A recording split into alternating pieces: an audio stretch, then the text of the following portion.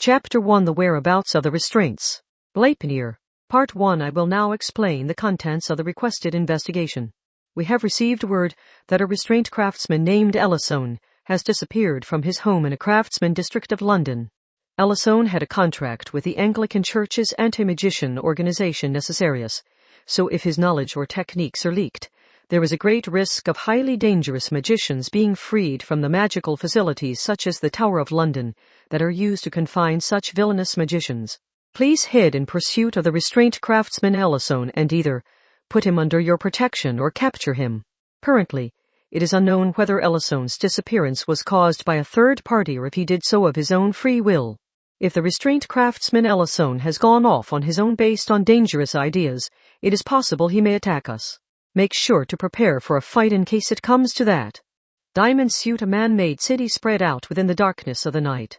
With only sparse electric lighting in that wide open space, the darkness seemed even more accentuated. The area was a large bus terminal. The British capital city of London had a bus line that ran directly from the international airport. In order to service the over 100 buses that went back and forth during a day, a large space had been prepared a bit away from the center of the city. The space must have been a square about 500 meters across. There were no signs of people in the area, most likely because a people-clearing field had been set up. In the middle of that area was Kanzaki Kaori. She had black hair that reached her waist even when tied back in a ponytail. She was taller than the average Japanese. She was wearing a short-sleeve t-shirt that was tied to the side so her navel was visible, and jeans that had one leg cut off all the way at the base of her thigh. On her waist, she wore a western belt that had a katana hanging from it. It was Shichiten Shichitu. While it was a Japanese sword, it was over 2 meters long. She ran across the vast bus terminal. No, it may not have been right to say she was running. Kanzaki Kaori was one of the fewer than 20 saints in the world. A saint was a person who had similar bodily characteristics to the Son of God, which gave them a fragment of the Son of God's power. The cross used to execute the Son of God and the cross on the roof of a church were two different things. However, the latter held the power of the former despite them being two different things. It worked the same as that. In other words, Kanzaki Kaori was not a normal magician. She could exhibit her power as a saint, which allowed her to momentarily exceed the speed of sound. But even though she was using that much power, Kanzaki Kaori was unable to accomplish her goal. Yes, if she was going out of her way to wield that supernatural power, she had to have a reason making it necessary. For Kanzaki Kaori, that reason was the man before her. Ellison. She called out his name. The magician Ellison. That was the name from the mission instruction report. He was a craftsman who specialized in the construction of magical restraints, and he was the man who had suddenly disappeared. He was a large man. At first glance, he gave a savage impression, but an odd delicateness could be sensed in the magician's fingertips. Without speaking, he reached inside his cheap coat and pulled out multiple white charms. They resembled Eastern ones, but they were different. They were not made of paper. They were instead made of thin cowhide that had been bleached to the point of being white. They had a few silver studs on them. The writing on them used the alphabet, but the words were not English or French. Most likely, they were rune characters written out phonetically using the alphabet. Basically, they used Norse mythology-style spells with power from Christian cultures mixed in. Due to that, the runes were broken down into the alphabet first rather than used in their pure form. Ellison swung his right hand and air was absorbed by the white cowhide charms. A change occurred. It looked like the charms twisted, and in the next instant a giant form of over 5 meters appeared. It was a giant stag beetle made of black leather and silver armor. The pincer portion had thick springs and metal fixtures attached. It was a spiritual item. A spiritual item was either a tool prepared in order to use magic or a tool that used magic and autonomously functioned. This is one way of using the mancatcher, Ellison said quietly. Normally, the mancatcher was a restraint where the pincer parts were attached to the end of a long spear-like handle. It was used to lock around a prisoner's waist in order to safely transport them. With a roar, the giant stag beetle vigorously flapped its wings made of leather so thin it looked transparent. It charged toward Kanzaki at high speed. But before its pincer could move, Kanzaki's hands moved to the hilt of her sword and mercilessly bisected the stag beetle. The sound of the slicing came a second later, similar to with thunder. That had been a drawn sword technique. The cutting edge had been frighteningly sharp, But Kanzaki, the one who had carried out the attack, frowned. By slicing the stag beetle, Kanzaki had given Ellison an instant of extra time. He had used that time to move to the side ever so slightly. Kanzaki Kaori could travel faster than the speed of sound. If a normal magician attempted to flee from her on foot, they would be absolutely unable to escape. But Ellison charged toward the inside of the sideways curve Kanzaki moved in. Naturally, Kanzaki was forced to correct her trajectory, which brought the force of inertia on her body more than would normally have been necessary. Because she was thoughtlessly moving at faster than the speed of sound, she herself suffered the side effects of the power she was producing. He's getting away. That same thing had happened repeatedly. She had let her guard down, and the next thing she knew, he was about to escape her cordon. She almost felt as if she were being pulled by the strings she gripped in her hand. Kanzaki gritted her teeth and thought, but why is Ellison attacking us and then trying to flee? A high-pitched metallic noise rang out. It was the sound of Kanzaki swinging her sword. However, the sound was not that of flesh being sliced. When she looked, there was a white cowhide charm stuck to the side of the blade. That had forcibly altered the sword's trajectory, leaving Ellison unscathed. In fact, there was a wrenching pain in Kanzaki's wrist. The sword had flown harmlessly above Ellison's head, and Kanzaki remained motionless. They were about a meter apart. After a slight delay, the white charm that was preventing her from using her blade was sliced in two and gently floated down. Now that she had her sword back, would she get her slash in first? Or would Ellison bring out some effect using the cowhide charm in his hand first? The thread of tension was spread out to its limit. Either way, you cannot escape from me, Kanzaki announced in a low voice, while holding her blade fixed in a single place with frightening precision. My legs can exceed the speed of sound. Even if you gain a bit of a distance, I can fill it in an instant. You are trapped within a surrounding barrier of speed. True enough. Ellison nodded. That's why I had to set something up on my end. It may have just been a coincidence, but you got close enough that I couldn't just hide behind something and wait for you to leave. To be honest, you are not who I'm after. This is a battle that did not need to happen. I feel sorry for having to do this to you. Immediately afterwards, Kanzaki felt a chill run down her back. Ellison was smiling. At some point, the charm in his hand had disappeared. Kanzaki put together those various pieces of information and deduced what must have happened to her. He put it on my back. Ellison was a craftsman who specialized in developing magical restraints. He was a professional at making the tools used to prevent villainous magicians from escaping from specialized prisons such as the Tower of London. If one of his truly top-class items were directly put on her, even as a saint there was a danger of her movements being sealed temporarily. She immediately turned her focus to her own back. But when she reached a hand there, she did not feel anything. It had been a bluff. Ellison had used a mental trick to make Kanzaki think there was something there. He had likely actually hidden the charm inside his pocket. Kanzaki frantically turned her attention forward again, but there was no longer anyone there. He may have been moving from blind spot to blind spot, or he may have used some special means of movement in the instant Kanzaki had not been looking. He had disappeared so fully that she could not even determine that. Damn it, Kanzaki muttered. It was possible a specialist in sealing people's movements was also skilled in escaping from such situations.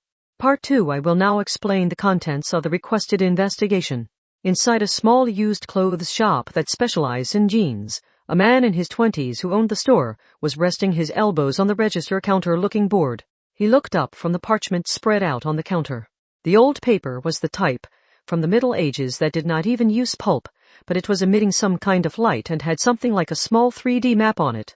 However, the shop owner did not seem to care.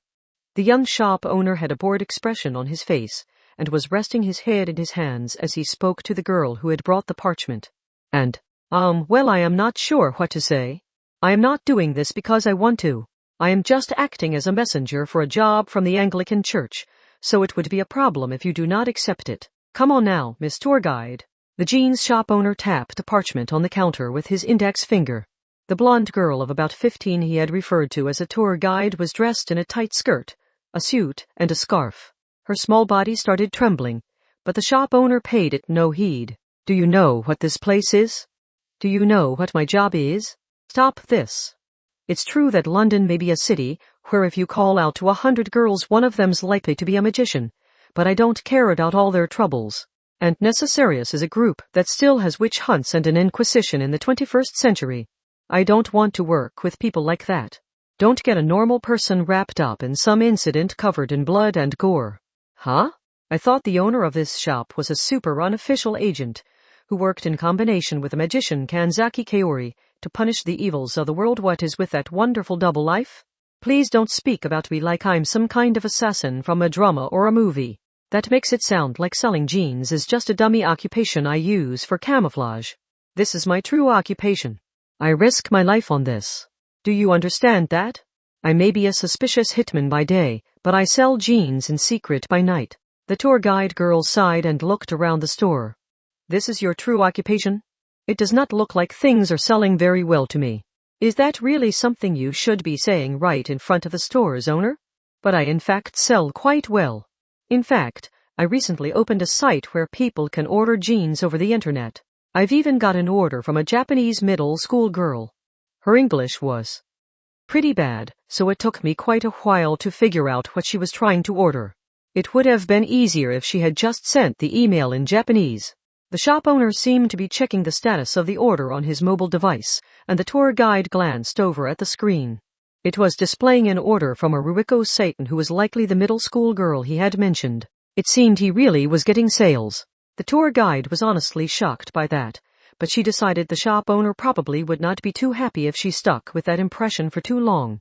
Steel pipes ran across that area that was smaller than half a normal school classroom. Hangers on those pipes held various types of jeans. The truly valuable ones were displayed in glass showcases, but the tour guide had no idea on what basis the jeans' values were determined. Then a different girl who had been looking at the jeans hanging down all that time finally approached the counter in annoyance. Rare for London, she was a black-haired Asian. Her hair reached her waist despite being in a ponytail. She was dressed in a short-sleeved t-shirt tied off at her belly and in jeans that had one of the legs cut off at the base of the thigh. On top of that, she had a belt that looked like something from a western that had a 2-meter-long Japanese sword hanging from it. She was the magician Kanzaki that the tour guide had mentioned earlier. I'm reluctant to treat you as a partner, but I have no choice, because my superiors decided on it. If you have any complaints, you can take it up directly with them. This is a mission on a scale where it needs the involvement of a saint like you, right? I can tell this is dangerous. Why are you trying to drag a civilian used clothes seller into that?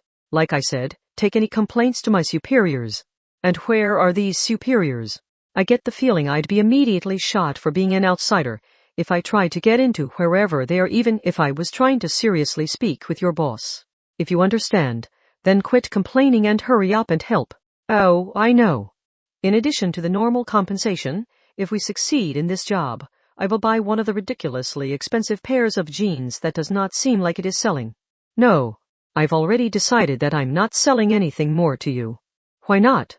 And there's a pair that I kind of had my eyes on too, yelled out Kanzaki in response to her unfair treatment, but the shop owner pointed toward her bare thigh. The second you get a pair of jeans you chop them to pieces like that, so I'm not selling any more to you. Oh, is it really that strange? This design is necessary for the construction of a spell. And what's wrong with it? I was even thinking of cutting up the side of a pair of jeans to make them a bit like a hakama. If you want that, then just wear a hakama. Don't expect that from jeans. Stonewashing and cut jeans are number 1 on the list of things I hate most in the world. How can 2 things be number 1? I also hate when people speak impudently like that. The shop owner turned his head to the side rudely. I don't mind jeans having their color fade or getting scraped while being worn over long periods of time. But ruining perfectly good jeans in order to fake that is sacrilege. It's like finding gold decorations in a pyramid and scraping them with a brush, because they'll be more valuable if they're scratched up and old looking. What value does that have? The value of jeans comes from the path that pair has walked down in the past. It isn't something you can just add on by dirtying or damaging them. Is that so? Kanzaki muttered, sounding downhearted. Meanwhile, the tour guide still had no idea what gave jeans their value. Her gaze moved from Kanzaki's giant breasts pushing out her t-shirt, then to her small and bare midriff, and finally to her large butt that was wrapped in her jeans. So it comes from the path that pair has walked down in the past, I see, so it's something like Biurusura. I'm gonna kill you. Part 3. A bit of a distance away from the center of London was a craftsman district. Gathered there were stores dealing in hats, coats, shoes, bags, belts, and anything else made of leather. Each of the stores was smaller than a fast food restaurant, but around half of the stores there held royal warrants and were secretly admired by those in the clothing business. Apparently, the restrained craftsman Ellisone's house was in that district. In order to track the missing craftsman, Kanzaki and the jeans shop owner were beginning by investigating his home. The tour guide sat in the passenger's seat of a small black and round car that looked like a gentleman's leather shoe. She asked a question of the jeans shop owner who held the steering wheel in the driver's seat. Do you not admire the shops in this area? I have no interest in leather. The shop owner glanced at the rearview mirror inside the ecological electric car that looked like a classic car from the start of the 20th century. Kanzaki looked rather uncomfortable. The reason for this was the lack of the sword that usually hung from her waist. Chichitan Shichitu was over 2 meters long. It could not fit within the small car, so it was stored within a surfboard case that rode on the roof of the car.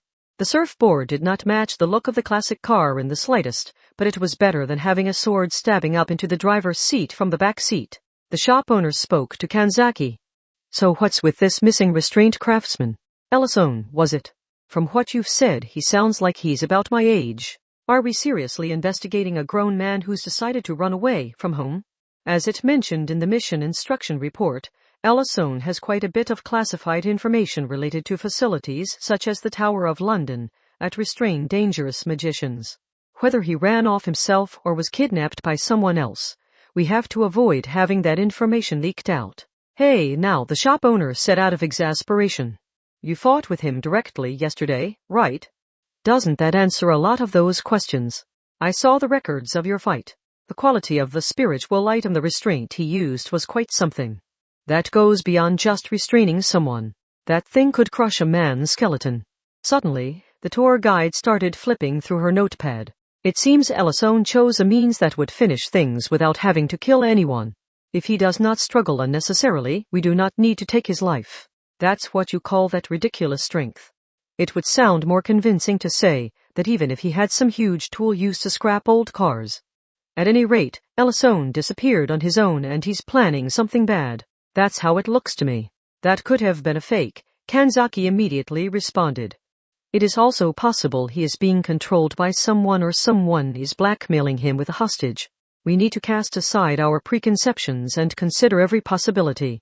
When he saw the serious expression on Kanzaki's face as she spoke, the shop owner couldn't help but smile. What? Is the official position given in the paperwork not good enough for you?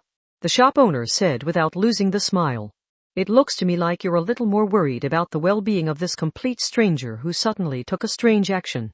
As usual, you're fighting for someone you know nothing about. Kanzaki's mood seemed to be thrown out of order as she fell silent and turned to look out the window, but then the tour guide girl cut in apologetically.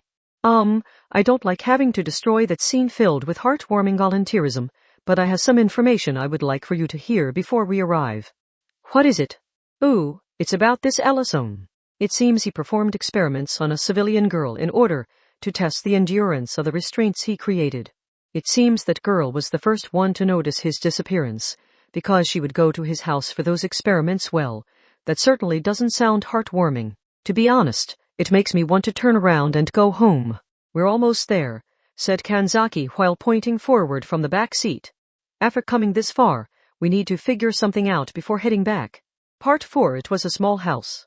As the house was also used as a workshop, the actual living space had to be even more cramped. Or it was possible that the craftsman known as Ellison was the type of person that did not distinguish between work and home and could not relax unless he was surrounded by his work. Damn it, there's nowhere to park. Can't you just park in front of the house? The no parking areas these days scare me. They didn't get the raised budget they wanted, so they're cracking down on illegal parking to make up for it.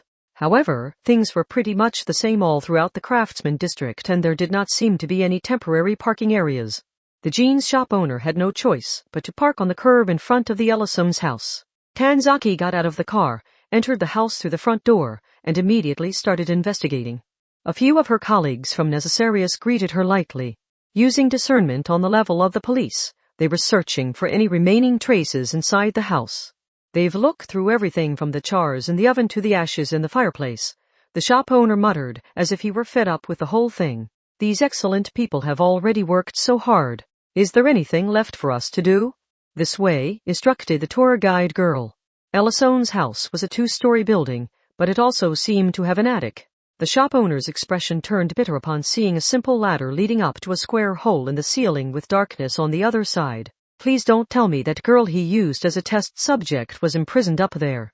It's not that grim, but still prepare yourself. The 3 of them headed up the leader and into the attic. It was a surprisingly large area. While the other rooms were divided up into set spaces by the walls, the attic had no inside walls. However, it was not exactly a nice living space. While the space itself was large, the air was stuffy and uncomfortable. There was a window allowing light in, so it was not completely dark. And what that light allowed them to see was, God damn it, I thought I smelled something weird. I guess it's the smell of leather. That may be the smell of the oil used to maintain leather products. It's the same either way. Damn, this is like a treasure trove of bondage gear. The overall feel of the place may have been similar to the jeans shop the shop owner ran. In order to use a set space to its maximum capacity, metal pipes were laid out near the ceiling, and a lot of clothes were hanging from them. However, instead of antique jeans, that attic was filled with restraints that were filled with cutting-edge magical symbols and that would physically and magically seal the wearer's movements. There were simple-looking handcuffs made of short belts that wrapped around. There were some that had 2 long boots to put on someone. There were some that covered the entire body like a diving suit, and there were many more strange types of restraints. While looking at the red and black leather items, Kanzaki asked a question to the tour guide girl. What were we invited here to do? These seem to be the items not yet used in the experiments on that girl, and there are no order forms from the Anglican Church or any other client for these items.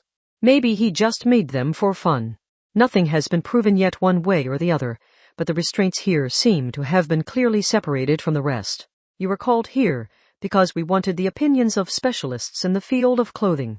The tour guide shrugged lightly.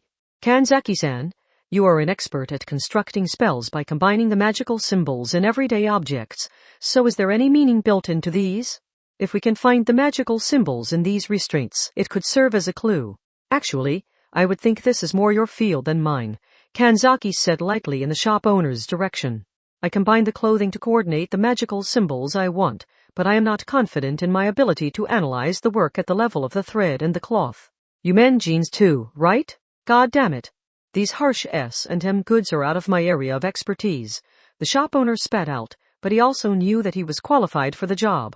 While continuing to complain, he pulled out a small sewing set that would likely make the owner seem family-oriented and well-liked were that owner a girl. Leaving the attic to the shop owner, Kanzaki and the tour guide headed back down the ladder. What should I do? Let's see, our staff is inspecting the house, but perhaps you could go over things again from your own viewpoint. Kanzaki-san, you are from the Amakusa Church Japan's Kakure Karishitan, correct? In that case, you may be more sensitive to the symbols and traces hidden in the building itself. While she walked along, Kanzaki almost bumped into a girl. The girl gave a slight nod in her direction and passed by, but Kanzaki immediately spun around. Who is that girl? I didn't see her among the staff before. Oh, the tour guide nodded. That is the girl who acted as a test subject. She is the one that reported Ellison's disappearance to us. Part 5. The girl was around 16 or 17 years old. Her name seemed to be Sichel. Her blonde hair was a strong mix of gold and light brown. The blue of her veins could be seen below her white skin. She wore a red dress. She gave an overall delicate impression, and she had a distinctive way of swinging her body back and forth while she walked. Kanzaki felt she walked like a penguin. The girl currently had her back to Kanzaki. She was leading Kanzaki outside of the house. On either side of the narrow stone path, small stores filled up every gap. Japan's ready-built houses were ridiculed by the world as being cramped, but those shops were not even half their size. As Kanzaki thought that, Sichel spoke without turning around. This place is like a city of dollhouses, so I find it lovely and I quite like it. Kanzaki looked at the girl's back again as the girl continued to speak. The main problem is that the parks and churches are rather far away. Sichel stopped in a small park. The area was only 30 meters square, and it had no playground equipment for children. All it had were flower beds and benches. A dirty soccer ball was lying in one corner, so it seemed the area was used to play in. Seichel walked over to a bench and brought her slender arms back behind her. It was as if she were showing her palms to Kanzaki. Which do you want? When she said that, there were suddenly a can of coffee and a can of tea in her hands. The two cans were too big to have been hidden in Seichel's hands, and her dress did not appear to have pockets. She had not used magic. It had merely been sleight of hand. I'll take the tea. Then hurry up and take it. I was trying to show off, but these are actually burning my hands. Kanzaki took the can, but it did not have a normal pull tab. Like a canned good, it was made so the entire top portion opened. She found that to be odd and checked the brand name on the side, but she did not recognize it. It's vacuum-packed from a privately owned cafe. They're perfect for souvenirs. The owner of the cafe said it was a type of heresy, though. While she spoke, Seichel popped open the can of coffee and sat on the bench. However, she had an odd way of sitting. She circled around behind it and sat down on top of the back of the bench. You said you wanted to ask me something. Yes. If it's about where Ellison is, I don't know. If I did, I would chase after him myself rather than relying on you all. If I wasn't worried about him, I wouldn't have gone out of my way to contact you. It's about that, Kanzaki said, trying to stop Seichel's words from rushing ahead too far. I just can't grasp your relationship with a restraint craftsman. Ellison tested the endurance of the restraints he created on you. I simply don't see how that kind of circumstance would lead to you being worried about him. Is that question really necessary for your investigation? Or do you think I couldn't take it anymore and ended up burying him under the floorboards? I saw him, and I do not think that you have the skills necessary to fake that with an illusion. I learned how to contact you from Ellison. Do you really think he didn't tell me anything else about magicians? A cold wind blew through. Kanzaki thought about that possibility for a bit, but finally denied it. If that were the case, you would have had no reason to report his disappearance. True, the girl smiled very, very thinly and took a sip of coffee. Well, it doesn't really matter. It isn't something I'm trying to hide. And my relationship with Ellison is not what you're imagining. What? I'll leave your imaginings to you, Seichel said while swinging her feet as they hung down from the back of the bench. Kanzaki frowned. How did you come to know Ellison anyway? From what I can tell, you don't seem to be a magician. I don't see how you would get a chance to meet someone like a restraint craftsman. Yeah, I don't even really know, said Seichel vaguely. It happened when I was around 10. One evening on a holiday, my parents and I went out for a picnic. I found it odd that we were going out in the evening, but I was happy to get to go out and play. I can't remember where we went, but I do know that my parents disappeared, leaving me behind. And as if it had been arranged beforehand, some strange men approached me.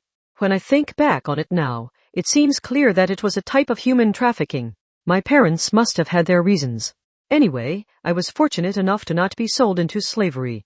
I was saved by Ellison. The men doubled over and were blown away. At the time I was confused as to how I had been saved. Seichel spoke as if she were bored. The story must have been that fixed within her heart. I had no idea what was going on at the time, but he had used magic to save me. I think anyone would have been confused upon seeing what had happened. And then you were taken in by Ellison? No. Seichel held the coffee can in both hands. He brought me to a child protection agency, but I just didn't like the place. That man who had left me there had left an odd impression on me. I felt that if I snuck out, I might see him again. I felt he might save me again. So I escaped. I escaped again, and every time the people from the agency brought me back. Eventually, word of what I was doing must have reached Ellison. After that, when I escaped, he would often be the one to catch me. For me, that really had the opposite effect than what they were hoping for. I knew then that I truly could see him again if I escaped, so I did so even more. Why had she been that insistent on trying to find Ellison? Kanzaki had a vague idea, but then Seichel spoke for herself. What humans need to live properly is a purpose in life, the girl said. Seichel had once suddenly lost everything, and now she smoothly spoke those heavy words. Even if you become a billionaire, make one of the great discoveries of the century, or create wonderful pieces of art, none of it matters if you have no purpose in life. Well, I've never done any of those things, so I'm just guessing. But I can tell. I wanted a purpose in life. I think that purpose was Ellison. And that led to him testing his restraints on you? Ahaha. That didn't come till later. I continued to escape and wander around dangerously late at night, and I was eventually left in Ellison's care. It seems he spoke with the Child Protection Agency and got special permission. And it was all according to the plan I had come up with at such a young age. And so I was taken in by Ellison. Well, technically I lived with the old couple in a nearby house, but I had made a definite connection to him. Kanzaki frowned. From what she had heard of the story, it sounded like Ellison had saved the girl by chance and had been troubled as to how to deal with her. At the very least, it did not sound like the actions of someone who would use the girl to test his own restraints. It was for the same reason. It was an issue of a purpose in life. And Ellison had realized it. The meaning behind Sichel's words was rather unclear. She seemed to realize that herself and started giving an additional explanation. Now, Ellison tried to hide his restraints, or rather, magic. However, I already knew. I had seen him save me with a strange power, so I offered to help him. Of course, he refused me. After all, I was still 10 at the time. A normal adult does not want to show letter restraints to a child. So why, like I said, Ellison had realized it. Didn't you find it odd? I escaped the agency again and again and again and again, but the people running the place were not idiots. The first time maybe, but do you really think I could just easily escape that many times? Ellison is a restraint specialist. In other words, he's an expert at capturing. That was why he realized what even I had not. Simply put, he realized I have a natural disposition for escaping. We were opposites, and he knew that I wanted a purpose in life. He also probably knew that if he refused me, I would escape again in search of a purpose in life. What was needed to keep me safe was truly quite simple. Ellison just had to let me help him with his job in order to give me a purpose in life. But an amateur girl, who knew nothing of the foundations of magic, could not help in the construction of locks and restraints that were used in specialized facilities, such as the Tower of London, which imprisoned professional magicians. Having her near the magical work would put her in danger, and letting her help could lower the security of the devices to be put in important facilities, which could bring about greater problems down the road. However, he could not have just rejected her. If he had, Sichel would have disappeared in search of a purpose in life. That girl had escaped the Child Protection Agency again and again. Because he had seen that disposition in her, Ellison could not let his guard down. He had to prevent her from becoming a victim of some crime, while she disappeared into the city at night. Ellison seemed to try to distance me from magic and the restraints as much as he could. He may have wanted to give me a proper purpose in life. But no matter what he did, nothing changed. I told you I was living in an old couple's house, right? Yes. I was not being looked after by Ellison when it came to just everyday life, but I would periodically head over to his house so I could have him use me to perform the endurance tests. Kanzaki remained silent for a bit. Sichel had said so I could have him use me. She had not been forced to do it. She had volunteered to do it. It became a habit. It wasn't something I enjoyed doing. It was something that pained me not to do. My purpose in life has been fixed on magic and restraints. Heh. And yet I can't create either thing myself. Kanzaki felt like she could see the suffering the restraint craftsman had gone through. If Ellison was the type of person Sichel said he was, then he would not have allowed himself to get a civilian wrapped up in that kind of thing for his own profit. After all, doing so would rob all meaning of having saved Sichel from being sold into slavery in the first place. Even if doing so was giving Sichel a purpose in life, using her for endurance tests had to have pained him greatly. But at the same time, since he had chased after her time after time when she escaped from the Child Protection Agency, he may have somehow enjoyed being thrown into that unfamiliar situation, until the restraint craftsman named Ellison had disappeared without telling the girl anything. I don't know if he disappeared on his own or if he was taken away by someone else, Sichel said, as if it had nothing to do with her. Her blunt words made it sound like she trusted Ellison. It seemed as if there was something invisible connecting them and binding them together. If he doesn't come back soon and give me my purpose in life, this could be a problem. After all, I'm the kind of person that does not stay in one place. I have a feeling that if I decide to go off in search of him, that I'll never return to this country again. Part 6. After her investigation and questioning were over, Kanzaki headed back to the jeans shop owner's car. She was thinking of heading back to central London, but why are you standing in front of the car like that? Look, Kanzaki, do you see this irritating scrap of paper stuck in the wiper? I got a damn ticket. Can't you just make a claim with the Anglican Church? You idiot. I'm not an official member like you. I'm just a jeans shop owner, so I can't make any claims with them. The shop owner stuffed the ticket in his pocket and sighed. Really, for all your hard work, you get a salary paid from the British people's taxes, and you even get a bonus when you complete a case. Meanwhile, I have orders piling up back at my shop. When you put it that way, I do feel a bit sorry for you, but then give me something. How about you give me a kiss when we complete this case? If you keep that up, I'll settle for giving you a kick. The shop owner opened the driver's side door, while muttering about being on the losing end of the bargain. Kanzaki started to get in the back seat, but the shop owner stopped her. Oh, the back seat is full of the creepy restraint collection I'm borrowing from Ellison's place. You get in the passenger seat, but what about the tour guide? She left before us. She said she had to go to St. Julian's Cathedral and give a report on the status of the case. It seems the bishop there is worried about Ellison's disappearance. Well, since magical prisons could be thrown open one after another using Ellison's knowledge and techniques, I guess that isn't too surprising. I see, muttered Kanzaki as she circled around to the passenger seat. As before, her 2-meter katana was put inside a surfboard case that was stored on top of the car. The electric car that looked like a classic car smoothly drove off. How did things go with the young lady? Well, at the very least it does not seem that she was abused. I thought not. You knew? Yeah, somehow or other, he responded arbitrarily while turning the wheel. If things had truly been bad, she would have at least had one scar or injury on her, and she didn't walk like someone trying to hide anything like that under her clothes. And when she talked about Ellison, her eyes did not wander and her speech pattern did not change. People who are truly cornered do not have the attention left over to be careful about things like that. Did you find any hint in the house that could be used to find him? If I had, the back seat would not be filled with leather products. I'm gonna have to stay up late into the night investigating the magical structures in those things. Yes. But it's also strange.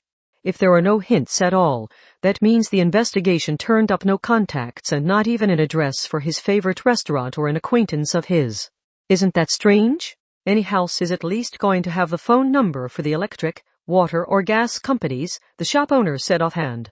Sounds to me like Ellison himself got rid of all that stuff before he ran off. Or some third party broke in and eliminated it all.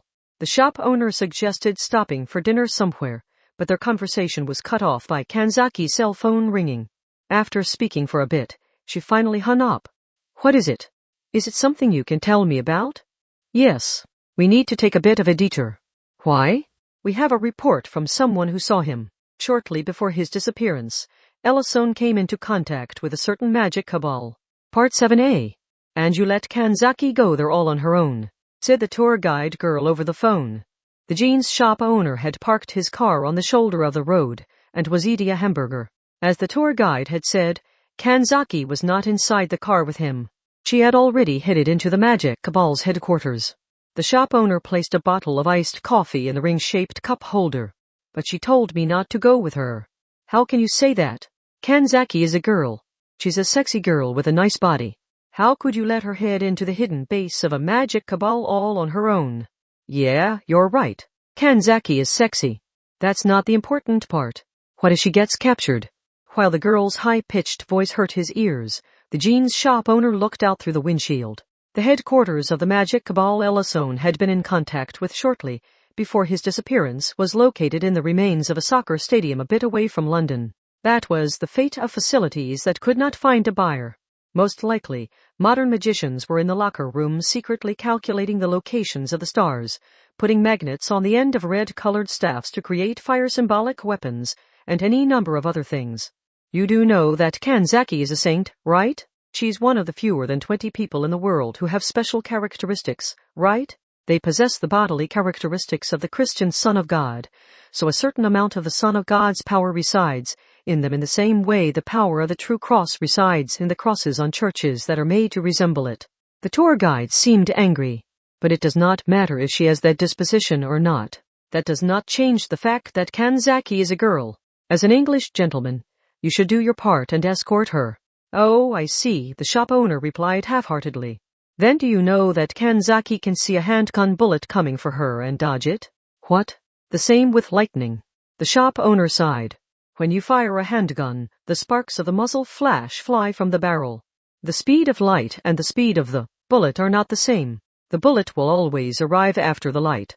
Due to this, Kanzaki can move her head to the side after seeing the light from the barrel and dodge the coming bullet. Just as he was making that perhaps exaggerated boast, about half of the soccer stadium in front of him suddenly crumbled. The curving structure that acted as both the stands and the outer wall was flattened all at once. A thick cloud of dust flew up into the air, and the clattering of the scattering building materials could be heard. Also audible were cries of anger and fear that were likely being emitted by the magicians. There was not the slightest hint of worry on the shop owner's face. Kanzaki's surprise attack had clearly been a success. Saints are people who can move at the speed of sound and slice a bomber in two, he said, sounding bored. I'm not sure we should count monsters like that as humans, much less girls. Part 8. Kanzaki, the tour guide, and the shop owner returned to the jeans shop. It was quite late. In fact, it was around midnight. I thought magically investigating the restraints was my job? We will share what work we can, Kanzaki smoothly replied to the shop owner. In the end, it seems the magic cabal I attack did not know any of the details. Hearing that, the tour guide looked confused. Huh? I thought they had been hired by someone to transport Ellison somewhere. Doesn't that mean he was taken by someone else? We cannot rule out the possibility that Ellison himself hired them, Kanzaki said as she took a bite from a rice ball for a late dinner. Let's put everything other than definite information aside for now. Right now, we have to see whether there is any information hidden in these restraints that a magical investigation will reveal. About half of the shop was the shop owner's workshop. He used it to mend damaged products, create replicas of famous jeans of bygone years, and to carry out magical analysis work that had been requested of him. There were about 300 of the restraints, both large and small. They were colored the red and black of leather, and their form varied from bodysuits that covered someone entirely to gags that plugged someone's mouth. On the workshop table, the shop owner spread out a large piece of paper used for patterns. He then grabbed one of the restraints randomly. It was a restraint for the legs that looked like two boots bound together. He placed it on top of the pattern paper. First, I need to test out whether the method of analysis I use will even work. How do you analyze them? Asked the tour guide. The shop owner placed lamps at the four corners of the table and then pulled out a knife, which he lightly stabbed into the center of the pattern paper. The four lamps in the corners produced four shadows, which created a black cross with a knife at the center. Seeing that, Kanzaki asked, You're going with the toast? It's the quickest method. Eh? Ignoring the tour guide, who was feeling left behind, the shop owner grabbed a glass from the cupboard and poured a half-empty bottle of mineral water in it. The toast has its roots in testing for poison. In Europe, it was a process used to prove you hadn't put any poison in the other person's glass.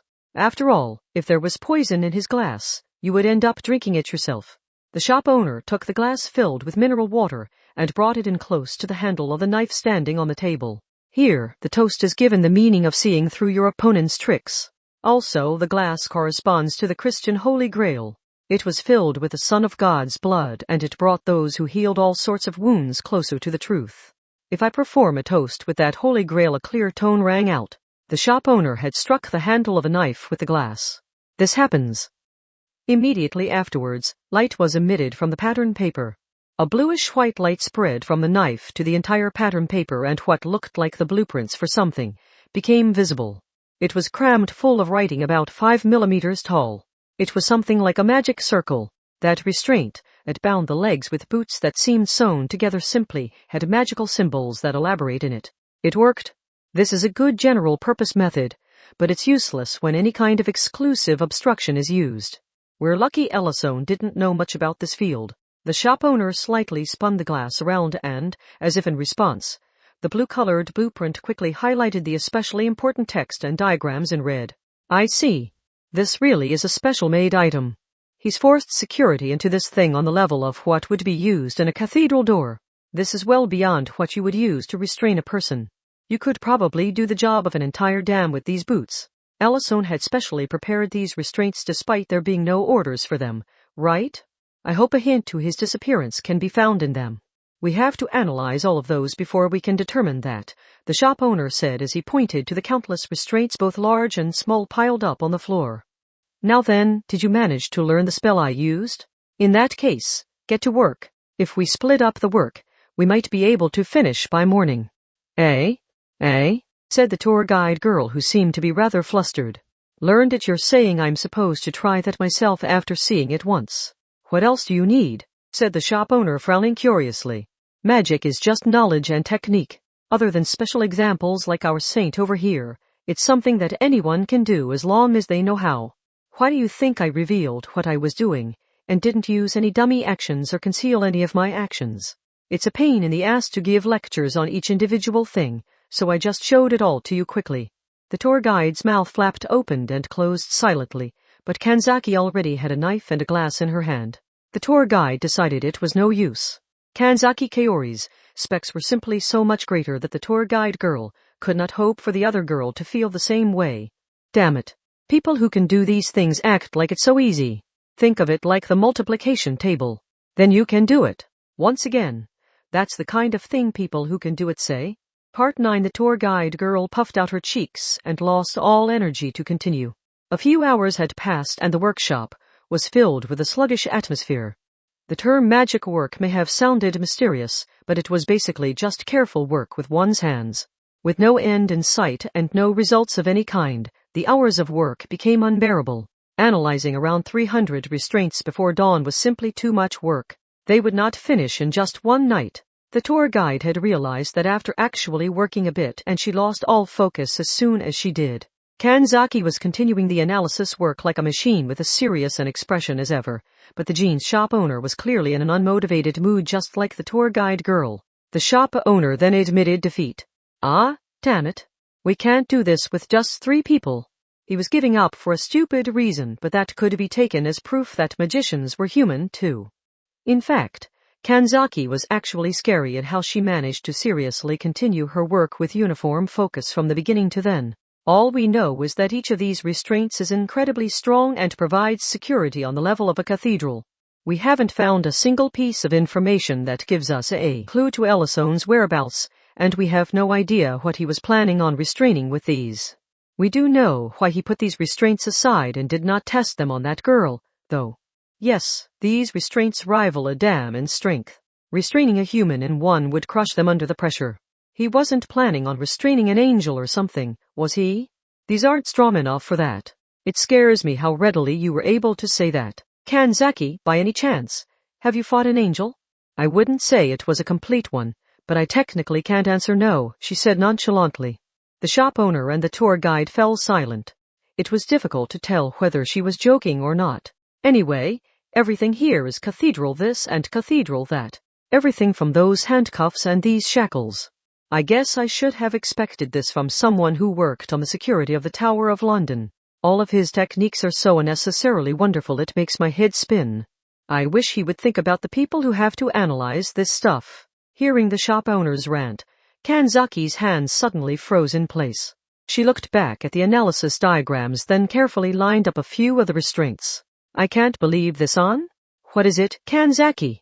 These restraints were not created to be used as part of a cathedral.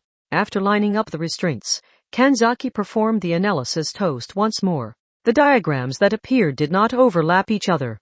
As if they were pieces of a jigsaw puzzle, they fit together to an unnatural degree. It is the opposite. By combining the security of these restraints, he was creating blueprints identical to an existing cathedral. It is the same as acquiring a map of the layout of a mansion one is about to steal something from. Hey, wait a second. So you're saying Ellison disappeared in order to attack an Anglican cathedral? He carefully inspected the cathedral under the pretense of delivering restraints, carried out the necessary preparations, and then disappeared once those were complete. He has created an elaborate miniature version with these restraints and has fully analyzed the security. He most likely knows every weakness. He would not have disappeared if he did not think he had a chance of success. So where exactly is the cathedral he's going to attack? Asked the tour guide, bracing herself, but Kanzaki stared directly at her. It is the place you went to. St. Julian's Cathedral in London.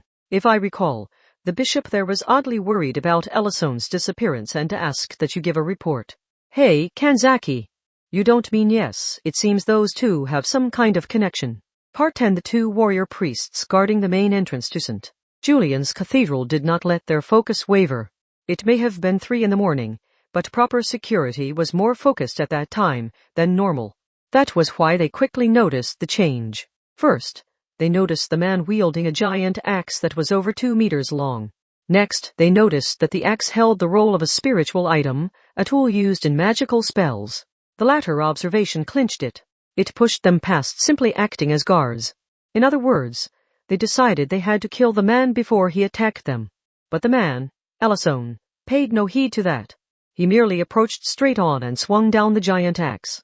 A heavy sound rang out. One of the warrior priests thought he was dead, but he was surprised to find that he had not been sliced in two. It was quite the opposite.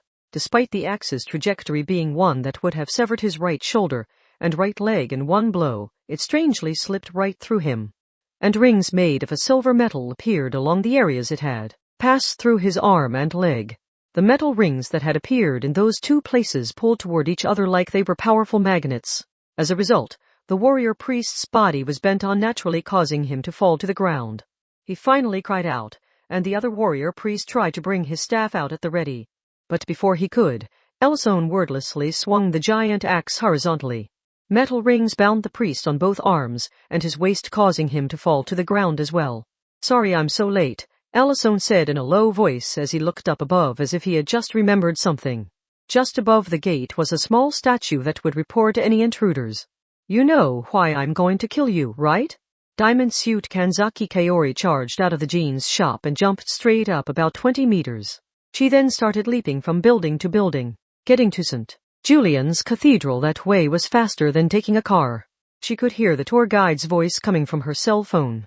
"It seems something has happened at St. Julian's Cathedral and the Anglican Church has been notified.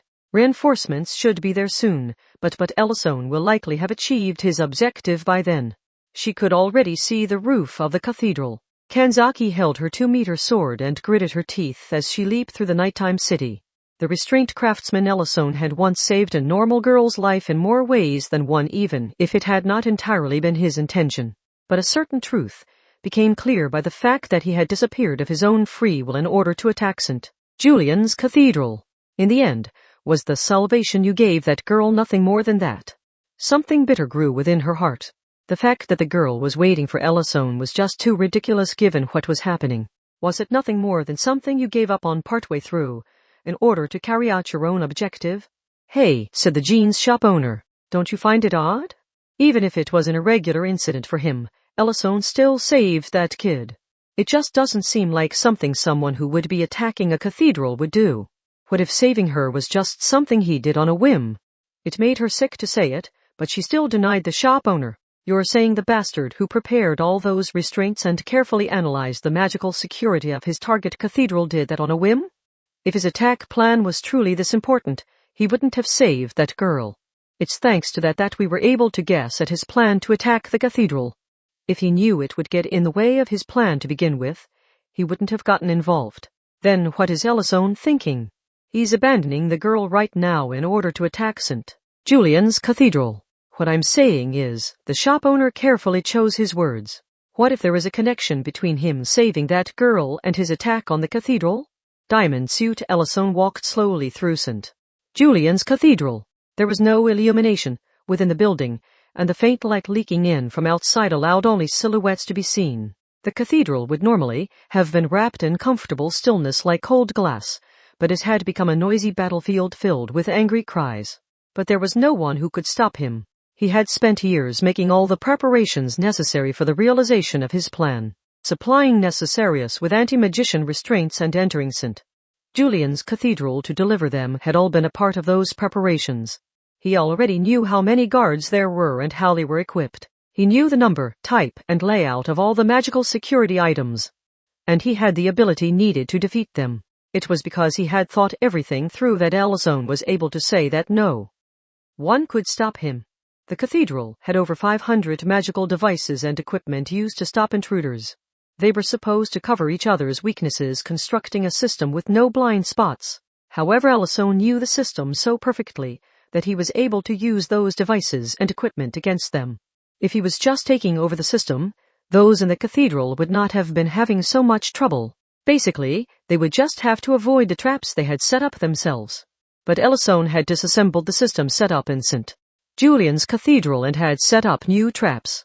To those protecting the cathedral, they were unknown traps in unknown locations.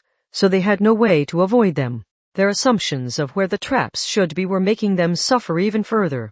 Ellison glanced around and all the doors locked tightly.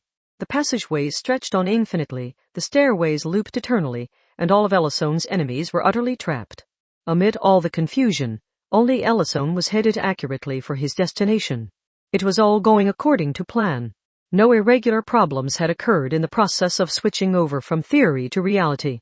That was the result of his endlessly repeated simulations of breaking and using the miniature version of the magical security of the cathedral using the combination of those restraints. Suddenly, all of the candles around him lit up. The flames vibrated unnaturally, and a vibration in the air created a voice. It was the voice of the cardinal who waited in the deepest part of the cathedral. "Are you here to kill me? What else would I be here for?" A young security guard stood before Ellison. He had not breached the altered security. Instead, he had just happened to not be caught by it. Ellison swung his giant axe and bound the man before continuing to speak. "I'm sure you knew. So it's about that." There was a slight hesitation in the cardinal's voice. "But you received the benefits of that as well." "Yes, that's true," said Ellison very, very quietly as he walked very, very slowly. "To be honest, I just couldn't help but enjoy it way too much. That is why I was unable to forgive myself."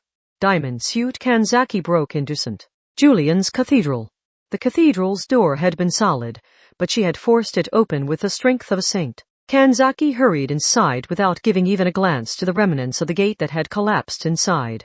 "We do not have time to verify anything, so we have no proof, but there are many suspicions regarding him." Kanzaki frowned at those words from the tour guide. "You are saying this cathedral's bishop did something? How do you think he rose to such a high position?" The tour guide replied to Kanzaki's question. "The Anglican Church has the special anti-magician unit of Necessarius. It seems that bishop was rewarded for supplying a large number of personnel for Necessarius. How is that suspicious? What if about 50% of the people he supplied had lost their parents in accidents or other incidents? And what if another 30% had been abandoned due to their parents being in debt? You don't mean, as I said, these are nothing more than suspicions. There are no connections between each individual incident, but that bishop simply finds children like that too often. It is possible that he carries out some kind of preliminary arrangements in order to gain personnel." Kanzaki was reminded of the circumstances surrounding that girl, and she was reminded of Ellison, who she had become unnaturally attached to. Was it possible that Ellison may have known about some kind of trickery that we still do not know of? Continued the tour guide girl. That's why Kanzaki trailed off, because she had noticed something moving within the dim cathedral. Kanzaki stopped moving. They did not move along the floor like normal. They moved along the walls and ceiling. Something like giant snakes glowing silver wriggled along. The metal snakes were over 15 centimeters thick and over 5 meters long. There were easily over 30 of the autonomous interception spiritual items, and they were mercilessly crushing even the marble pillars after wrapping around them. Their details were similar to the mancatcher stag beetle Kanzaki had run into at the bus terminal. "Gleipnir," she muttered upon seeing the metal snakes. With a single glance, Kanzaki determined what magic was being used. It was a mysterious string from Norse mythology. It was a tool used to bind Fenrir, the beast that would devour Odin. It was normally easily bendable and easily stretchable, but once something was bound by it, it was said that not even the strongest power could break it. It is made of the footsteps of a cat, the roots of a mountain, the beard of a woman, the spit of a bird, the tendons of a bear, and the breath of a fish. However, each of those has no real meaning. It is a metaphor saying that it is made of materials that do not exist in this world," said Kanzaki as if reciting something as she reached for the handle of her sword. "Is it that much of a legendary item?" "No. Basically, it was created from a material that they did not have the techniques to make at the time. Ellison seems to have guessed that it was steel that has undergone complicated heat treatments. Other than the metal snakes, there were also giant octopuses and bats. It seemed the important part was for them to be made of magically manufactured steel, and so Ellison was not picky about what shape he made them." Kanzaki sighed and actually grabbed the handle of her sword. "See, can you slice through them? If it was something that cannot be broken, then that chief god would not end up being devoured." Part 11. The door opened silently. The action was similar to that of a driver opening the back door of a high-class black car for a rich girl, but the person who entered was clearly an attacker. It was the restrained craftsman Ellison. Upon seeing his face, The old bishop started to stand up from the large chair behind a work desk. But Elson did not let him. With a slight movement of his index finger, he manipulated a charm made of pale white cowhide. Thin wires shot through the air and bound the bishop's arms to the armrests of the chair. I would like to make you suffer as long as possible, but it looks like someone would get in my way if I don't finish this quickly. Do you really think that bringing me pain will resolve all of this? No. There is something I want to ask you first. Wah! The bishop started speaking, but his mouth was suddenly blocked. A new cowhide charm had transformed into a restraint. The instant Ellison flicked his finger, something like a racehorse's bit filled the bishop's mouth. It's quite simple. I want a clear answer as to whether you are buying and selling those children. That project was not my idea. The entirety of the Anglican Church was An odd noise cut off the bishop's words. The bit that was as soft as a sponge had suddenly become as hard as steel, and expanded as if trying to scrape out the bishop's teeth. Ellison spoke quietly to the bishop, who could barely breathe, much less speak. This is an item used for witch trials. It is a gag that only allows the wearer to speak the truth. By the way, it grows in size each time you lie, just like the fairy tale puppet's growing nose. If you get too carried away, you could end up breaking your own jaw before long. The bishop's jaw was already stretched to its limit. If it grew even 5 millimeters more, his jaw would likely dislocate, and Ellison would likely not care even if the man's jaw did dislocate. If necessary, he could just give the bishop something to write with. Cog what? Is that not enough? Then I can use the gloves that constrict your fingers, the boots that apply pressure to your shin bones, the gear breastplate that bends your back, or well, I have plenty of others. All of them have my guarantee of quality. You can enjoy them as much as you like. With the sound of grinding metal, the bishop lost freedom of his body bit by bit. Ellison's expression did not change even slightly as he spoke calmly to the bishop. Let me ask you again. How much did you have to do with the buying and selling of those children? That was my private project, and it was not completed to a level where it could actually be practically used. That must have been the truth, because the bit became soft like a sponge and allowed the bishop to speak. The restraints on his arms, legs, and back stopped causing him pain. Necessarius is an elite unit of those with true ability, but that makes it difficult to obtain the needed amount of personnel. Also, the contents of the missions can cause members to be lost. As a result, a rapid change in the numbers in the unit could cause a major change to the unit's overall ability to fight. So you prepared a system to obtain the needed amount of personnel when it was necessary. You set up children from civilian backgrounds to be magicians, knowing full well that most of them would not survive. As long as the main force's quality and numbers were increasing while the children died, that was all that mattered. The restraints did not stop the bishop from speaking. Most likely, that was the truth. Ellison frowned. Without noticing that frown, the bishop continued. There were various methods, but all of the children taken in by the Anglican Church had one condition in common. In other words, they had either lost or been abandoned by their parents and had lost anyone to believe in. They naturally desired a purpose in life, so when magic was suggested as a possible answer, they would head in that direction on their own. You merely came into contact with one of those children. Well, in the end, you presented the option of magic to that girl Sechel, was it? It was enjoyable, wasn't it? It looked like the bishop attempted to twist up the edges of his restrained lips. Making sure it felt that way was my job. Being seen as a hero by a child gave you pleasure. You enjoyed it and enjoyed it and enjoyed it and enjoyed it while receiving the negative benefits of it, and now you're coming to judge me. We're the same. You would not have acted as you have otherwise. You were just that hooked on my services. Yes. Ellison did not deny it. He then poured strength into his hands, holding the giant axe that was over 2 meters long. Didn't I tell you? I enjoyed it way too much. And that is why I cannot forgive myself. An odd sound rang out. All at once, something like a thin wire bound the bishop from the top of his chest to the bottom of his waist. It was not something to merely keep a human from moving. With tremendous power, it was digging deeply into the flesh of the bishop as if to crush the basic shape of his body.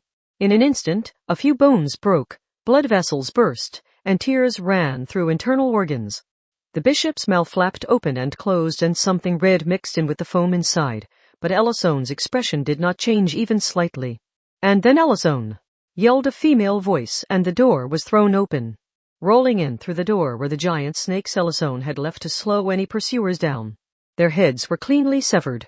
Ellison looked up just in time to see a girl with a ponytail step inside the room. It was Kanzaki Kaori. I have a general understanding of the situation. Necessarius does not wish to acquire personnel in that way, and we never authorized its use. The bishop will eventually be properly judged. There is no reason for you to continue doing this. I see, he muttered, but then he shook his head. But that is not enough. Are you saying you will not be satisfied unless you kill him with your own hands? No. It's true that this will be more or less resolved if I hand this bishop over to you, but that would still leave someone who would not be judged. Kanzaki frowned at Ellison's words. At first, she thought there must have been someone besides the bishop who was truly behind it, but she realized she was wrong shortly thereafter. She realized this because Ellison pointed at his own chest with his thumb. Even if that bishop is taken down, that still leaves me. You don't mean you said you had a general understanding of the situation, Ellison said quietly. Then do you know this? The restraint craftsman Ellison did not learn of the bishop's project after ignorantly taking in that child. He knew of the project to begin with, and he knew of the circumstances surrounding the child, but he still took her in. I intended to kill this bishop from the beginning. I believed that the people who received the negative benefits of his project were rotten to the core. But when I actually got involved, I realized that I was one of those rotten people. Damn it, Kanzaki cursed and gritted her teeth. Ellison had likely truly intended to save that girl. When he had managed to save the scared child from the human traffickers, he had likely been truly relieved. When Sechel had escaped from the Child Protection Agency again and again and he had found her in the city at night, he had probably been overcome with relief. As he had attempted to distance the girl from the world of magic and restraints and had been troubled by the fact that she had continued to chase after him, he had likely been glad somewhere in his heart. And he had known from the beginning that all of that was going just as the black-hearted bishop had planned for it to. He had known and he had tried to stop it, but he had been unable to change anything. That was why he had come to truly put an end to those negative benefits. He had come to free Sechel's life from the curse known as Ellison. He had finally taken action. Funny, isn't it? Ellison said. This bishop was the one that made all of the preliminary arrangements, but I was the one that gave her the final push. It had already been inputted into that girl, into Sechel. The script saying that I would protect her no matter what had been completely inputted within her. After that, she would follow that purpose in life and chase after me no matter where I went. No matter where I flee on this planet, she would follow me until I died. In other words, Ellison planned on completely saving Sechel with his own death. Kanzaki thought for a bit, and then gave up trying to find material to deny him with. She had an idea what had happened. Ellison had been determined to fight that bishop from the beginning. Afterwards, he had come into contact with Sechel and had known just how twisted it was. That man had struggled to delete the purpose in life that had been inputted in the girl for dark reasons. If he could not do so, he would just be playing right into the bishop's hands. But it may be true that your relationship with Sechel was twisted in some way. Every human has a full range of emotions and things they like and dislike. But when Sechel spoke of you, she was oddly lacking in those things. It was like someone from a cheap drama or movie. But if you truly want to correct that and if you truly want to bring back Sechel's humanity, including the dirty or unsightly parts, then you cannot simply run away here. No matter how difficult a situation this is, you should not be doing anything that would make Sechel cry. Ellison fell silent. While gazing at the movements of his fingertips, Kanzaki truly felt that she did not want to cross blades with that man. Finally, Ellison spoke. Even if those tears were inputted by a third party, in that case, you need to make those tears real. For an instant, just an instant, the strength left Ellison's grip on his giant axe. Immediately afterwards, a tremendous noise rang out. The thin wires binding the bishop's body dug in even further. They reached the bone and the man's eyes rolled around in his head. The whites of his eyes became dyed red and red tears flowed from his eyelids. Ellison, if you do not kill me here, the source here will soon be killed. As he spoke, Ellison slowly held his giant axe up in both hands. It was the medium for the spiritual item Gleipnir. If he swung it down, Kanzaki's body would immediately be bound by the most suitable restraints for those parts of the body. Depending on the situation, it could be with such force that her flesh and joints were torn apart. But that was not enough. Kanzaki swung her head to the side just slightly. She was one of the fewer than 20 saints in the world. No matter how strong and detailed a spiritual item he held, and no matter how complex a spell he put together, it would not work on her. She could see a fired bullet and then evade it, so she could not be stopped by handcuffs or shackles. In a battle of chasing or fleeing, he might be able to manage, but in a battle of defeat or be defeated, Ellison could not defeat Kanzaki Kaori no matter what.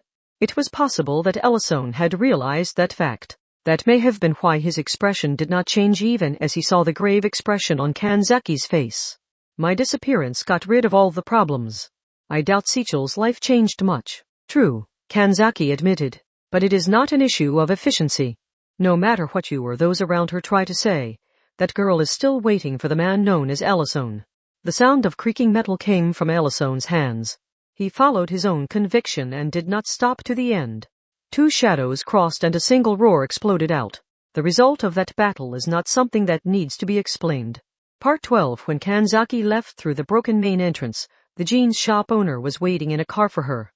The tour guide girl was in the passenger seat, so Kanzaki circled around to the back seat. How about you get a license?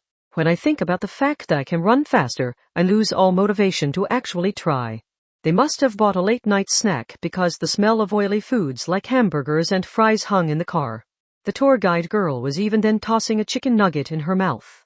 As she licked ketchup from her fingers, the tour guide spoke a bit anxiously. What is going to happen to Ellison now? I don't know. No matter how you try to smooth this over, he still attacked St. Julian's Cathedral, defeated all of the guards, and bared his fangs against the bishop in charge. Normally, I would think there would be no way of avoiding an Anglican trial.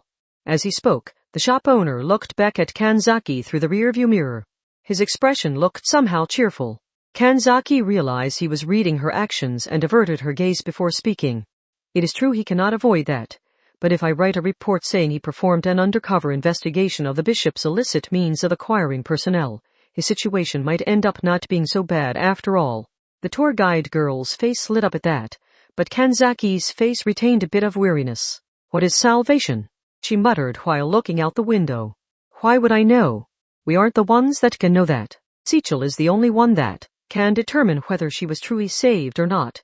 The shop owner responded to that troublesome question, while adding in a sigh or two. He operated the steering wheel as he continued. There are only two things we can know. We know that shitty means of gathering personnel by manipulating the misfortune of children will no longer be used, and we know that Sichel will smile once more if Ellison returns. Suddenly, the tour guide's cell phone rang. She frantically wiped her slender fingers on a napkin and pulled out her phone. After exchanging only a few words, she covered the phone with her hand and looked over at Kanzaki. It seems we have our next orders from Necessarius. You heard the lady, the jeans shop owner said while moving his fingers across the car's steering wheel. We may not know what salvation is, but it looks like someone else is asking us for it. Chapter 2. When will we outgrow tropical countries? Emir's Ocean. Part 1. I will now explain the contents of the requested investigation. We have received information that a magic cabal has invaded a solitary island in Micronesia and is preparing a spiritual item that will cause large-scale destruction. Head to that island, destroy the spiritual item, stop their plan, and subdue the leader. If you capture the leader alive, you will receive additional compensation. However, there is no absolute need for the leader to survive. Resolve the incident in the most suitable way given the situation.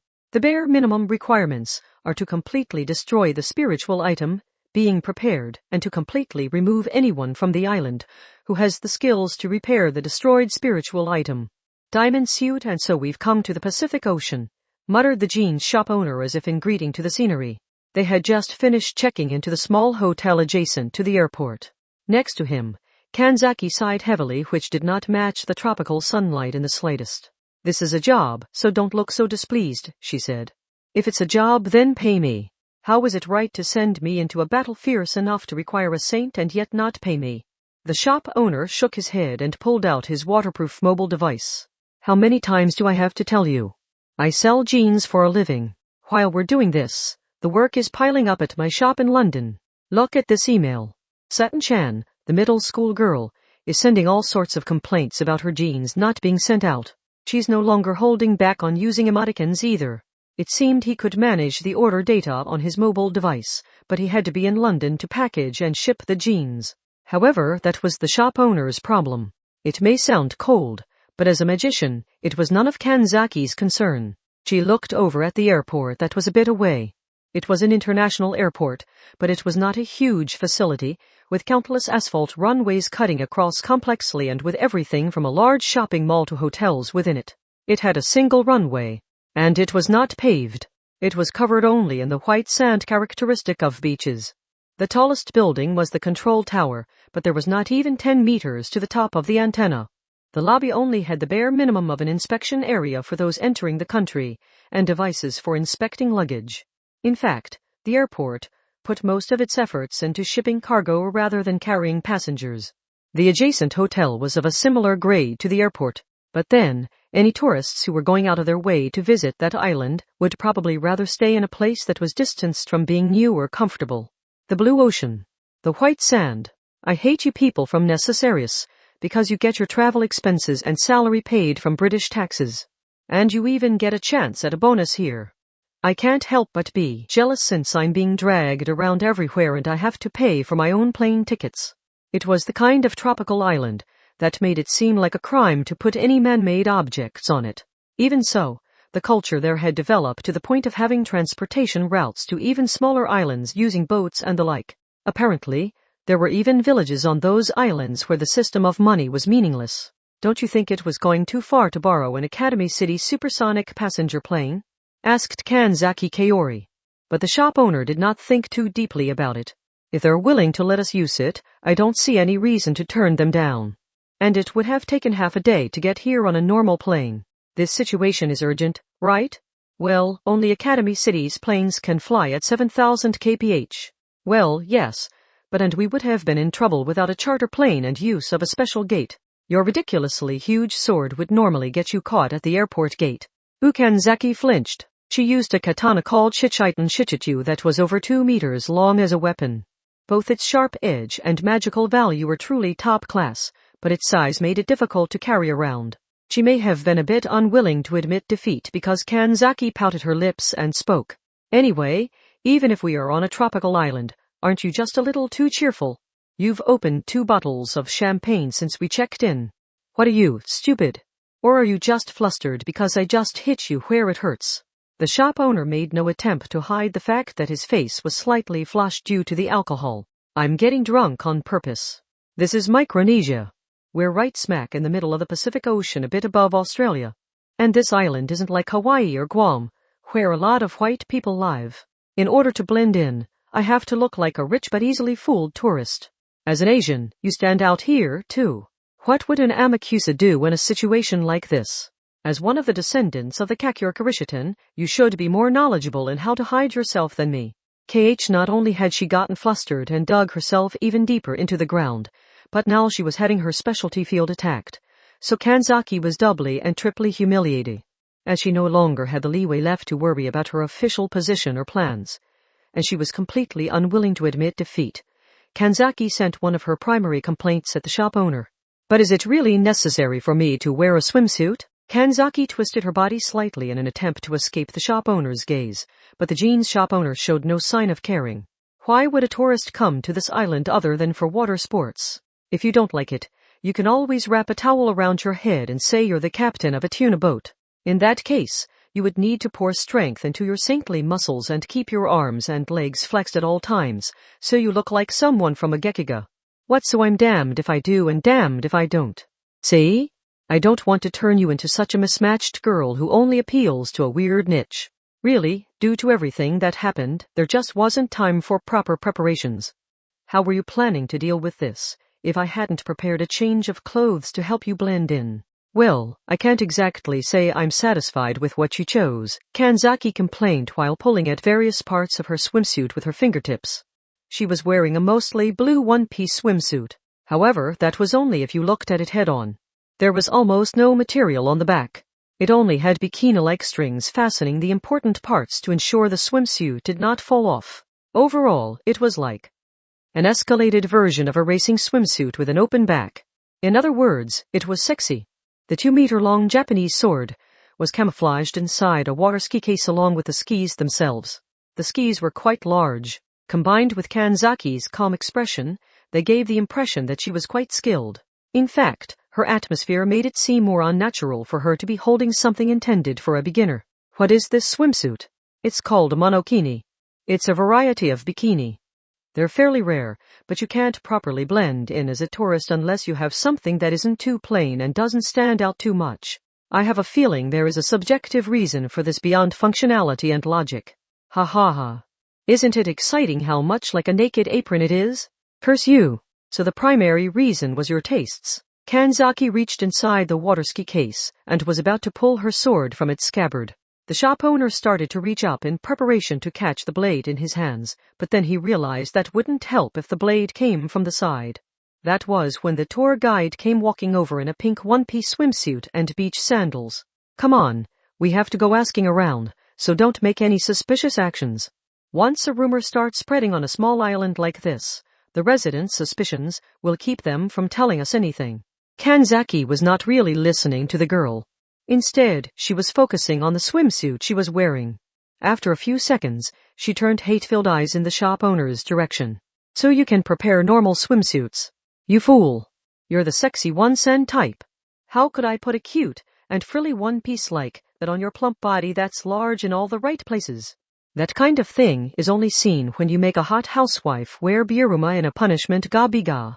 There were so many different things that had pissed Kanzaki off in that statement that she had knocked the jeans shop owner away harder than usual. A saint was someone who had bodily characteristics similar to the Son of God and could therefore use a portion of his power, but if the Son of God knew that power was being used for something like that, he may have cried out in sorrow. Part 2 Uphill Island. That was the name of the island that Kanzaki and the others had come to, and the island where the magicians they were after were likely operating in secret. The tour guide girl flipped through her small notepad. The island is about 17 kilometers around and it is only about 2 kilometers across south to north. It seems it was originally just a rock about 3 meters across, but a submarine volcano erupted nearby 50 years ago, which caused the Earth's crust to swell up rapidly. Is its name in English rather than in the local language because it is a relatively new island that was originally recorded by European geologists. Incidentally, the surrounding islands do not hold good feelies for this one, said the tour guide girl as she fidgeted with the edge of a page of the notepad. This island was created in a short period of time by a rapid change in the Earth's crust. As it was born in an irregular way, it seems to give them an ominous and creepy impression. The airport is on this island, because the surrounding islands did not wish to destroy their own nature, but they still wish to receive the benefits of airplanes. In the same way, they have shoved all the bothersome things onto Uphill Island. Now that's an environment that'll be harsh on outsiders. And the background, behind people moving from the surrounding islands to such an ominous place sounds complex. A cynical smile appeared on the shop owner's face. They may put on a smile for tourists, but we may run into trouble if we get too involved. So this vague, ominous, and creepy impression has become the core of discord among the surrounding islands.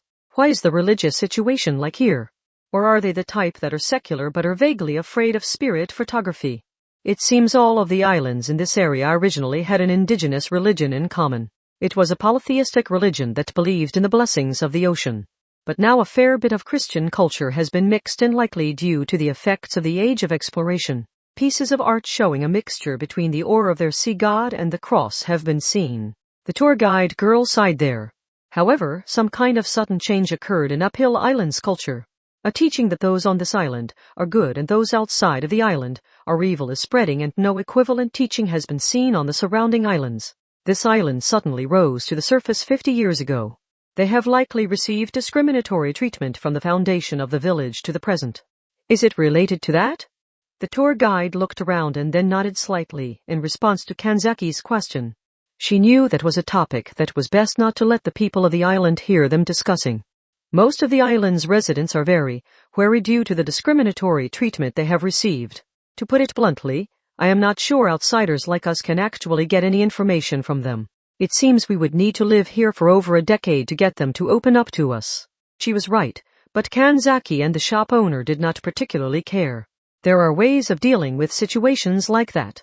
Getting people to open up to you isn't the only way to get information out of them. Part 3. There was a magician on Uphill Island. Apparently, that magician was creating a large-scale temple or ceremonial grounds in order to carry out some piece of exceedingly dangerous magic. The magic must have been quite bad indeed for Necessarius to send out Kanzaki Kaori, one of the fewer than 20 saints in the world. For example, it could easily be enough to destroy a town or village in a single strike. If it was not of that level, Kanzaki would not have been sent out. Her strategic cost was set at that level from the beginning. There were 2 things she had to do. She had to find the magician himself or whatever it was he was preparing, and she had to utterly destroy one or both of them. Diamond suit, the 3 of them split up and regrouped after about 7 hours. The scenery was surrounded in the orange of evening. They were still in their swimsuits, and were gathered in a tourist-oriented barbecue space prepared on the white beach. It was made so it could be rented for certain periods of time. It stank of the kind of place that the local people did not use, but plenty of tourists looking to have some fun gathered at. The tour guide girl looked down at something roasting on a metal skewer. Are pineapples something you cook before eating? You put them in Chinese sweet and sour pork. The jeans shop owner sounded exhausted, because he had put a lot of effort into removing the pineapple's thick skin with a knife. Meanwhile, Kanzaki stared in shock at those 2 who were focused solely on the food. Shall we report on our progress first? Ugh, it was a huge pain in the ass, said the shop owner, waving his hand back and forth. When I was speaking with a worker at a souvenir shop, an old woman with a kitchen knife was glaring at me from within the shop, while the show girl just stood there smiling. It was like something out of one of Japan's Yakumizo mysteries. It was more or less the same for me, Kanzaki said smoothly. They seemed more hostile than wary. But at the same time, it was not like they were simply trying to randomly pick a fight. It seemed like the atmosphere where a girl like me would get into more trouble than you. The tour guide girl looked confused as she ate the hot pineapple. I left this to you 2 since you are experts at this. But were you able to get any information from them like that? Getting an honest answer back from a straight question is actually rather rare. Kanzaki reached for a skewer covered in meat and vegetables. After all, we do not have any official authority like the police. Well, technically we do, but it isn't something we can just announce to normal people. With normal people, we cannot do anything about it if they evade the questions. The perverts at Necessarius do not trust what people say all that much. After all, there are bitter memories of lots of people being killed due to the confessions forced out using torture during the witch hunts. Now they have established methods of gathering information from silence. There is a difference between information you truly do not know and information you know, but are hiding. We of course cannot see through expert liars, but they were not that skilled. The 3 of them continued that dangerous conversation while eating that food that was covered in only salt and pepper, and would likely make a good memory for a trip to a tropical country. You mentioned before that the indigenous religion had some Christian culture mixed in, right? Well, from the residents' manner of speaking, I have detected a hint of a cargo cult as well. The tour guide frowned and the shop owner sighed before answering. The term originally comes from an island well south of here. It was a religion created by Pacific Islanders that were persecuted by the European countries during the 16th century. Their doctrine said that it was not right for the Europeans to have such wonderful tools and that those tools must have been gifts that the gods had intended to distribute evenly, but the Europeans had stolen. They ended up taking back the things the white men were monopolizing, because they felt the gifts should be everyone's, and they had to make things even. The tour guide started to understand, but then she started shaking her head. But Uphill Island only rose to the surface due to a change in the Earth's crust 50 years ago. I thought they did not have anything to do with traditions that had ancient roots. The main cargo cult continued even until after the war. And while this island's cargo cult has been altered somewhat, they feel that it is not right for only the other islands to get favorable treatment. They feel that the other islands have stolen the gifts that they should have gotten from the god that should bless this newly born island. By the way, the other islands refers to everything other than Uphill Island. Everything from Antarctica to Eurasia is treated as an island. Over the course of 50 years of discrimination, their values have become nicely cemented in place. It seemed there was a rather powerful complex at the roots of the island, and a lot of them seem to see this cargo cult as just an abstract idea, but there are also those who look like they want weapons and power with which to carry out that abstract idea using concrete actions. They are avoiding getting into an actual argument despite their hostility, because they fear having the plan they are preparing being destroyed if some problem were to occur. Kanzaki's words made the tour guide's breath catch in her throat. The plan they are preparing, she seemed reluctant to continue, and she chose her words carefully. Are you saying all of the islanders know about magic? I'm sure only a few understand that kind of mystical phenomenon can actually occur, but they definitely have a vague sense of expectation. Even if they do not know about magic, they know that a powerful weapon is being prepared somewhere. It's odd, the shop owner said. If you stay on this small island, a record will remain in the hotel. The residents are much too hostile to let someone stay at their houses, and staying outdoors would stand out in its own way. And yet there is no sign of the magician who is supposed to be here. There isn't even a record of him staying at the hotel under a fake name. Well, magic can be used to thoroughly hide one's presence. Is it still too hard to imagine that not a single person has seen this magician? It's a waste of effort. Preparing a large-scale temple or spiritual item will be taxing enough as it is. If this magician was also using concealing magic 24 hours a day without resting for even a second, would he be able to give his full attention to his work? He would complete his preparations much more quickly if he just created a fake identity and stayed at the hotel. The magician is staying somewhere on this island and carrying out his or her work. It would be best to assume the residents of the island are hiding him. Whether he is actually staying in the hotel or in someone's house is unknown, Kanzaki said, before taking a sip of orange juice that appeared to be from concentrate and was likely intended for tourists. What exactly do you think this magician is preparing? Eh? Well, the tour guide girl thought for a bit. This person came all the way here to do this, so maybe it has something to do with the cargo cult unique to Uphill Island. Uphill Island's imitator cargo cult is basically an outlet for the complex caused by the discord with neighboring islands in recent years. Compared to other islands' cargo cults, it has little history behind it and does not have much magical merit.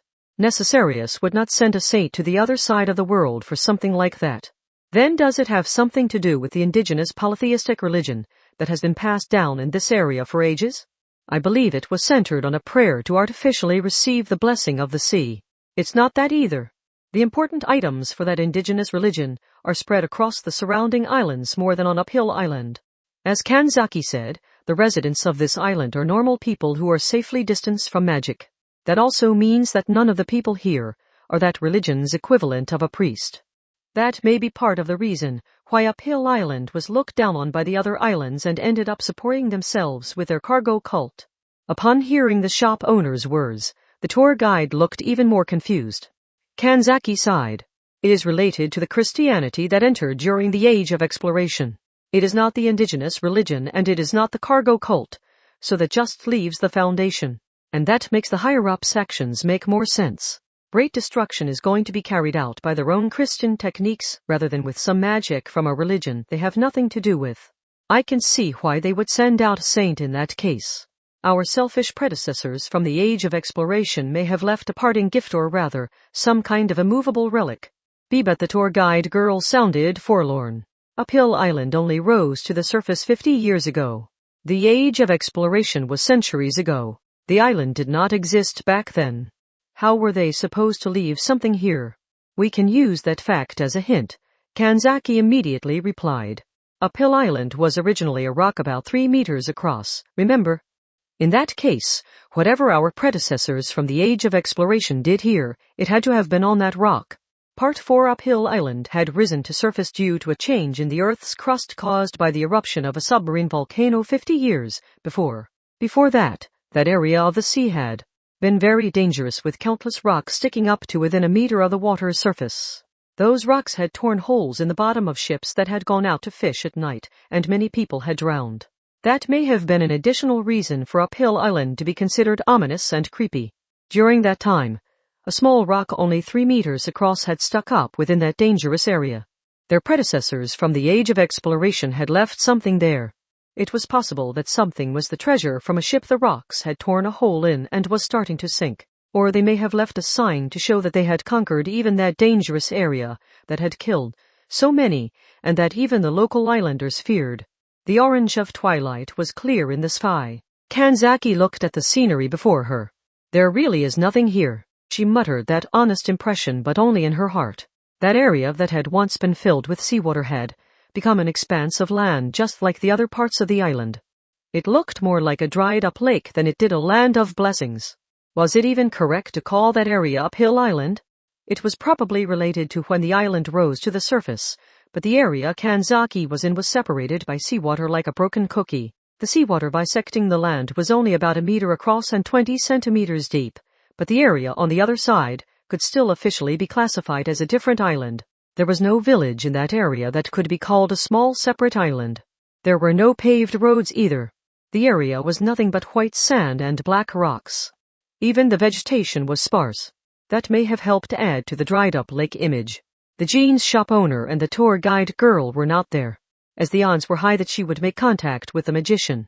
The rest lay solely with Kanzaki. Her companions had their own special skills, but they would likely just get in her way when came down to a straight fight. She had no choice but to fight alongside them when it came to a sudden fight, but it was more efficient to make sure she was in a situation where she could fully wield her powers as a saint if she was bringing the fight to someone else. She looked around. Kanzaki had a long Japanese sword hidden inside a water ski case as well as the skis themselves. She was also wearing the swimsuit meant to help her blend into the background. She spotted her target without much difficulty. A black rock stuck straight up in the middle of that area that otherwise gave an impression of being completely flat. It was about 3 meters across and 5 meters high. The island was said to have suddenly risen up due to a submarine volcano, but it had likely only risen a few meters. That black rock had been the only part of the island sticking up from the surface for thousands of years. Someone was crouched down atop it. They were likely carrying out some kind of work. Kanzaki felt the person looked like a powerful beast standing silently atop the rock. The person was a girl of about 10. She was not a local person. She seemed to have a bit of a tan, but she was a blonde-haired, blue-eyed white girl. Her clothes were also clearly not those of the locals. She was wearing what looked like a short dress, but Kanzaki noticed that the crest of a tailor with a British royal warrant was unassumingly embroidered near the hem of the skirt. A British magician of all things. Just a Christian relic of the age of exploration did not seem persuasive enough to me, but this makes more sense. I can truly see why I was dispatched now. Who are you? Asked the girl in a quiet voice. Kanzaki did not respond, and continued from where she had left off. Since you're also a British magician, I assume you know why I was dispatched. And since you are working to reactivate a Christian relic brought here during the age of exploration, I cannot just treat you like a mere child. There is no need for us to fight, but that is really up to you. Once they have been determined to be hostile, Necessarius will work to defeat a magician with any means necessary, regardless of the age or gender of said magician. That also meant that if the girl showed no clear signs of hostility and obeyed, they would not have to fight. But had the girl understood that much? Kanzaki naturally reached for the water ski case, and the girl narrowed her eyes slightly. I see. In that case, I will have to deal with this seriously as well. As soon as she heard the girl's words, Kanzaki felt something unpleasant run by under her skin. The 5 fingers of Kanzaki's right hand entered the case as smoothly as if they were separate beings. She made preparations to get it at least 7 strikes before the girl had time to pull out a spiritual item to use as a weapon, chant a spell, or make a seal with her fingertips. Theoretically, it should have been enough, and yet something like a black stain appeared within Kanzaki Kaori's heart. If Necessarius's information was correct, that girl was putting together a massively destructive spiritual weapon, and it was highly possible that weapon was completely under her control. If that was true, the girl before her eyes would have power greatly exceeding the individual level. She would have the power to blow away a mountain range and turn it into a giant crater with a single command. No. It would actually be odd if she didn't have power on that level. If she did not, a saint like Kanzaki would not have been dispatched. In other words, the girl had that much value and was that dangerous. Kanzaki naturally strengthened her grip on the handle of the blade as it lay within its scabbard. She needed to calculate the timing with which the girl would bring out the controller for the massively destructive spiritual item. And in that tense moment as Kanzaki prepared for battle, the girl spoke from atop the rock. But that's only if this piece of junk was really a Christian relic. Kanzaki almost let out a questioning voice. Kanzaki continued to remain prepared for a fight, but the girl remained crouched over and pointed next to her as if indicating a seat next to her. Simir. It could have been a trap. Just to make sure, Kanzaki used her fingertips to surround the girl with 7 wires before using the leg power of a saint to jump up on the rock. The girl did not react. Kanzaki returned the wires to herself and looked where the girl was pointing. This is you. These look like Christian symbols. The girl was pointing at something carved into the rock.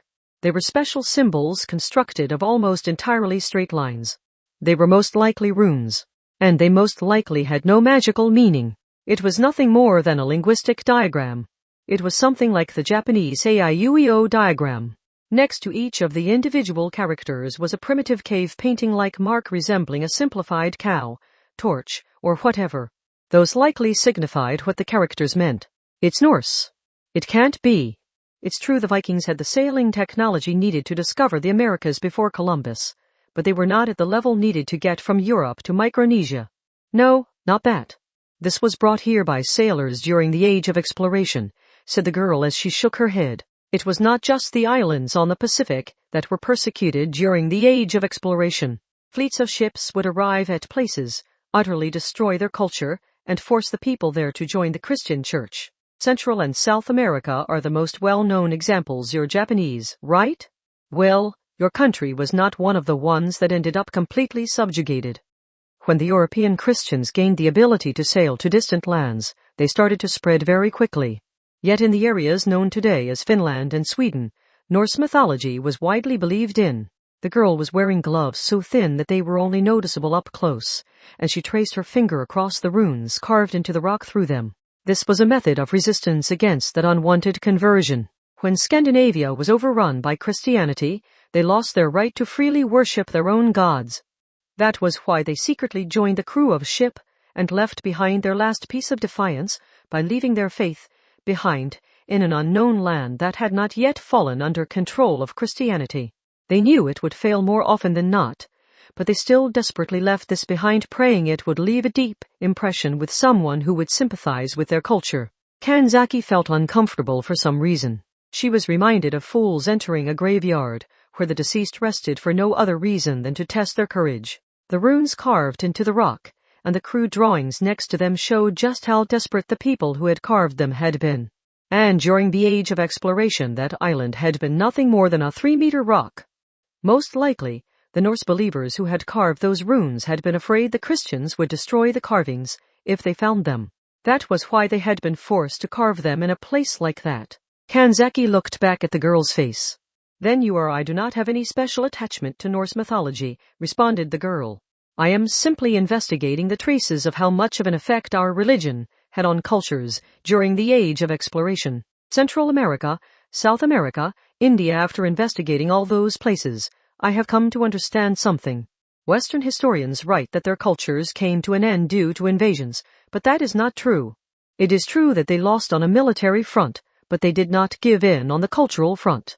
Even if the people of those cultures appeared to believe in Christianity, many of them hid symbols of their own religions, fused ideas, and made it so only others who knew of it could understand it.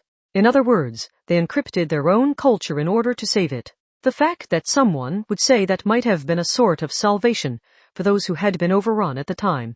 The girl most likely did not think that she was giving any kind of salvation, and she most likely did not think that she could give it so easily.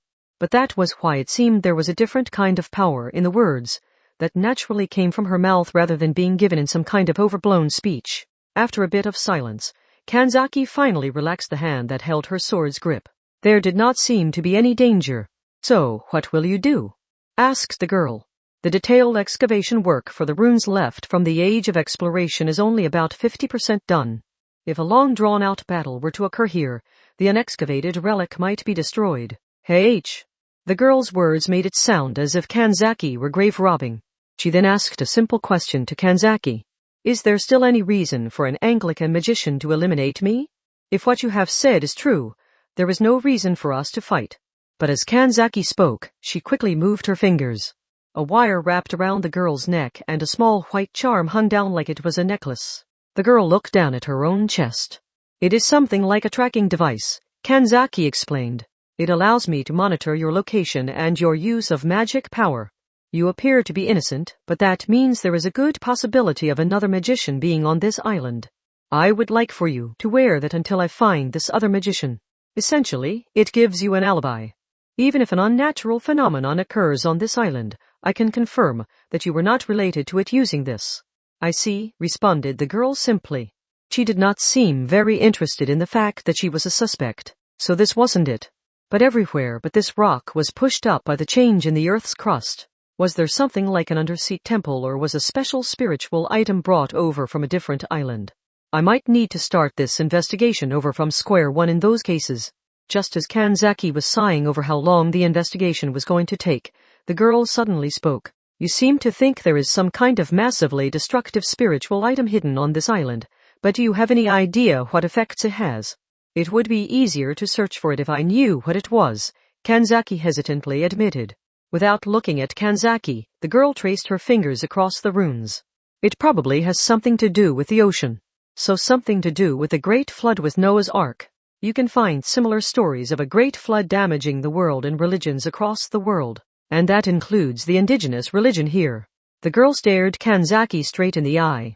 It is something that is deeply related to why Uphill Island is seen as ominous by the surrounding islands. What, however? I'm not saying a magical construction is embedded in the island itself. This island rose to the surface due to a change in the Earth's crust, right? But the change in the Earth's crust did more than that. All the other islands experienced a large earthquake, the villagers were swallowed up by a tsunami, and many, many people died. A change in the bottom of the ocean would change the ocean currents and cause the fish to leave the usual fishing spots. Amid all that, this one island seemed to be blessed as it rose to the surface. That is why the surrounding people detest this land. In that case, it all started with incidental misfortune, but it caused the people of this island to suffer for decades. That is why some might appear who would try to artificially cause a great flood to wash all the others away. If that was true, it was a truly promising lead. Even if she did not know where the actual magician was, she could pick out the villagers who were cooperating with that magician. The most suspicious would be those who especially hated the surrounding islands and the small ruling class of the island. This gives me an idea of what the cooperative islanders want, but what is the magician after? Kanzaki grabbed the water ski case with Shichitan Shichitu hidden within, and went back over her own objective. I suppose I can ask the magician about that once I defeat him or her. If this is true, the magician is likely preparing the spiritual item to use it rather than to negotiate with someone. After thinking through that, Kanzaki spoke to the girl. That tracking device can be used to communicate with me. If you run into this magician, just put a drop of blood on the charm. That will connect it to me. But even so, try not to run into this magician alone. Don't worry. I will remain here, the girl said while moving a small brush either to excavate or preserve the runes. Kanzaki narrowed her eyes slightly. True. It is possible the ones who carved that will watch over you if you remain here. Yes. This is not as dangerous as you think it is. The girl's brush stopped. After all, I can create a flood all on my own. In that instant, an explosive-sounding shockwave struck Kanzaki Kaori's ears. She was a saint, meaning she could freely use a portion of the Son of God's power due to possessing similar bodily characteristics. Kanzaki could instantaneously enter a battle at speeds greater than the speed of sound, but even she could not deal with the sudden situation.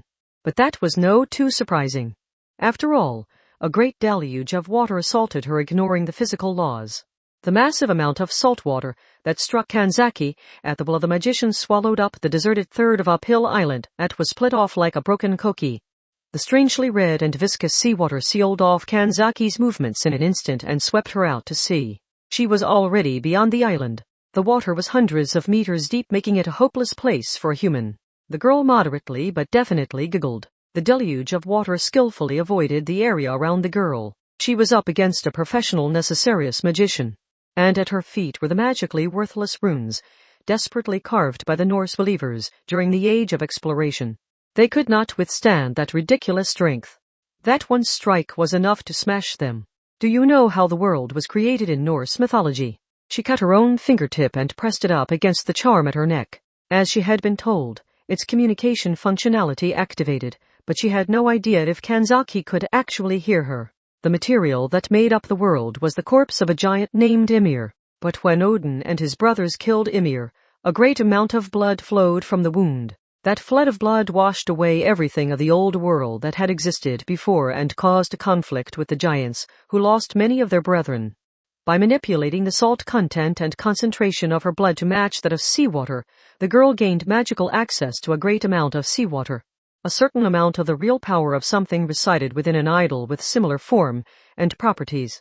She accessed that power, by using the same idol theory that existed between the cross used to execute the Son of God and the crosses atop churches. Ymir's blood washed away the world and drowned giants who had power rivaling that of the gods. At that instant, the red liquid flowing within that girl's body may have become one with the blood of Ymir, who had become the material the world was created from. If that was all it was simple. However, there were many things preventing that from happening in reality. If something with the same concentration and salt content as seawater was sent flowing through a human body, that person's internal organs would definitely be fatally damaged. The defensive spell used to prevent her body from being injured was more of a mystery than the one turning her blood into Ymir's. The sound of something straining could be heard from the girl's right wrist. The color of her palm changed. It was now a kind of reddish purple. The girl had concentrated the transformed blood in her palm and then stopped the flow of the blood so it did not circulate to the rest of her body. Basically, she had tied off her wrist with an invisible rope. She could not keep that up for long. Stopping the flow of blood would bring about necrosis in her cells. The concentration and salt content of the Ymirized blood would destroy the cells of her palm from the inside. But many magicians would likely have admired the girl's achievements and may have even been jealous that she could pull something like that off on her own. The destruction was overwhelming. It's over. Kanzaki was dead. She had been swept around 3,000 meters away. While she was being swept along the island, her body would have struck sand and rocks countless times. When she was later swallowed up by the great currents in the sea, her arms and legs would have been thrown about randomly, destroying all of the joints in her body. And by modifying the salt content and concentration of the seawater being magically controlled, it was given normally impossible viscosity. Even if she was still alive, Kanzaki would just sink unmoving to the depths of the ocean. Even a saint still had a normal human body. As long as she had to inhale oxygen and exhale carbon dioxide, she would drown when brought underwater. Ymir's Ocean. The name of the spell that had killed her enemy escaped the girl's lips. That was the identity of the large-scale magic that had become known both inside and outside the island. Those who did not understand the situation seemed to think there was some kind of giant temple used to control that occult power, but there was not. That heinous magic that could destroy the very terrain at the user's wish was a personal spell. It should not be used against a normal magician, much less a normal non-magic user. However, that changed when the magician was a member of the world powerful Necessarius. Didn't I tell you? Stories similar to Noah's Ark can be seen in religions across the world. A noise came from around the girl's neck. It was the sound of the wire necklace-like wire there quickly contracting in what may have been some form of final resistance. But before the wire could decapitate the girl, she slipped her own hands between her neck and the wire. A shockingly large amount of blood sprayed out. However, the girl's expression did not change in the slightest. She stretched out her arms to the left and right, tearing the wire to pieces. She looked down at her palms to see that they were partially torn to pieces. Yet the girl smiled. Against a wire wielded by a saint, she had gotten off easy. Normally, even a steel framework would have been sliced clean through. She brought her lips near the charm that was dyed red with blood and gave her last words to the dead. "Well done. You just had the terrible luck to meet me on the sea." She had said what she had to say. The girl was about to cast aside the charm she no longer needed, but she froze partway through. "No, I'm sorry to say that I was not given a life that was normal enough to call that bad luck." A voice. She heard a voice. At first, the girl glared at the charm she had been about to cast aside, but then she quickly glanced over at the sea. She stared 3,000 meters ahead. She stared off to an area of the sea that could easily hold a large tanker or aircraft carrier, not to mention a normal boat. Normally, a large tsunami or other large waves would only affect the areas with a shallow coast. However, the Ymir's Ocean she had caused was something else entirely.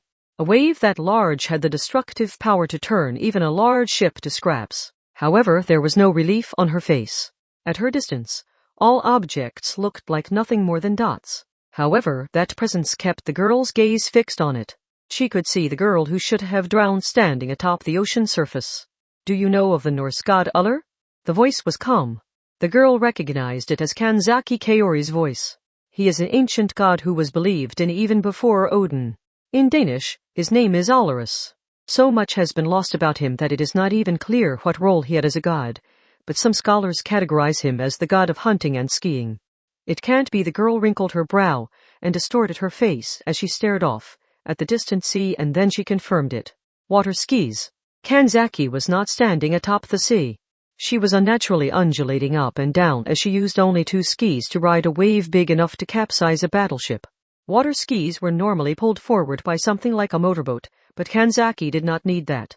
She was keeping her balance by using the power of the large wave that would crush a normal human's body. How ridiculous is it? Uller is one of the Aesir, just like Odin. He is a member of the race that was not swallowed up by the flood of Ymir's blood. In that case, the fact that the ski god would not be swallowed up by the flood would have been inputted as a condition from the beginning. You can create as large a flood as you want, but as long as the spell is related to Ymir's blood, you cannot drown me. After saying that, Kanzaki fell silent for a bit. Finally, she started speaking again. Are you trying to save them? Given your detailed knowledge of the persecution during the Age of Exploration, you must have worked to educate yourself on it. And more persecution is occurring before your very eyes. You cannot change the past, but you can change what is happening on this island right now. Is that what you thought? It is nothing that convenient. The girl laughed scornfully. It was not clear if the scorn was directed at Kanzaki's words or at the reason for her own actions. A dangerous balance has been kept between Uphill Island and the surrounding islands. Ever since this island rose to the surface 50 years ago, there has been a conflict between the surrounding discrimination and the desire to turn that around. Even as the waves of modernization filled the islands, bringing the construction of an international airport and making this a tourist spot, their antagonism continued beneath the surface. The girl fell silent for a brief moment before continuing. And I skewed that balance by having this spell and casually coming here for research. I was careless and neglected to use a people-clearing spell, because no one ever came near the area in which I was working on the excavation. I was seen altering the ocean currents slightly in order to prevent the waves from wearing away the relic carved into the stone. Similar to most islands, Uphill Island had a legend related to the ocean and flooding. And Uphill Island had actually been created due to a change in the Earth's crust. It would have been odd if they did not have a story about the sea and the land. And then a girl who could manipulate the ocean had appeared. The islanders had surely known that it was a mystical phenomenon, but they had not known exactly what it was the girl had done. And because they did not understand, they had associated it with their own story. They had decided the girl was a messenger sent to protect the island. The residents of Uphill Island believe that they can overturn the power balance if I am here. And the surrounding islands have decided that they will surely be drowned if things remain as they are. With the situation as it is, the people of Uphill Island would be lynched if I were to leave. Without exaggerating, I can say that all of them would likely be killed. I see. Kanzaki sighed. Even so, I have one thing to say to you. Even if it is necessary to solve this problem, you are a truly horrible person if you would use that spell against the normal people of these islands. After speaking, Kanzaki's body explosively accelerated. She headed in a straight line for the island. A massive amount of seawater should have been under the girl's control, but something else was unnaturally interrupting. The giant wave pushed Kanzaki forward as if the magic itself was raising the white flag and saying it could not oppose a saint. I will be heading for you now, said Kanzaki Kaori, declaring her intentions in an oddly kind voice. Her gentle voice sent a chill across the girl's entire body. Do not worry. I will make sure to defeat you in a single blow. Exclamation. The girl held her trembling and bloody hands forward. She still had a trump card left. Don't underestimate Ymir's ocean. In response to the girl's shout, something shot up from the ocean surface. It was a giant spike about 3 meters across and 20 meters long. It hit it in a trajectory straight up from below Kanzaki as if to turn her to mincemeat. But you should not underestimate a saint. Wow! Just before the spike hit, Kanzaki twisted the trajectory of her water skis and evaded it with the least amount of motion. The girl sent a second and third spike, but Kanzaki moved slightly right and left to evade them. In fact, she even used the momentum of the fired spikes to jump forward a few dozen meters. Do you really think you can kill me with something like a pillar of salt? I will kill you with a pillar of salt. As Kanzaki jumped through the air, the girl moved her fingers complexly. Her reddish-purple right wrist turned even darker. More salt spikes fired up from the ocean surface. And it was not just 2 or 3. Enough spikes appeared to cover the ocean surface in their white color, and they flew toward Kanzaki like surface-to-air missiles. But this is no different. Kanzaki swung her body around in midair and dodged one of the giant spikes at the last second. She continued to spin her body around and around and around and around as if she were performing some kind of trick. In doing so, she avoided the giant spikes one after another. She then landed back on the water. She did not lose her balance even for an instant, and she used the crater-like surges from the firing of the giant spikes to accelerate more and more toward the island. The girl's breathing caught in her throat due to her tension, and her fingertips unnaturally trembled in a way that had nothing to do with performing magic. It was not enough. It was not an issue of distance. Washing her away in a flood had not been enough. Using giant spikes made of condensed salt crystals had not been enough. She could not defeat her like that. Even if you played 100 rounds of rock, paper, scissors, you could not win if you could only use rock. Yet she could not stop. She knew she could not win, but that was no reason to stop. The girl cried out and activated Ymir's ocean with everything she had. A great flood washing away everything on that part of the island once more flowed toward Kanzaki Kaori. But it had the opposite effect. The great flood crashed atop the island that normally had no seawire covering it.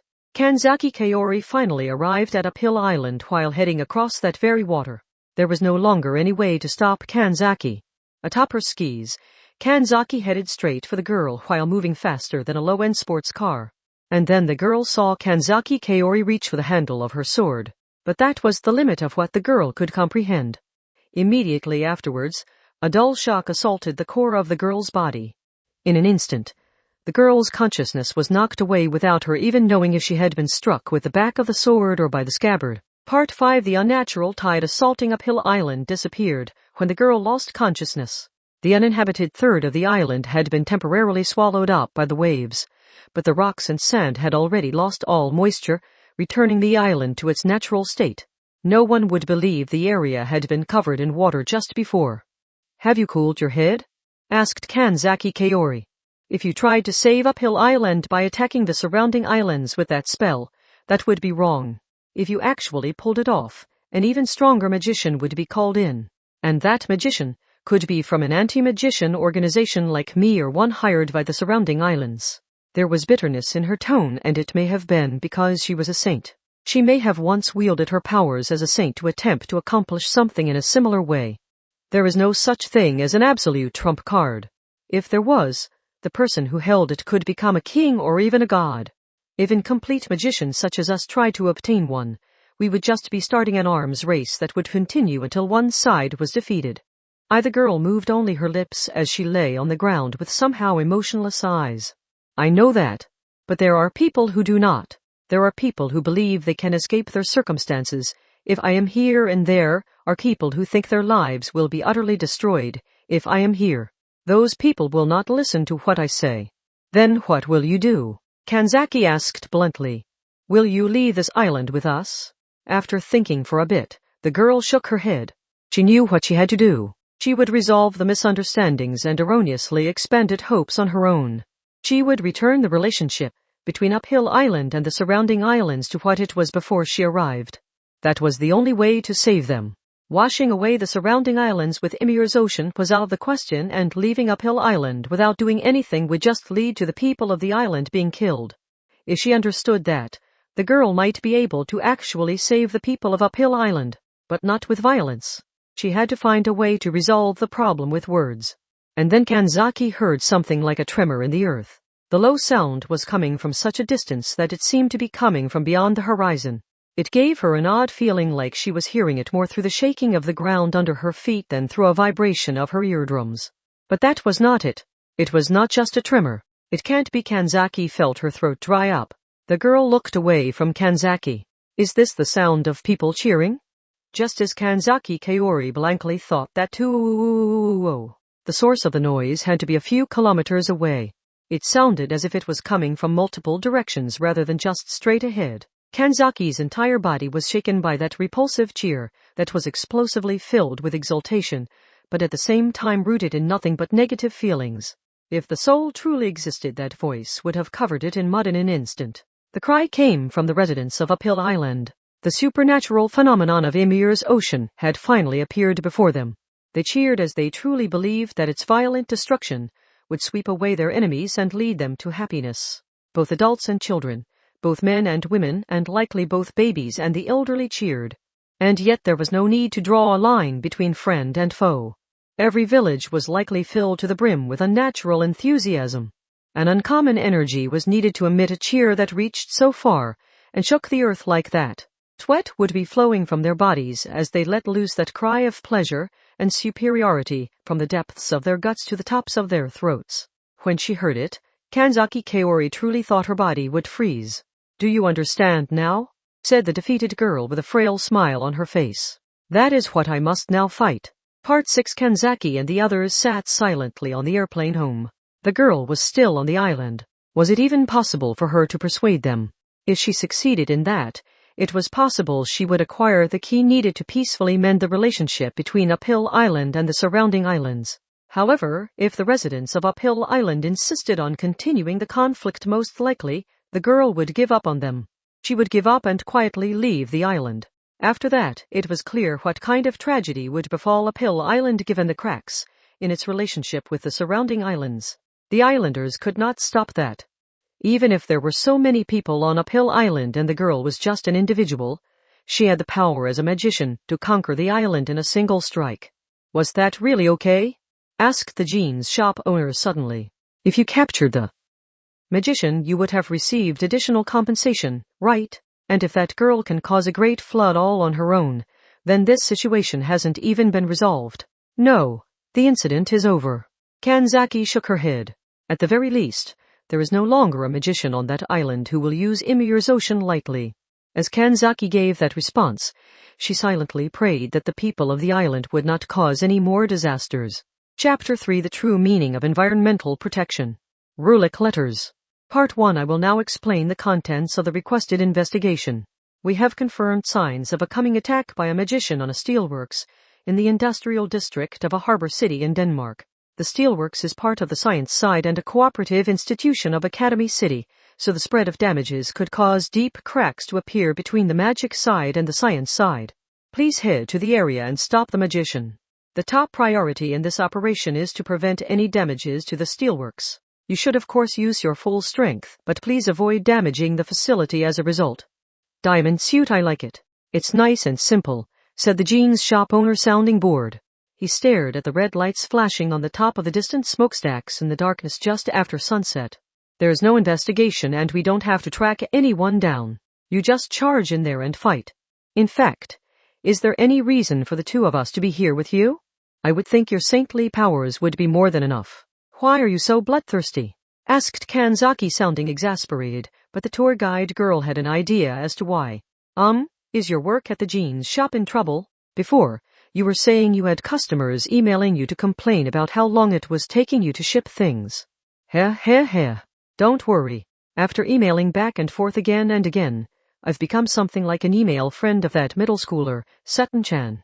Although it doesn't feel right as a professional to have an angry customer worrying about me. The shop owner sounded truly fed up with the situation as he spoke. The Danish harbor was wrapped in a cold fog. The fog had an odd stickiness to it that made one think there was something more to it than simple moisture. It may have been because they were in the industrial district. Compared to a tropical island in Micronesia, the air was heavy and uncomfortable, like they had a wet blanket hanging over their heads. The only things visible in the sky were lead-colored clouds. It all gave the impression of a dark and dank area that had been altered due to the atmosphere absorbing the smoke. However, they did not know what the scientific reasons were. Meanwhile, Kanzaki's expression remained unchanged at the unpleasant situation as she honestly answered the shop owner's question. She was answering his first question of why it would not be over simply by sending a saint to the battlefield. The enemy uses rune magic and he seems to enjoy setting up runes around his target facility as if they were bombs and then detonating them all at once. As such, you will be helping with the search for and destruction of the runes. UJ. The shop owner had a very displeased look on his face. And why do we know his methods before we have even come across him? He has carried out similar attacks in the past and the information is in the database. Shit, the shop owner cursed. The tour guide girl started flipping through her memo pad. The enemy has already used the same method to destroy a French thermal power station, a German petrochemical complex, and a Finnish oil platform. Beforehand, he uses a few bits of magic to analyze the layout of the facility, and those bits of magic are the signs that were detected this time. Then they should send out a large Anglican unit rather than just us three. Surely that would raise the odds of finding all of the rooms. Oh, one of the higher-ups said the criminal would not appear if we did that, and then we could not catch him. Come on, little lady. Isn't the reason we're doing this so that the relationship with Academy City and the rest of the science side doesn't worsen? Said the shop owner, looking as if his irritation was at its maximum. In that end, that was as far as the concern for the other side went for either the magic side or the science side. The shop owner wiped the dampness of the unpleasant fog from his face as he contemplated pretending to go off in search of runes, while actually going off to take a nap. Damn it, my hair and clothes are soaking wet. Wet clothes? The shop owner seemed to have realized something as he slowly looked back in Kanzaki's direction. She was wearing a short-sleeved t-shirt tied off to the side, making her navel visible, and special jeans that had one leg cut off all the way up to the base of her thigh. Currently, that harbor area was wrapped in a thick fog that soaked the hair and clothes of anyone there. That meant, ooh, I can see through it. Just a bit more and I'll definitely be able to see through it. There isn't enough moisture yet for it to be definite, but I should at least be able to see her bra before long. Wait, does Kanzaki even wear a bra? I might be able to see something even more. Is something the matter? Kanzaki looked over at him surprisingly defenselessly, and the shop owner frantically shook his head. Even then, an angel and a devil were beginning to argue within his head. The devil was a mini-mental Kanzaki wearing a black leotard, with wings like a bat, and with an arrow-like tail. Hey, you were brought to this industrial district that stinks of oil in order to protect the precious saint and to help deal with some bombs. What's wrong with getting something like this in return? The angel was a mini-mental Kanzaki wearing sexy white swimsuit that looked as if it was made of strings, with wings like a swan, and with a golden halo. Wait, you must not do that. She is that defenseless because she trusts you. Can you really betray those warm feelings of hers? The shop owner held his head in his hands. Wait, why is the angel the sexier one? The two mental Kanzakis then stopped arguing, turned toward the shop owner, and responded in unison. Hadn't you already made up your mind by the point we appear dressed like this? Yes. I will thoroughly cling to Kanzaki and stare at her wet tits. What are you saying all of a sudden? The shop owner flew through the air due to a sudden kick. The tour guide looked troubled as she looked back and forth between Kanzaki, who started off on her own in anger, and the shop owner, who had been knocked away. Finally, she decided to give the injured one higher priority and ran over to the shop owner. Do you love Kanzaki? You fool. How am I supposed to have proper romantic feelings for a monster that can see a bullet fired from a handgun and evade it? Then why? The tour guide looked confused and the shop owner grinned. Isn't that obvious? I just have to see how much I can get of what's left over. I see. I now know that you are just a horrible person. Part 2. Kanzaki and the others had come to an area of the industrial district that specialized in iron and steel production. That field alone filled an area 7 kilometers square, so the heavy industry there was quite large. Compared to a petrochemical complex filled with oil tanks, this place is relatively safe, said the tour guide girl who had temporarily settled the issue between Kanzaki and the shop owner. The shop owner replied in shock. How is this place safe? If a spark flies in here, the whole place will be in flames. Eh? But most of the materials lying around are just iron ore. I didn't think that kind of thing was flammable. Do you know how much fuel they put in those blast furnaces to get enough heat to melt that iron ore that will not burn with a normal flame? Pointed out Kanzaki gently. Ooh, the tour guide girl groaned out, but Kanzaki did not seem to notice. But with runes, that means it's Norse mythology again. The shop owner replied, and the tour guide girl began hurriedly flipping through her memo pad. She may have wanted to restore their opinion of her. It seems Norse cabals such as those who prevent the extermination of the world tree and those who know the rune of the god's sword have been active recently, but they do not seem to have anything to do with this incident. Kanzaki fell silent for a bit. She doubted there was no connection at all, but there was no point in theorizing off of something that had no proof. And Norse mythology was major enough to be known at least in name to normal people who had no connection to magic. Of course, the more major the field, the more magicians and incidents related to it. At any rate, she had to focus on accomplishing her mission. She looked around once more to check on the battlefield. There certainly are a lot of smokestacks. It looks overcrowded even compared to normal steelworks. That is because the demand for steel has increased. Is that because military production is on the rise due to the tension between the science side and the magic side? Technically, it's because such a situation appears to be on the horizon, so some people have started buying up iron and steel products. See how about a third of the facility looks brand new? It's been expanded in a hurry due to the change in the era, explained the shop owner sounding board. He looked up at the smokestacks that were even then spewing gray smoke up into the fog. Just stopping the furnaces and cutting off the supply of fuel would cut down on the damage, wouldn't it? It is not so easy in reality. I have heard that blast furnaces like that must continue running 365 days a year. Apparently, reheating a furnace that has cooled costs quite a bit of money. Yeah, I guess some of them have been running for over 20 years straight. I suppose they wouldn't keep them going if there wasn't a good reason. 20 years? Said the tour guide in a hysteric voice. They're putting out that much smoke every day? Wouldn't that destroy the environment? It seems most of what comes from the smokestacks is water vapor, but, well, it does keep coming out even after the work day ends and during days off, so it isn't exactly kind to the earth. Apparently, the roofs of stone churches around here have been melted like stalactites due to acid rain. The shop owner scratched at his head, snatched the map from the tour guide girl who could not keep up, and spread it out. So where would the enemy have set up these ruins? Wouldn't around the blast furnaces be the best place? They would be easy to detonate, but the facility is 7 kilometers square. That wouldn't be enough to turn the entire place into a sea of flames. His goal is to bring a stop to the work of the steelworks. If all 15 blast furnaces at the center are destroyed, the facility will be unusable. Is there any need for him to burn away the entire facility? It sure would be nice if terrorists were logical like that. Anyway, I think the pipelines bringing in fuel to the blast furnaces are suspicious. Especially the ones bringing in natural gas rather than coal. If he opened a hole here ahead of time, and lit the relatively heavy gases that spread out near the surface, the damage would spread quite a bit. It's possible, but that would bring in the risk of it being noticed before he carried out his attack. Unlike magic, natural gas can be detected by normal sensors. Is it overthinking things to think that he might try using flames to rapidly oxidize a large amount of iron ore in order to suffocate all of the people working here? Kanzaki and the shop owner turned around when the tour guide timidly raised her hand and spoke. Their eyes said, "Did she get left behind again?" But that did not seem to be what the tour guide was trying to say. She was looking down at her feet with a troubled expression.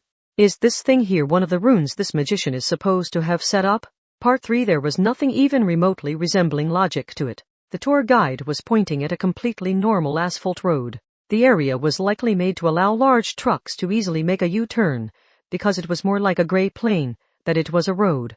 Of course, there was no highly flammable natural gas or any coal storage areas near it. Even if something were to explode there, nothing would happen other than a few trucks having to take a slight detour. There was no sign of the magician having tried to hide it. There would be no problem if the workers saw it. There were no images or pieces of text that held clear malice. For someone who knew nothing of runes, the symbols used would actually look more like a mark used for some kind of construction work than some graffiti drawn by a delinquent. The shop owner stared at the runes set up in the middle of that empty area for a bit before speaking. Is there a power cable or a natural gas pipeline running below ground here? I checked, but it does not seem so. It seems the sewer runs below here, responded the tour guide girl, while looking at a specialized map of underground constructions used by the water department. That means Kanzaki brought her hand to her chin. The magician is not setting up the runes in areas that will especially easily start fires. He might be setting the runes all across the steelworks facility in order to blow the entire thing away. With something like this? The shop owner said in shock. Kanzaki understood what he meant. It was just too complex. It was a magic circle with a diameter of around 40 centimeters. However, something completely different from a pentagram was carved within the circle. Detailed blood vessel-like patterns completely filled the circle from its outer edge to the center. The patterns, both large and small, indicated various runes. It looked a bit like a trompe l'oeil. You would think you saw one rune, but changing your view would allow you to see a completely different rune in a different place. By focusing on and looking at things in different ways, the same lines could be seen as different parts. Some of them were likely dummies and some were likely the real thing. Something that took a lot of time to set up would take just as long to get rid of. If similar runes were set up all over the 7-kilometer steelworks, they would not be able to remove all of the magic circles before the magician blew them up, even if they did know where they all were. However, that was only if magic circles of that complexity were truly set up over the entire facility. Could it be that, the jeans shop owner said timidly, the guy who set these up is the type to get caught up in the details and lose sight of the big picture? And no, he has already blown up 3 industrial facilities with this same method.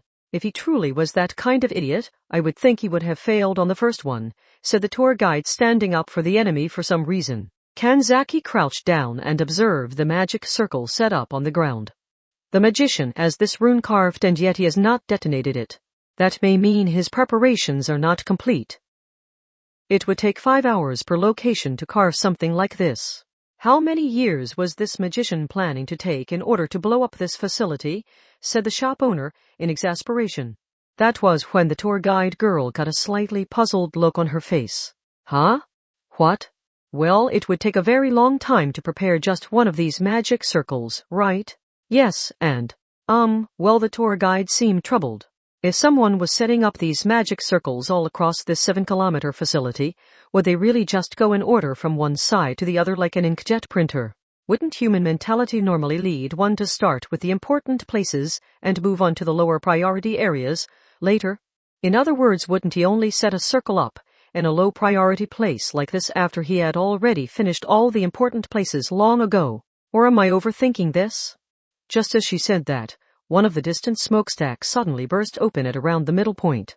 An unbelievable amount of red flames spewed from the giant tube that was normally supposed to let out smoke. Flames also spewed from the wound at the center.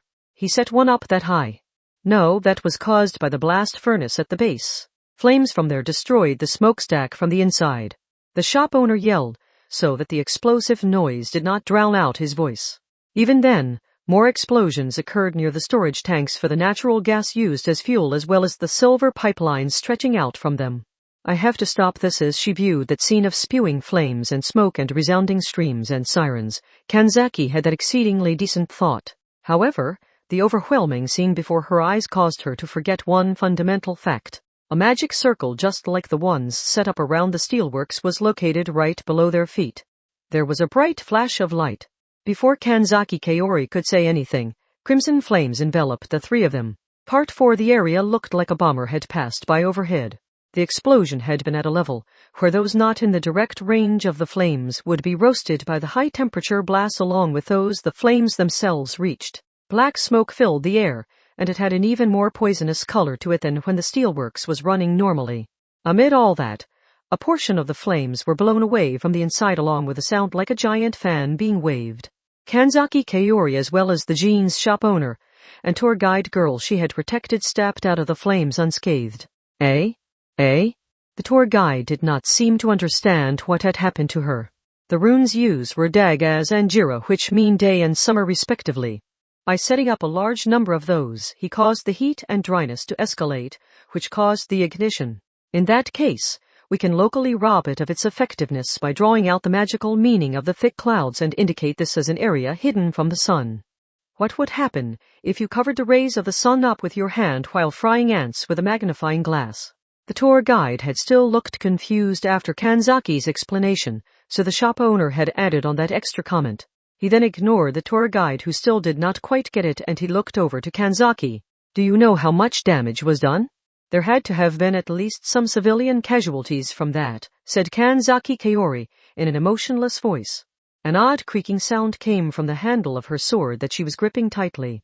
The responsibility clearly lies with the necessarious higher-ups who suggested this mission and us who followed their orders. We will take responsibility after this is all over. Nicely said. When you eliminated the rune's flames just now, you neutralized the other. Runes magically link to this one, right? That should have been enough to prevent anyone from being killed. We cannot be sure of that, and it is clear some had to have been injured. The shop owner felt Kanzaki wished she only had to fight magicians inside a set ring, but he made sure not to say so out loud. It was best not to provoke Kanzaki when she was like that. But what do we do now? It doesn't look like the first wave completely took out the blast furnaces, but all 15 will be taken out if a few more waves come. We can't remove the runes in time like this. No, there is still a way. Kanzaki shook her head. If we find the magician who is activating them and defeat him, there will be no more damage regardless of how many more runes he has set up. Is he even here? Surely he's activating them remotely. He'll have long since escaped to an area we can't reach where he can activate his magic safely. Not necessarily. Kanzaki pointed down at her feet. The rune the magician had set up had been there just a bit before, but it had completely disappeared. I saw some tricks to increase the explosive force, but I did not see anything that would extend the effective activation distance. The magician is most likely sending out the orders from somewhere within the 7-kilometer facility. But then he would get caught up in his own explosions. That's why he would be hiding within a safe area of the facility. Kanzaki glanced around.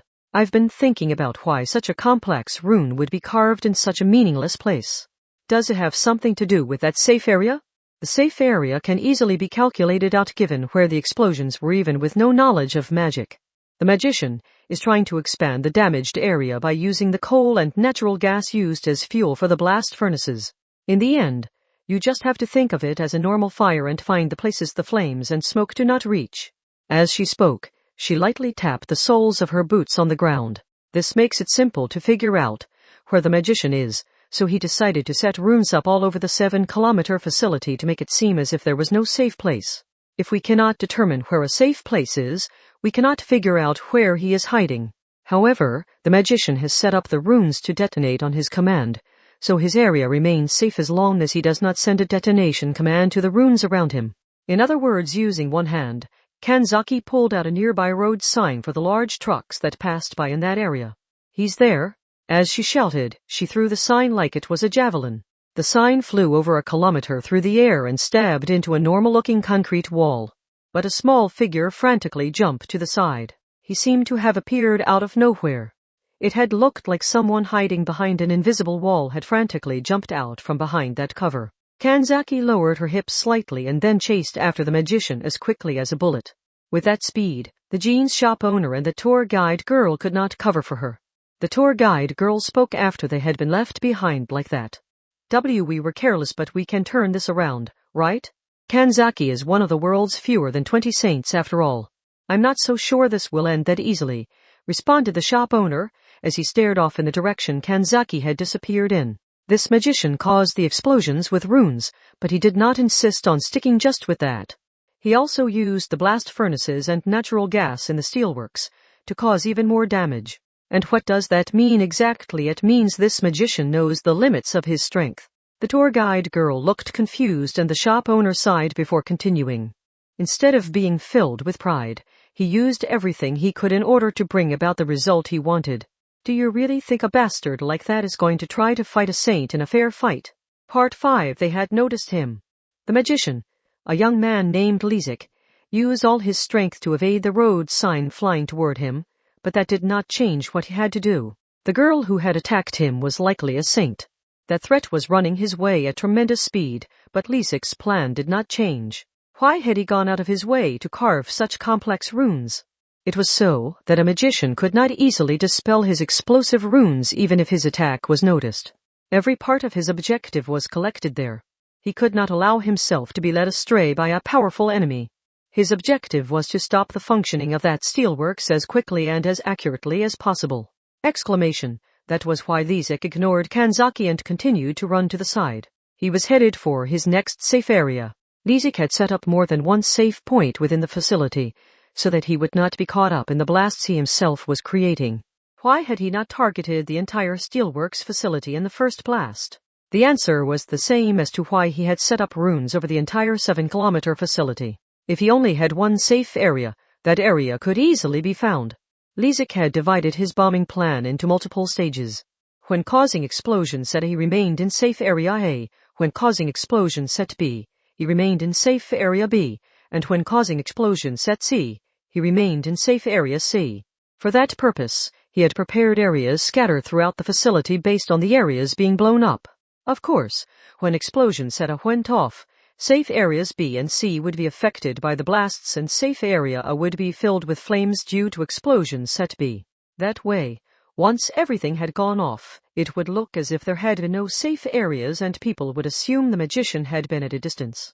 That was why he immediately headed for the next safe area. The instant he reached it, he would of course detonate the next set of runes to blow away the blast furnaces and related equipment. That safe area was right in front of him. Lessac ran, taking long strides. Just 3 more steps. 2 more. 1 more. Too slow. The instant Lessac detected that blurred voice, his body was already doubled over and flying to the side. After he had flown about 5 meters through the air, he finally heard the crash. It may have been a kick he had received. Despite having received the attack, Lessac had been unable to comprehend what exactly had happened to him. His body fell to the ground, bounced 2 or 3 times, and finally came to a stop. He heard an odd noise. "Seek off, what was that? Are these wires? I will only give you one warning, so listen carefully." Kanzaki stood over 10 meters away where Lessac had been just previously, and her hand was on the handle of her sword. "Cease your resistance and surrender. If you do not, I will sever your arms so you can no longer fight." Lessac glanced over at his arms that were half floating up in the air. "But you cannot turn this around," Kanzaki said as if to bring a stop to his thoughts. "You seem to have prepared those exceedingly detailed magic circles that use special runes in an amazingly short time, but I already know how they work. You cannot escape the wires of my nanison using that." "So you realized it?" "It was nothing more than a theory until I saw you." Kanzaki slowly lowered her center of gravity and looked at Lessac. He was wearing a long coat and both sides of the coat stuck out unnaturally. He seemed to have some kind of large object tucked into his belt. "Is that the power source for a laser grinder or amplification equipment? You hide a dismantled machine tool in your coat that allows you to carve out those complex patterns, according to a program, at the press of a button. Using that method, you can likely prepare one of those runes in less than 10 seconds. Basically, he was using the type of machine that automatically cut apart metal sheets in a factory. The exceedingly narrow arm could move more accurately than the print head of a copier and could complete that complex pattern in no time at all. That is a truly interesting method, but that laser technology is in violation of an agreement made between the magic side and the science side. As a member of Necessarius, this means I have all the more reason to capture you." Given its size, Lessac's machine likely did not have the same level of output as the ones that cut apart metal. All it could do was carve grooves a few millimeters deep. The rune circles carved in the ground were not given color by ink. The heat scorched them like a brand. "And do you really think I am going to give you even a few seconds of spare time? If you make any suspicious actions, I will immediately sever your arms." There was no hesitation in Kanzaki's voice. Unlike in the past, it seems they can now carry out surgery that reattaches the nerves of a severed arm. "I have no reason to hesitate." "Well, there are some parts of the nerve reattachment that need work." Kanzaki started to slowly and smoothly move her hand that held her sword. And then Lessac smiled slightly. "So you'll take care of me afterwards. How kind of you." As he spoke, his gaze moved from his own arm and back toward Kanzaki. "But I can tell you do not know how to kill someone." Immediately afterwards, both Lessac's arms were severed at the shoulder. "Wah!" Kanzaki was the one that cried out in surprise. She had warned him that she would sever his arms if he resisted, but she had not yet sent the final command to the wires. Lessac himself had done that. As proof, flames spewed from his shoulders due to some runes. "Now nothing is stopping me." Wait, this time, Kanzaki swung the wires with all her strength in an attempt to attack Lessac from all sides, but she did not make it in time. It was not an issue of her physical ability. Kanzaki's speed had been lowered on the mental side. Lessac's shoulders erupted even more forcefully. His body was launched straight up as if it was a rocket. He made more of a huge, sudden jump as if reverse bungee jumping than an elegant flight through the sky. Using his wings of fire, Lessac landed atop a rectangular building's roof. He grinned thinly and he did not seem to hold any regret, hatred, fear, or unease over having lost his arms. And then the magician Lessac detonated the second wave of runes. Despite the detail and complexity of the runes he used, they were not especially destructive. All that effort was focused on making dummy designs that prevented anyone from reading what he was going to do from the runes he had carved. The blast furnaces and smokestacks had not been blown away in a single explosion due to the intrinsic power of Lessac's magic. He was simply using the fuel that was already in the blast furnaces. Of course, there were control valves that made sure the proper fuel entered the furnaces in the proper amounts, but the shock of Lessac's explosions destroyed those control valves, causing a great amount of fuel to enter the furnaces all at once. That was what blew them away. The smokestacks were destroyed because they could not withstand the internal pressure caused by the blasts from the furnaces. Lessac did not care. As long as he could carry out his objective, the means did not matter. It did not matter if he was using the power of science. He just had to utterly blow away the center of that scientific facility and blow up all of the blast furnaces. But even though Lessac had sent out the detonation command, not a single flame or shockwave exploded out from the steelworks. What Lessac looked confused.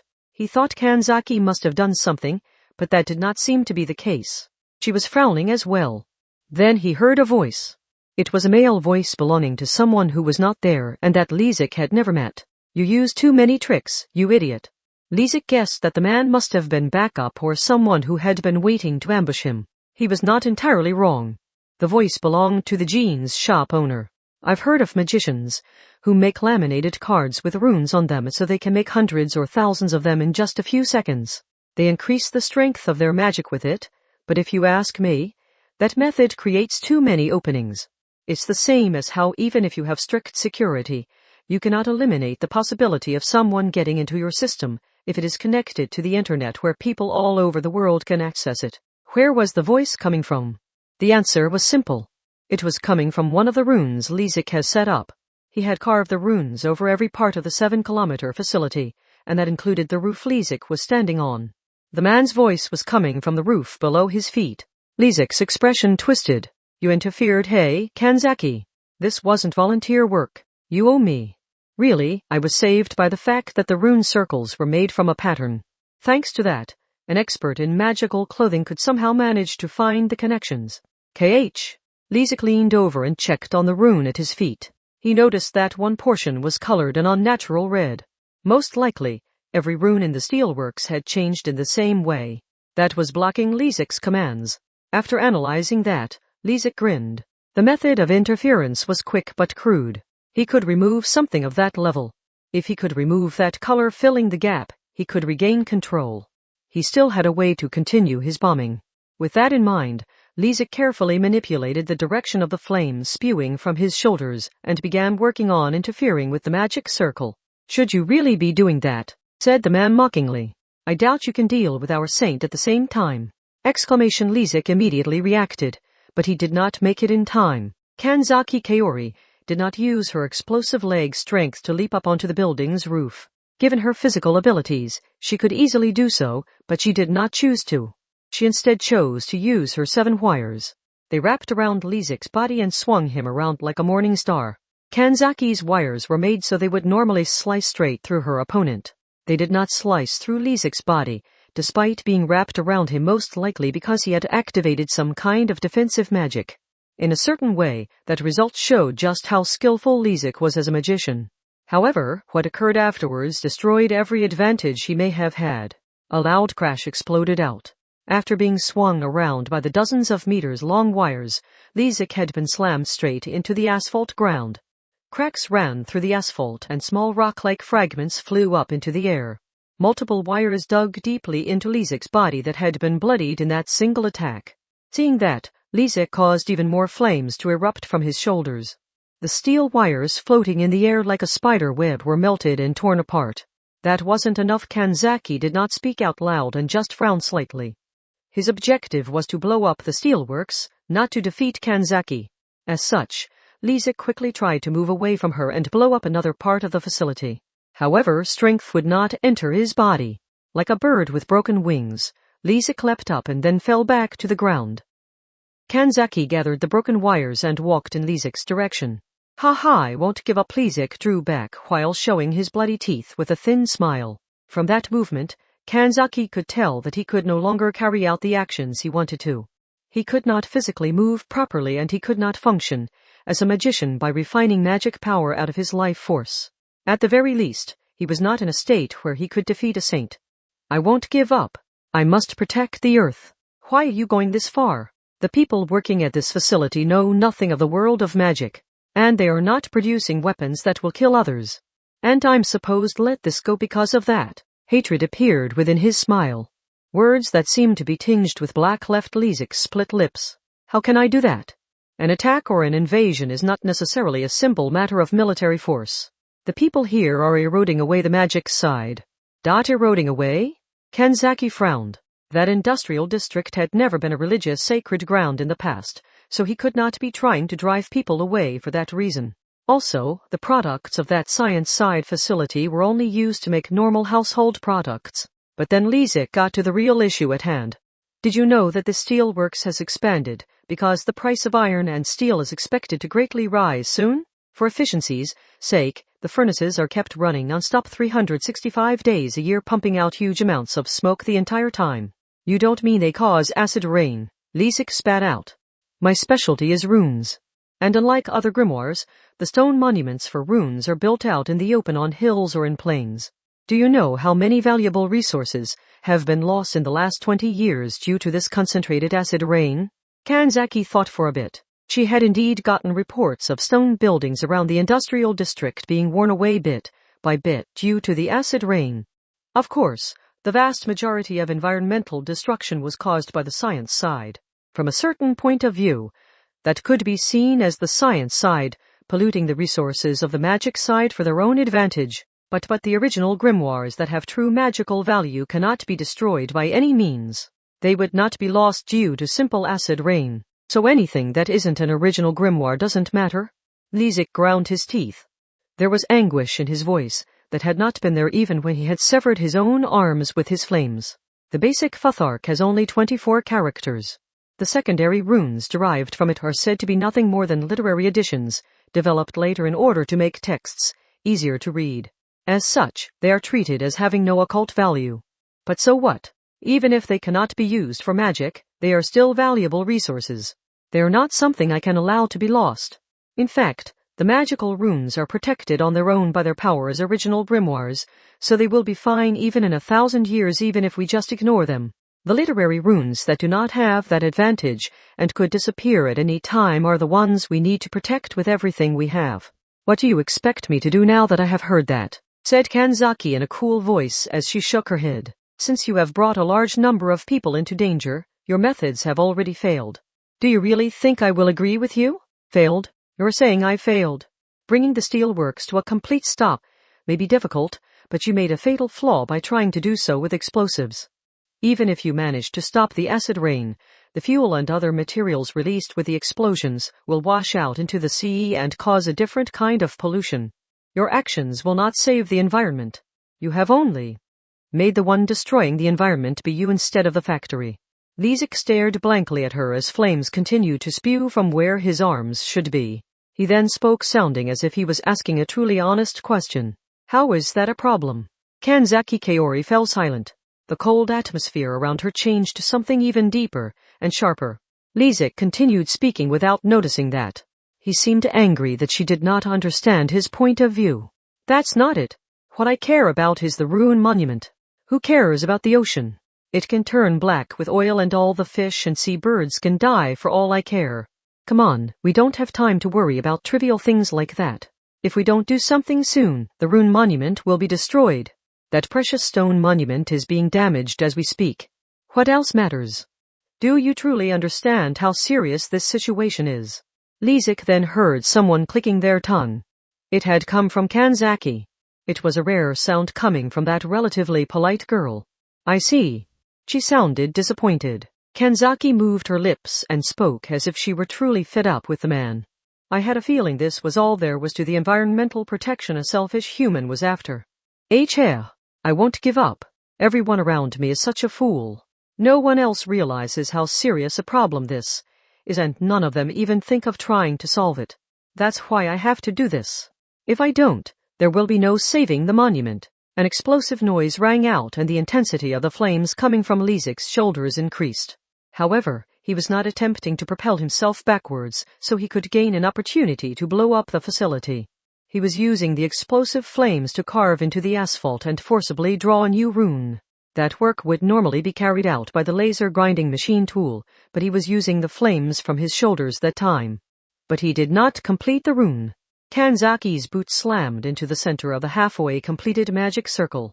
The leg strength of a saint shattered the asphalt and destroyed the unfinished circle. Then we will preserve the monument. She squeezed the handle of her sword with enough force to make a creaking sound as she headed further forward. Lessac had lost his last means of attack, so he tried to fall back, but he could not make it in time. Kanzaki spoke in an extremely cold voice to Lessac, who was looking at her with a stiffened expression. So it's time you quit this. Part 6. A dull noise reverberated through every corner of the 7-kilometer square steelworks facility. After having been blown away, Lessac lay completely still. The flames erupting from his shoulders stopped, and he slowly oozed blood. The jeans shop owner, who had stayed at a distance during the fight, looked at Lessac with an unpleasant look on his face. The tour guide girl covered her ears as if lightning had struck nearby. Is he okay? I think his ribs or maybe even his spine might be broken. I was not that careless. Having completed that annoying job, Kanzaki left restraining Lessac to the jeans shop owner and turned toward the tour guide girl. When Lessac comes to, question him lightly and find out where the rune monument is. If we donate it to a museum, it will not be lost to the acid rain. Okay, the tour guide looked as if she could not grasp what Kanzaki was trying to do. Her questioning eyes seemed to be asking if it was necessary to go along with his demand now that he had been defeated. Everyone's the same, aren't they? Said the shop owner after returning from stopping Lessac bleeding and restraining him. Kanzaki shook her head. Not necessarily. If you truly want to preserve the environment, you just have to kill every single human. But you won't choose that method. It all comes down to your own principles and point of view, so you're just the same as everyone else. We all need to just do what we can together. If we set our goal too high, we're just heading for failure. I know. Kanzaki looked up toward the heavens. As she stared up at the thick clouds, she spoke to no one in particular. God would be truly shocked if he heard these lukewarm slogans that only take into account what matters to humans. Chapter 4. This and That About Life. Alpha. Part 1. I will now explain the contents of the requested investigation. A strategic point in northern Scotland called Brick Wharf has been occupied by an enemy force. The enemy force is Alpha, a magical life form created by the magician who manages Brick Wharf. We have information that this Alpha possesses the intelligence and skills needed to use the facilities and equipment of Brick Wharf to create even more complex and high-level magical life forms and large-scale spiritual items. As such, we would like for you to suppress Alpha and take control of Brick Wharf before such trouble occurs. Also, Brick Wharf functions as the center of the northern British defense line that holds back foreign invaders. It is important that you resolve this problem before foreign forces learn of the situation and see it as an opportunity, but it is also possible Alpha is receiving support from such foreign forces. Carry out this mission with utmost caution. Diamond suit. And so they headed to Scotland. The United Kingdom was made up of the 4 cultures of England, Scotland, Wales, and Northern Ireland. Scotland was the northernmost land in the United Kingdom, and Brick Wharf was at the northernmost part of Scotland. It used that position to shoot down or sink any and all suspicious people who came to the island nation via sea or air, or it had until half a day prior. I thought we were finally back to England, and then this, complained the jeans shop owner. I thought I was finally going to get some work done. I thought I was going to get to complete at least some of my huge backlog of orders. What the hell happened? When am I going to be able to send jeans out to my customers? A vein bulged out on the shop owner's temple as he recalled the state of his business. And isn't an attack on a hijacked magical fortress just a job for a saint like Kanzaki?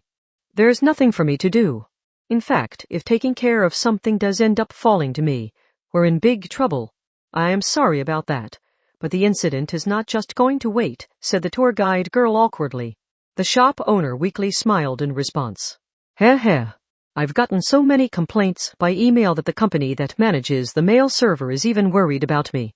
But don't worry. I'm glad to see that middle school Seton Chan's English has been getting better bit by bit. That makes it sound like her English is still not perfect. What level is she at? The shop owner answered her question by reading the latest email verbatim. Fuck your asshole. Who? That certainly does get across the fact that she's upset. At the side, Kanzaki silently listened to the tour guide girl's lamenting words. She had something that bothered her more than the business of the jeans shop. I can't believe the ultra-long-distance interception temple used to prevent invaders from the sea has been turned inland toward the UK, as Kanzaki said that she was hiding within a small thicket about 3 kilometers from Brick Wharf. The effective range of Brick Wharf's large-scale magic was over 200 kilometers, but she had managed to get that close without Alpha noticing by sneaking from cover to cover. In other words, if she got even 1 centimeter closer to Brick Wharf, she would be immediately spotted and blown away by a ridiculously huge invisible bombardment. As he hid within the same thicket, the jeans shop owner said, "So what exactly is Brick Wharf?" The tour guide girl responded to his simple question while hiding within the same thicket. Apparently, it was originally a facility from the time of the Industrial Revolution. Later, the unused remnants of the harbor were taken by the Anglican Church and remodeled into a magical facility. It seems no one but Alpha is currently inside, so there is no fear of getting anyone else wrapped up in this, as she would be immediately shot by interception magic the second she stepped out of that thicket. The tour guide girl was naturally pushing on Kanzaki and the shop owner's bodies. Being pushed on annoyed the shop owner. "Alpha, HM? I would like to ask about that, too. What is Alpha? Is it someone's name? I thought you were a tour guide. Aren't you supposed to know all about cultures, common knowledge, and fads from all over the world so you can use that knowledge to help the combat magicians to accurately blend in? Or is Scandinavia outside of your area of expertise? If you mock me, I'll push you out of this thicket. I know what an alpha is, but that can't be what you mean, right? An alpha is a girl with white skin, blonde hair, and long ears. You might be more familiar with the term elf," responded a sickly-looking young man with pale skin. He was the manager of Brick Wharf who had been kicked out by the alpha in question. Of course, he was a magician. His name seemed to be Slapar. "Isn't this thicket a little small to hide 4 people?" said the shop owner, sounding annoyed. "But do Alfar actually exist? Wasn't there a report saying the similar Dvergr, or dwarves, were just a different race that had techniques of manufacturing metals that the Norse cultures did not have? That was by Richard Brave, right? Isn't he a stubborn magician colleague of yours?" "To be honest, I did not create her on the basis of any firm theory. I found a fossil that held a legend that was at least similar. I extracted the information from there and used a giant laboratory flask to create her, so I do not know whether she is an alpha or something else that is just similar to an alpha. I do, however, know that she is not human. There are various legends about the alpha, but I adjusted them to something like a contrast to the Dvergr. Due to that, she dislikes metal and underground areas. You certainly do take your time to explain things. And there's not enough room here. I can't take it any longer. My ass is gonna stick out. Kanzaki, you move over that way a bit more. If you don't, I'll just embrace you here. If you do that, I'll slap you so hard you'll land in Brick Wharf. No, I'm seriously at my limit with this pose. If I can't do that, I'm gonna end up with my head between the tour guide's legs. Jaya. If you do that, I'll kick you in the balls." Due to those terrible objections, the shop owner was unable to move. The next thing he knew, Sapar was gently spreading his arms. He seemed to be welcoming the shop owner, but the shop owner shook his head. "Kanzaki, I don't care if you slap me, can I please embrace you? Do not say things like that with such a mild smile. Right now, we need to continue with the questioning." "What do you want to know?" asked Slapar as he hid in the thicket with the others. Kanzaki pointed toward the distant Brick Wharf. "What happened there and what is Alpha trying to do there?" Part 2 in modern magic. Breathing techniques and mental focus techniques were used to convert the magic user's life force into magic power, which could be used to perform various spells. Surprisingly, the very magicians that did that had no clear answer as to what the soul was. There were a few prominent theories, but there was little proof for them. It could be thought of as similar to proving a truly difficult math equation. And even without understanding the mechanism of the soul, methods could be used to duplicate or mass-produce it. For example, scientists performing experiments in human cloning could duplicate the genetic information without understanding what a soul was. For example, a doctor performing an organ transplant could provide a dying patient with vitality and add dozens of years to his life without knowing what a soul was. Magicians, too, could create the physical body that acted as the container for the soul without understanding its workings. That was known as a magical life form. They were not life forms in the same way as masses of some kind of energy that existed in a different phase space, such as angels and demons. Magical life forms were either subspecies created by a magician applying some kind of process to organic material, or occasionally a brand new species created from only inorganic material. There was a seemingly unending variety of forms they could take. The only material going into the creation of the aforementioned Alpha was a fossil, but she would not contain the same soul as the creature that had been fossilized. Yeah, I know the whole genre of creating magical life forms isn't too popular anymore, Slopar said with a laugh. After all, there are just too many problems with it. The creation cost for just one is much too high and the lifespan is unstable, so it isn't unusual for one to die just after you create it.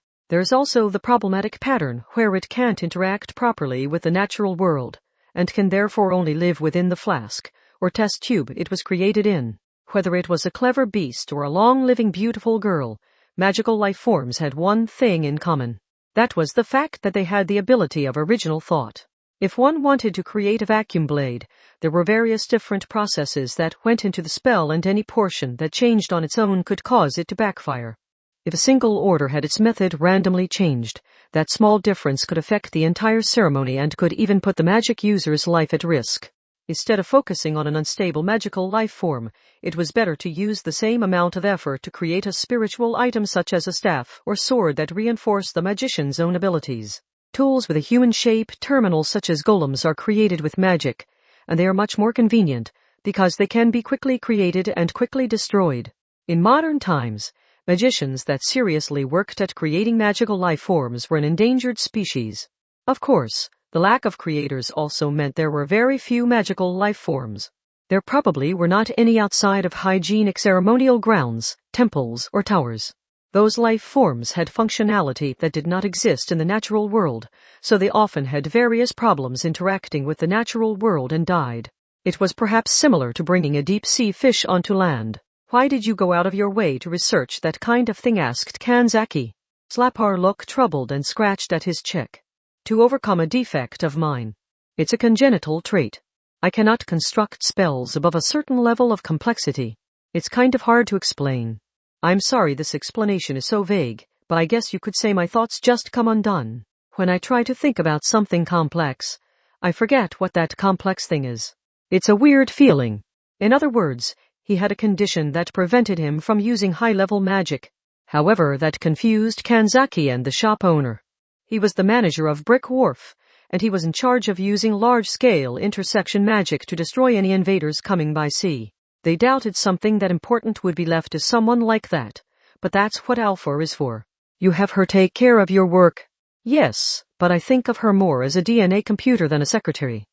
By preparing a device to leave the complex and troublesome calculations to, I can carry out the higher-level work I wouldn't be able to do on my own. So yeah, my field of research ended up being useful after all. So this calculation device you're so proud of betrayed you? Asked the shop owner in shock. If Slapar and Alpha came into conflict, Slapar would have no chance because he could not use high-level magic. It was the same as how the developer of a supercomputer would know everything about the computer, but would not be able to defeat the computer in a simple calculation competition. The tour guide girl raised her hand for some reason and then spoke. So why did Alpha get so mad at you? I don't know, said Slapar with a shrug. I thought I had supplied her with the bare minimum of safeties needed for a life form, but she may have gained a mentality that made her want something more. The only way to find out about that would be to ask Alpha herself. His words were calm but slightly cold. From them, Kanzaki was able to imagine what the magician's stance was. After all, she isn't even human. It's possible the desires that drive her actions are something unfathomable to us humans. Part 3. Kanzaki rechecked the distance and route to Brick Wharf, which lay beyond the thicket. The spiritual items and other equipment used to create Alpha are still within Brick Wharf, and Alpha has the intelligence needed to use them. That means we need to put an end to this before a magical life form even more dangerous than Alpha is created. I see. Are you saying you would personally rather avoid creating and killing a life form for such a selfish reason? Kanzaki looked displeased. Then Slapar cut in. Oh right. One more thing. It may be bad to just kill Alpha. Currently, Alpha is magically linked with the core of Brick Wharf in order to bring the facility's interception system under her control. It's possible she has put together some kind of danger. For example, she could have said it so the magical constructions within Brick Wharf will be destroyed and made unusable when her own life functions stop, Slapar said in the same tone as someone giving a pointer on how to cook. If you truly want to regain control of Brick Wharf as a strategic point in the northern defense line, you should do so without killing Alpha. Once she has been incapacitated, allow me to check her over. As her creator, I will be able to immediately tell if she has applied any magical tricks to her physical body. As an invader, that was an unfortunate requirement, but Kanzaki was actually relieved. She may have been glad to have a logical reason to not have to kill. Damn soft-hearted girl, the shop owner muttered under his breath before asking Kanzaki a question. But how are you going to get close? Brick Warp's large-scale interception spell is intended to be pointed out toward the sea or the sky where there are no obstructions, so we managed to get this close by traveling from cover to cover. However, if you get any closer, it'll be able to detect you even behind cover and just blow you and the cover away. And we're still 3,000 meters away. Even with your saintly legs, you might get hit before reaching Brick Wharf. Brick Wharf's system is a spell disturbance type, right? Is it? So it sends the magician's own magic out of control to cause damage from the inside? Well, I guess that would be the fastest way to take out a magician traveling by sea or air. Yes.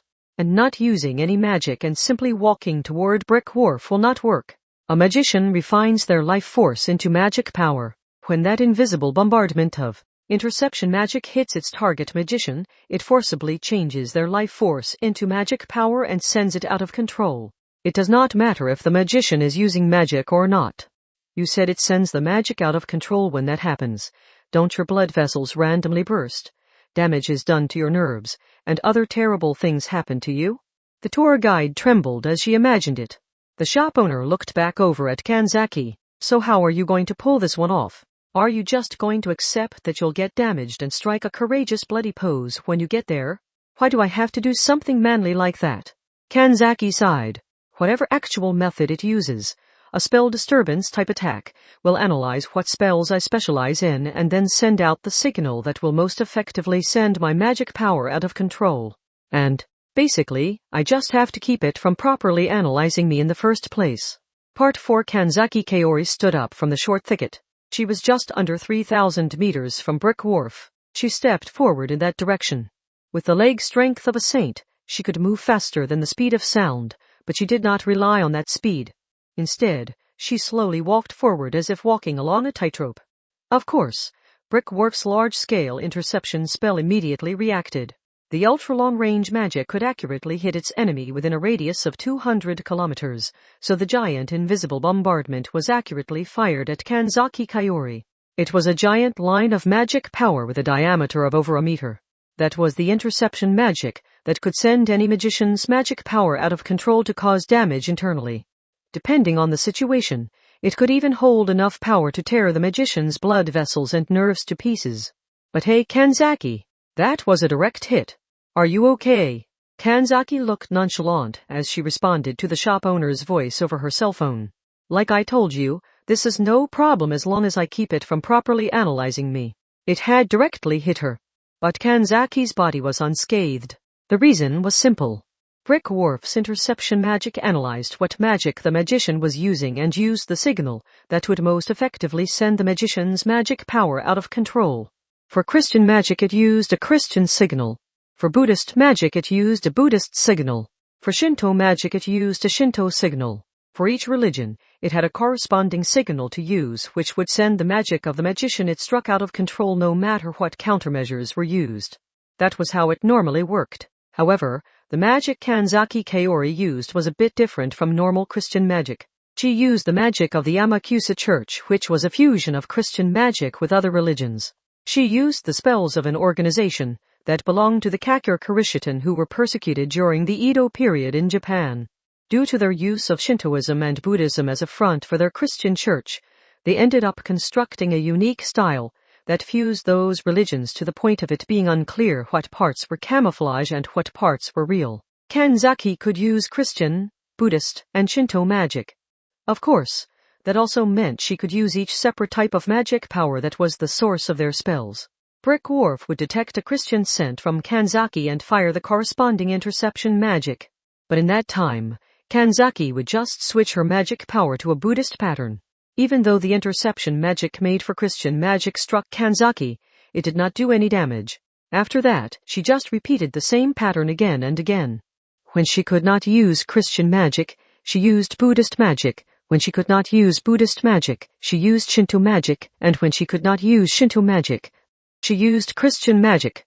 By continually changing the pattern of her magic power, Kanzaki managed to neutralize the effects of Brick Wharf's attacks.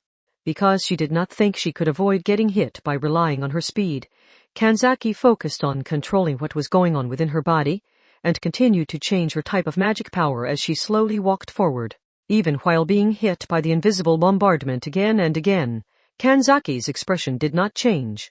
The ineffectual attacks became a spray of magical power that scattered about around her. After walking 3,000 meters, Kanzaki reached Brick Wharf. As its name suggested, Brick Wharf was a harbor with many buildings made of red bricks. The facility looked to be about 400 meters square. Large storage facilities and waiting areas for passengers lined the facility, but none of the large cranes and containers common in modern harbors were present. Those facilities have not been used in a long time. It looks almost as if time has stopped. The buildings looked more like preserved cultural assets than old abandoned buildings. Someone had likely been maintaining them rather than just leaving them be. In fact, the entire facility seemed cleaner than one that was currently being used would be. Once Kanzaki entered the facility, the bombardment from Brick Wharf stopped. It may have had an automatic shut-off to prevent friendly fire, or its user may have decided it was ineffective and was switching over to some other strategy. Kanzaki brought her cell phone to her ear. I have made it inside. If I can destroy Brick Wharf's interception equipment, you all can safely approach as well.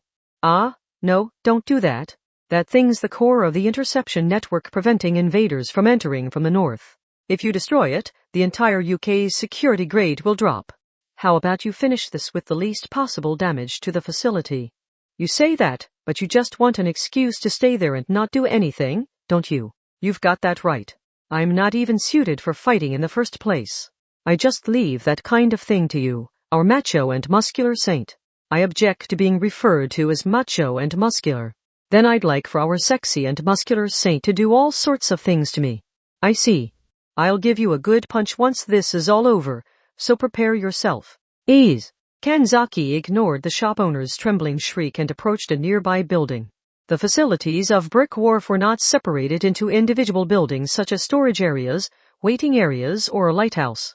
Instead, all of the facilities were connected in one continuous brick structure. That fusion of multiple buildings made it look like a giant castle or a chaotically expanded downtown. The door Kanzaki approached seemed to belong to a temporary lodging area for the crew of ships. The metal door was unlocked, but a single charm was placed connecting the door to the wall. It was made so opening the door would rip the charm. That certainly is blatant. Kanzaki sighed. That probably means it's a fake. She checked around the door and found a small symbol drawn in marker on the back of the protruding portion of the doorknob. The symbol itself held no meaning, but when the knob was turned, it would match up with a different symbol on the center column of the knob, creating a rune. Kanzaki pulled a marker of the same color out of her pocket. Just because she had found a trap was no reason to destroy it. Her opponent would detect that just like how gray static would inform security guards of a destroyed security camera. Instead of destroying the rune trap, Kanzaki added an extra rune with her marker in order to prevent it from functioning properly. Even if she turned the knob, the alarm would not sound, but it would continue to send out the signal saying it was functioning properly. That should do it. After finishing her modification of the rune, Kanzaki turned the doorknob and entered. The inside was quite spacious. Perhaps because it had been built with a focus on the practical, the interior was made of rather cheap-looking stone. Something like a reception counter was located at the front and a map of the facility was displayed on the wall. It was basically being used as it was during the Industrial Revolution, but some portions had clearly been remodeled. For example, it had electric lights and the map directly labeled things, such as the Interception Magic Control Room and Magical Life Form Modification Room. I guess they saw no reason to hide anything since the facility has been made so normal people cannot get in. However, Kanzaki was not about to trust those labels. In order to check where each and every room was, she looked left and right down the hallway stretching from the counter. Kanzaki grabbed her cell phone. How well can Alpha adapt to her environment? Does she have the immunity needed to live on her own if she left the facility? I've never tried it, so I don't know. There was never any real reason to take her outside, readily replied Slapar. Kanzaki frowned. Do you really not understand her thought patterns? Didn't you create her? Well, Slapar said, trailing off. He may have been simulating it within his own head. Imagine a kitten that had never left the house ever since it was born. What do you think it would do if you opened up the front door before its eyes? Would its wild instincts make it curious, or would its domesticated reason and experience make it afraid? You can't make a general answer to that, can you? All you can say is that it depends on the individual kitten. We're talking about a life form that has a will and mind of its own. It is not so easily analyzed. You certainly didn't see it coming when Alpha betrayed you, pointed out the jeans shop owner. Slapar gave no real response to that comment. He just continued speaking in the same tone of voice. However, I'm sure Alpha will protect that place with her life. Is that because this is her birthplace? The reason isn't so emotional. Simply put, Brick Wharf is the greatest collection of usable power for Alpha. Leaving will not gain her anything. She will do everything she can to defend that facility unless she truly intends to die. Slapar said, and continues speaking as casually as if he was making an additional order at a restaurant. As I said before, it is possible Alpha is magically linked to Brick Wharf's interception device so that the system will be destroyed as she dies. Defeat Alpha without killing her, and then let me check her over. Why had Alpha taken over Brick Wharf in the first place? She had to have had a reason to drive Slapar from Brick Wharf and take over the facility. Kanzaki had to look into what that reason was and possibly put a stop to it depending on what it was. Just as she was thinking that, "Who are you?" said a voice. It sounded like the voice of a girl in her early teens. Kanzaki frantically spun around. The voice had come from down the long passageway that was wrapped in darkness. However, Kanzaki was confused. Her eyesight was 8.0 in both eyes, and she had a certain level of night vision ability. She was looking deep into the passageway, and yet she could see no sign of the person who should have been standing there. She then heard the question once more. "Who are you?" Kanzaki narrowed her eyes once more. She could see something like threads laid out through the darkness. Unlike the steel wires Kanzaki used in battle, these threads were very thin and made of something like silk. Is that supposed to be a tarn cap? Originally, it would have been a large cloak. The wearer's strength would be enhanced, and their body would be made invisible. The person who had spoken must have analyzed and reconstructed its workings to turn it into a spiritual item in the form of narrow threads.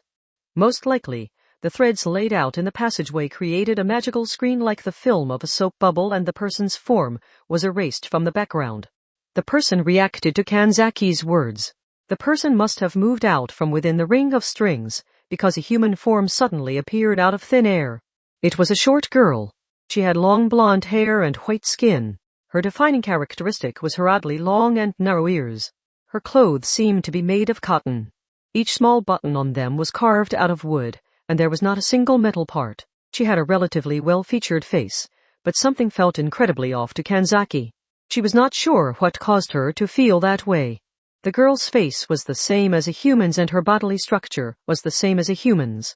She had 2 arms and 2 legs and 5 fingers or toes at the end of each. All of those things were completely normal, but they somehow seemed incredibly unnatural. Kanzaki spoke the impression that came to her mind. Alpha Kanzaki was a little shocked that the person who had taken over Brick Wharf was a small girl, but she was not human. That girl was an existence created by Slapar. Her apparent age meant nothing. "Who are you?" repeated the short blonde girl once more without denying Kanzaki's identification of her. "Not many people would be able to enter this place." "I am from Necessarius." Alpha took a step back. "I assume you are here to return Brick Wharf's defenses to normal, but I urge you not to. If you approach any further, great misfortune will befall you." Her words did not appear to have any hostility behind them. However, that very lack of hostility made Kanzaki raise her guard further. Is this just how she is, or did Slapar set her to be like this? She seems to be able to speak like a human, but does she just have no hostility, or can I not detect it because the process through which she feels emotions is too different from a human's? If this can be resolved through discussion, I have no need to draw my sword. Words are not enough. I doubt you would be able to envision it properly. Alpha silently narrowed her eyes. "Leave." That made Kanzaki even more uneasy because she could not grasp the girl's emotions. "I have taken control of this facility. There is nowhere for that man to return to, and I do not intend to invite in anyone else. Anyone who tries to get in my way will have great misfortune befall them." "Do you really think telling me that will be enough to make me leave? This is our facility. Brick Wharf's interception magic is directly connected to the strength of the country's security. If we do not regain control of the facility, dangerous elements will be invited in from other countries. I must prevent that from happening. So you will come despite knowing it will bring you misfortune? Sorry, but I have much more confidence than I would like when it comes to my good luck. I see.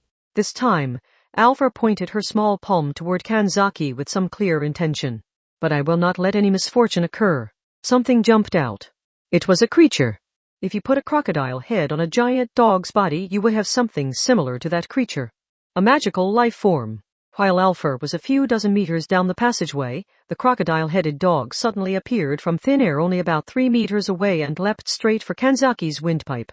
That affected her timing, which brought the level of danger up by quite a bit. A connection with the tarn cap. Alpha had used the spiritual item that eliminated a specific object from sight in order to hide the crocodile-headed dog. A normal person would have had their throat ripped out in that one attack.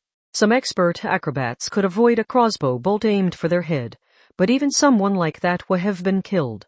This was because the crocodile-headed dog was a ferocious life form. It did not head solely in a straight line like a crossbow bolt. It moved at high speed and made minor adjustments to match the movements of its target. A surprise attack, speed, and adjustments. With those 3 elements together, it would have been odd if Kanzaki did not have her throat ripped out. However, Kanzaki Kaori was a saint who could fight at speeds greater than the speed of sound. With a roar, wind blew about. Kanzaki did not evade. She had rationally decided to attack and bring down the creature instead. And a life form. Kanzaki's hand reaching for her sword hesitated, and she had enough time to change to an attack using the scabbard. A dry sound rang out. She had swung the long scabbard and slammed it horizontally into the crocodile-headed dog's mouth. It acted similarly to the bit held in the mouth of a racehorse. The crocodile-headed dog instinctually closed its mouth on the scabbard, and Kanzaki swung it upward. She swung the scabbard in a half-circle. The scabbard forcefully flew to the floor, slamming the crocodile-headed dog's back into the floor. The action was similar to a judo throw. A great sound that was mostly a shockwave exploded out, and strength left the crocodile-headed dog.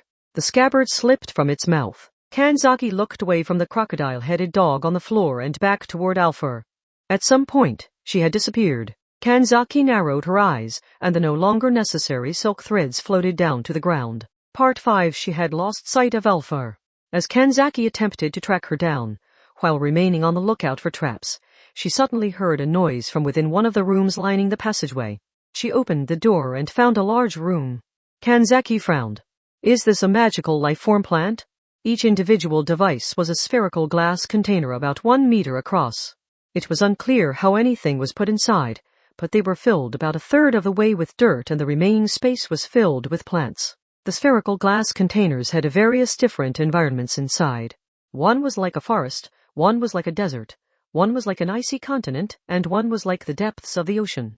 As Kanzaki looked over at the 20 or 30 glass spheres, Slapper spoke over her cell phone. The devices there are set to emulate the natural environment you want the life form to be born in. You artificially create a few unclassified phenomena you think will create the life form in the design you wish for. So it starts with amino acids. You could do that, but then you'd have to wait billions of years before your magical life form was complete. I see, Kanzaki muttered. She then tapped on a nearby glass container with the back of her hand. So the 3-headed cat and the deep-sea poisonous snake in these containers are part of your collection. Kanzaki could tell that her tone of voice was naturally stiffening.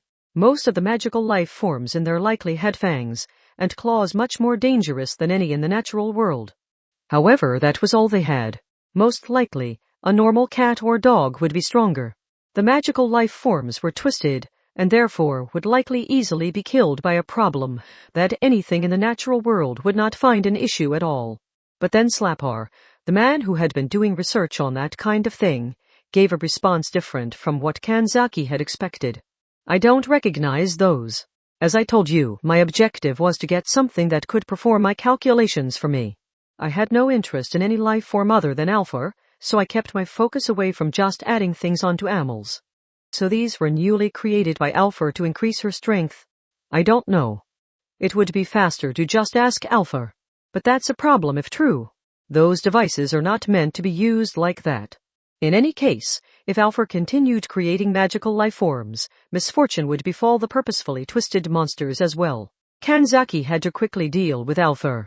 Kanzaki left the magical life form plant, returned to the passageway, and readjusted her grip on the cell phone. Alpha saw me and chose to quickly flee. It is possible she has left Brick Wharf, but what would fleeing get her? Responded the jeans shop owner. Alpha's current main weapons are Brick Wharf's interception magic and the magical life forms. If she loses those, she'll be defenseless. If she was truly going to flee, wouldn't she at least have increased her strength first by taking those magical life forms you saw with her? So that means if she hasn't made preparations to skip town, maybe she's hiding somewhere in Brick Wharf waiting to get in a surprise attack. The shop owner's voice then lowered in tone. But this really is an oddly structured incident. We don't even know why Alpha drove her own creator out and holed up inside. The problem of the level of national security dropping due to Brick Wharf being occupied only affects us. I can't see why Alpha would want to do this. It's possible Alpha wasn't able to calmly come up with a plan, suggested Kanzaki. Why not? Well, Kanzaki trailed off for a second. I don't want to think this, but she might have driven Slapper out after receiving inhuman treatment from him. I don't know. Kanzaki had felt a little guilty for even suggesting it, but the shop owner sounded skeptical. If he was planning to do that kind of thing to Alpha when he created her, don't you think he would have added in a little insurance when he was creating her? He would just have to set her mentality so she was unable to feel hatred toward her master. I suppose, but the reason we can't tell what the enemy is after might be because the enemy is Alpha. Her reasons may be something we just can't understand as humans. What?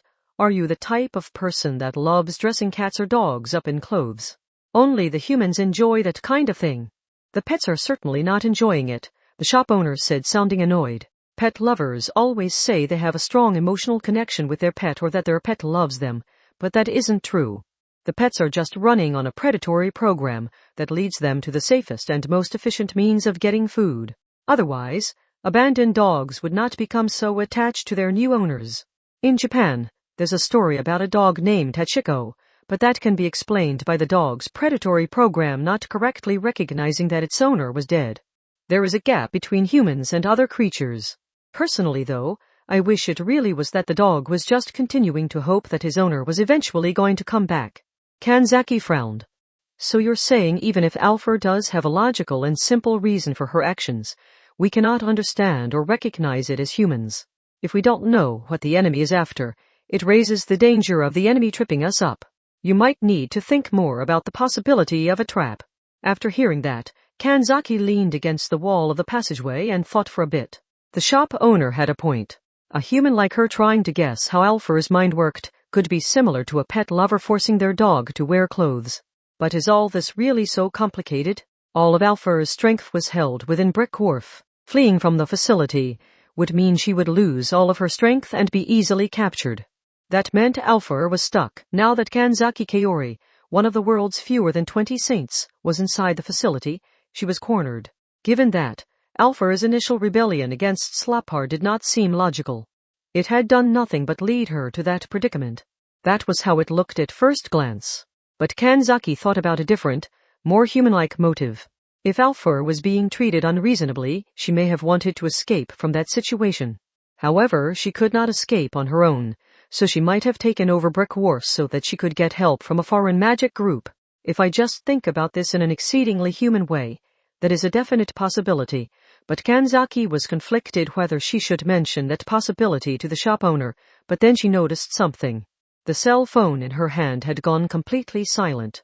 It was not just an issue with the electromagnetic signal. She had not actually been using the cell phone to speak to the others. A sticker-shaped charm stuck to the back of the phone had transmitted the voices using small vibrations.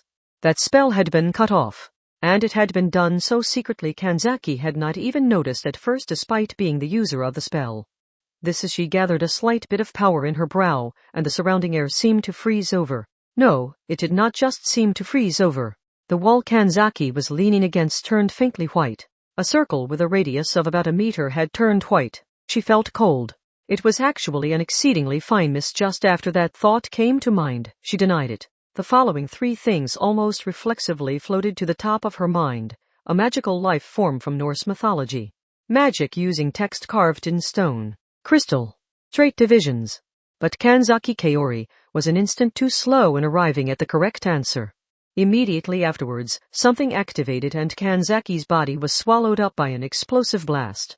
Part 6. While hiding in the thicket at distance from Brick Wharf, the jean shop owner lightly shook his cell phone. It cut out. He frowned and thought of two possibilities. The first was that someone had destroyed the spell Kanzaki had constructed. The second was that Brick Wharf's defensive walls had been strengthened, obstructing the signal from inside. Either way, something was wrong. The shop owner stuck just his head out of the thicket and looked toward Brick Wharf. It was about 3,000 meters away. The tour guide girl then seemed to notice that the shop owner was acting oddly. Wait, what are you doing? If you stick out any further, Brick Wharf's interception magic will fire on you. It looks like this situation has gotten to be a real pain in the ass, so I'll be heading to Brick Wharf. You definitely can't do that. You can't avoid it like Kanzaki, right? How many times do you think you'll get hit before you make it 3,000 meters? Wait. Why did you just steal my report? The shop owner ignored the frantic tour guide and started flipping through some parchments.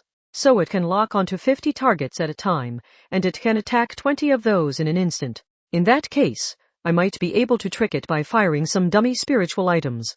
How many man-eagle shirts do I have with me? While muttering to himself, the shop owner rummaged through his bag. He pulled out a strange shirt with flint covering the lining, and then noticed someone's presence. Slapor, the magician who had created Alfor, was staring at him. The man may have wanted to help, but the shop owner was not going to take him up on the offer if so. He relied on Alfor, because he could not use combat magic, and then Alfor had betrayed him. It may not have been fair, but the shop owner could not get rid of his poor impression of the man. He then heard a whistling noise. It sounded like a cold winter wind entering through a gap in a poorly built door. The shop owner realized it was coming from Slapar's mouth, and that breathing technique. Why are you refining your life force into magic power? When I heard a saint was coming, I thought this would all be resolved much more easily. The shop owner tried to bring up his guard, but it was too late. Slapar held out his palm and a strange white mist covered his fingertips. It looks like this situation has gotten to be a real pain in the ass, so I think I'll be heading to Brick Wharf. And the thing I ordered from an unrelated normal person seems to have finally arrived. A large object was approaching Slapar as he grinned. It was a tanker truck. Part 7. The passageway within Brick Wharf was covered in crimson flames. Even the places the flames did not reach directly were assaulted by a thick wall of heat. A blonde girl with oddly long ears stood completely still amid that air that would destroy one's organs just by breathing it in. She was Alfor. I do not care where you go or what you do, the small girl said, ignoring the hot blast. The reason she did not even think of the possibility of taking damage may have been because she was constructed differently from a normal living creature. But it was a mistake to come into contact with those within the second factory. You would have been better off if you had realized that I can feel wrath just like humans. Black smoke struck the stone ceiling and slowly spread out. Alfred looked around the area and gave a small command under her breath. The sound of a ventilation fan blowing suddenly became audible and the harmful smoke was quickly sucked away. HMPH. In order to check on the body, Alfred started to get rid of the magical flames she had created, but her slender fingertips suddenly froze. With a roar, the sea of flames that had taken over the area were blown out in an instant. Kanzaki Kaori stood there just as she had before the surprise attack. Not even a single one of her hairs was singed. However, multiple wires were strung up around her. Similar to a string figure, the crossing lines of the wires created a three-dimensional magic circle which had prevented the flames and heat from entering. So that was rune magic. Alfred looked surprised and Kanzaki pointed toward the wall next to her, with the wires still spread out. A large number of water drops were on the wall. That was the area that had been covered in white frozen mist before. Just like other crystals, ice crystals have a lot of straight-line divisions. Snow is also crystallized water, and I have heard that it can have so many different designs because of the effects of dust in the air. The two of them faced off at a distance of about 30 meters. Alpha remained silent and Kanzaki continued speaking. By scattering the fine particles making up the dust and spraying super-cold water over it, you can briefly create ice crystals in the shape you want. Runes would be the most compatible with that, as they can be constructed with only straight lines. If all you need are straight lines, you can create it with just ice crystals. In rune magic, the type of rune changed the type of magic being fired. That also meant one's enemy could figure out what magic was coming next if they could read the runes. By creating the runes out of microscopic ice crystals, there was no danger of them being read with the naked eye without some kind of special measures being taken beforehand. Also, that method allowed many runes to be scattered at once, which increased the power of the attack. That method was killing 2 birds with 1 stone. Kanzaki had quickly noticed something was wrong due to the environment and the season, but that method could be set up like a landmine if used outside during the winter. But, using ice as a material is a double-edged sword, Kanzaki said with her voice as sharp as ice. Rune magic loses its effectiveness once the runes have been destroyed. If they are deeply carved into wood or stone, that's one thing, but fragile and short-lived ice is easily destroyed. For example, your carefully calculated runes can be melted into mere water droplets by pressing your palm against them. You actually used friction, didn't you? Snow and mist will strike something, melt, and then bind together in a different form. You used your wires to create a large amount of frictional heat, and melted the surface so my precise runes would reform into a different design. It was mostly random. It was not enough to completely eliminate the flames. On a real battlefield, good luck did not mean anything on its own. However, when it was supported by great strength, good luck could be nightmarishly effective when used as the final push. Alpha frowned at Kanzaki's strength that was so deeply carved with her awareness of her own uncertain good luck. The small girl then tried to fall back. Kanzaki pursued her. She pursued her with words rather than a simple blade. Are you that upset that I saw those magical life forms because you created them? Alpha froze. Kanzaki unhesitatingly continued speaking. Even though they were created in a twisted manner, do you love them as your own children? Or do you feel guilty that you created them solely to supplement your own strength? Can you answer me that? The air around Alpha seemed to burn. This time, she had not caused some magical change to occur. Alpha's emotions were simply so strong that they gave that illusion. I did not create them, Alpha said while barely moving her lips. The plants and animals around me merely became twisted on their own. What? Kanzaki frowned and Alpha raised her slender, white hand. Her completely normal hand. However, it was different from a normal life form due to what it was made from. The workings of the bodies of all plants and animals in this world changed to match their environment. Some changed to protect themselves from a natural enemy. Some changed to more efficiently capture their prey. Some changed to resist the heat or the cold. Some changed to resist tremendous water pressure or to breathe sulfur in a place with no oxygen.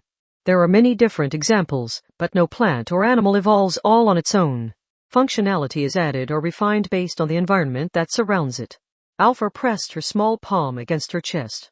So what if an environment that does not exist on the earth was to come into contact with these plants and animals? Kanzaki thought her breathing would stop. She understood what Alpha was trying to say. The path of evolution greatly changes. In response to me, an environment that does not exist on the earth, the forms of completely normal plants and animals become rapidly twisted. Insects see me as a natural enemy and try to defend themselves, and plants determine that I might be able to take their seeds far away. The intention and method are different in each case, but it is clear that the design of plants and animals changes just from my being near them. Then Kanzaki swallowed. Even a veteran warrior like her could tell that her throat was going dry due to tension.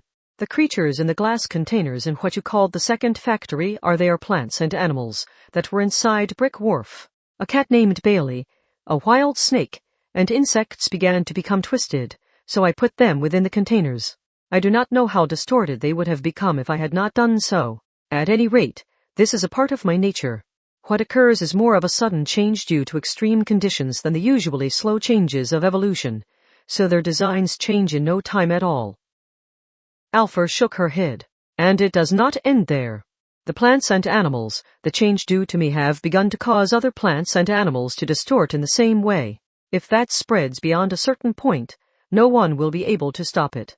All plants and animals in the world will be forcibly twisted, and no creatures will retain their original form. All living things had changed over a long period of time according to natural selection in order to deal with the various areas of the world. Alpha's forced evolution ignored that kind of thing, so it would destroy the optimized balance that had been created within Earth's environment. That meant they could be turned into creatures to which Earth's environment was like a deadly poison. I took control of Brick Wharf in order to determine if the evolution would stabilize so that the creatures would no longer change past a certain point even while being near me for long periods of time. Currently, The only result is some that do not cause forced evolution in a secondary or tertiary plant or animal. However, those convenient ones are not even 1% of the whole. In most of them, the evolution continues without end. As Alpha spoke, she looked at Kanzaki with pitying eyes. And humans are no exception when it comes to these changes. Part 8 Alpha had been born within one of the spherical glass containers inside Brick Wharf. Slapar had color-coded the map of Brick Wharf to show what areas Alpha could go in, and what areas she could not. Alpha and Slapar could not stay in the same room and they had to speak through thick glass. There had been a good reason for that. She had not been particularly dissatisfied with her birth or living environment. Slapar, her creator, had occasionally spoken of the wide world outside, but Alpha had been satisfied with just what was within her reach. But then there had been a change. It had started with a creature known as a cat. It had been a very curious creature of a breed known as a ragdoll. He seemed to have been a pet. He was named Bailey, and had remained on the other side of the thick glass just like Slapar, so Alpha could not touch him. Slapar had given a rare troubled expression when she had said she wanted to touch the cat. A few days later, Slapar had given her a stuffed animal. It was a stuffed cat that looked a lot like Bailey. Its long fluffy fur was of such high quality that she had wondered if a real cat felt the same way. Also, the stuffed cat moved like Bailey. It seemed to have a moving framework inside beneath the cotton. But it was not Bailey. As she had walked through the color-coded area of Brick Wharf, she had suddenly started to wonder if she would be able to meet Bailey if she were to leave that designated area. She wondered if she would get to meet all sorts of large creatures like Bailey. If Alpha had been a mere spiritual item, she would never have thought about leaving the color-coded area. But she was a magical life form. She was a living creature. Due to that, Alpha made a decision of her own free will and took the first step. She did, however, remain within Brick Wharf. She did not leave the building and head out into the vast world outside. She merely headed to a different room in the same facility. She just wanted to meet Bailey the cat and see if he felt as nice as or even nicer than the stuffed cat. And yet Alpha had come across some strange creatures. A giant centipede with human fingers in place of its legs had been crawling along the wall. A mass of flesh with eyeballs crammed around it like grapes had been squirming on the ground. A four-legged creature with a head in front, back, left, and right, with legs sticking out in ridiculous directions, and that could barely support its own weight had been there. She had guessed that she would find all sorts of creatures outside, but those grotesque colors had not been what she had expected. They were completely different from Bailey the cat. It may have been unfair to creatures that were born that way, but Alpha had thought of them as monsters. Scared, Alpha had run away. The color-coded map disappeared from her head. She had no idea if she was running through somewhere she should be or not. Alpha had been found trembling in a corner of a small room by Bailey the ragdoll cat. The cat had looked at Alpha with its large blue eyes and tilted its head to the side slightly. It had looked as if it were asking what was wrong. When she had first hesitantly touched Bailey, he had felt so warm tears flowed from her eyes. But that comfort had not lasted long. In reality, it may have lasted for hours. But then something had changed. Bailey's breathing had become erratic. The height of his left and right eyes had wavered. When she had realized the shape of his face was beginning to crumble, Alpha had once again been assaulted by fear. It had reminded her of the monstrous creatures she had seen before. She had wondered if Bailey was just another one of those monsters in disguise. But that was not it. Even as his face and body were collapsing, Bailey had continued to stare at Alpha with his large blue eyes. The cat had seemed to be asking her what was wrong with its head cocked to the side. He had seemed to be reading Alpha's emotions and trying to comfort her. Those actions had clearly been Bailey's. Bailey had been turning into something else. Alpha had wondered why. She had thought and thought and thought, and then she had been struck with a possibility. Alpha had recalled that Slapar had told her not to leave the color-coded area. What if that had been because doing so would cause that to happen? Is this happening to everyone because of me? Will even my creator Slapar become like this if nothing is done? Alpha had then screamed. She had grabbed Bailey in both arms as he continued to change by the instant, and she had walked through the facility. She had wanted to run, but with a great turmoil in her head, walking was all she could manage. Alpha had headed for the room she had been born in. She had put Bailey inside one of the spherical glass containers in that room, and had finally collapsed to the floor once she had seen that the changes had at least temporarily stopped. Bailey had already grown 2 extra heads. Alpha had then read a report left in the same room. From it, she had learned of her special characteristics and what Slapar had created her for. She had had enough. She had not wanted to turn even one more living thing into a monster. That was why she had distanced herself from all living things. She had wanted to die, but that would not have been enough. Alpha unconditionally caused changes in all living things around her. The report had said that characteristic would remain to a certain extent even in her corpse. Apparently, Alpha had been magically reconstructed from the fossil of some kind of animal. That meant she would not be completely harmless even as a corpse of flesh and bone. Unless she was completely returned to being a fossil, any animal that came into contact with her would be changed. In that case, there was only one thing she could do. Luckily, it seemed the outer walls of Brick Wharf blocked this characteristic of Alpha's to a certain extent. That was why she had first had to get all living things away from the building. Then she had started searching for a way to completely return her corpse to a fossil. She had thought she could just leave her corpse and let it decompose, but apparently the decomposition of a body required the help of a different life form. Also, bones and fossils were different things. Her bones would still cause the irregular changes to occur, so that method would not work. She had to find a different method. In truth, Alpha had been afraid. She had been so afraid she had not known what to do. But Bailey had continued to look at her with his blue eyes from within the spherical glass container. His eyes had seemed to be asking her what was wrong. Most likely, Bailey would never return to being a normal ragdoll now that he had 3 heads. It was not the same as an injury or a disease. Once something evolved to a new species on a genetic level, no one could conveniently devolve it to a previous point. Alpha had determined that she would never again bring Bailey's fate to another living thing. Part 9. Kanzaki recalled the cat with extra heads she had seen in one of the spherical glass containers, and almost shuddered. The issue was not whether Alpha had good intentions or not. The danger currently drawing near Kanzaki had gone beyond the level where that applied. Without thinking, Kanzaki took a step backwards as Alpha looked at her with calm eyes. I believe it took Bailey the cat 3 or 4 hours before he started to change. I will not stop you if you flee, but if you do not want to be put in one of those containers, you should leave soon. Alpha's objective was now clear. She simply did not want the plants and animals around her to become twisted. For that reason, she had driven out her master Slapar, and then had not left Brick Wharf herself.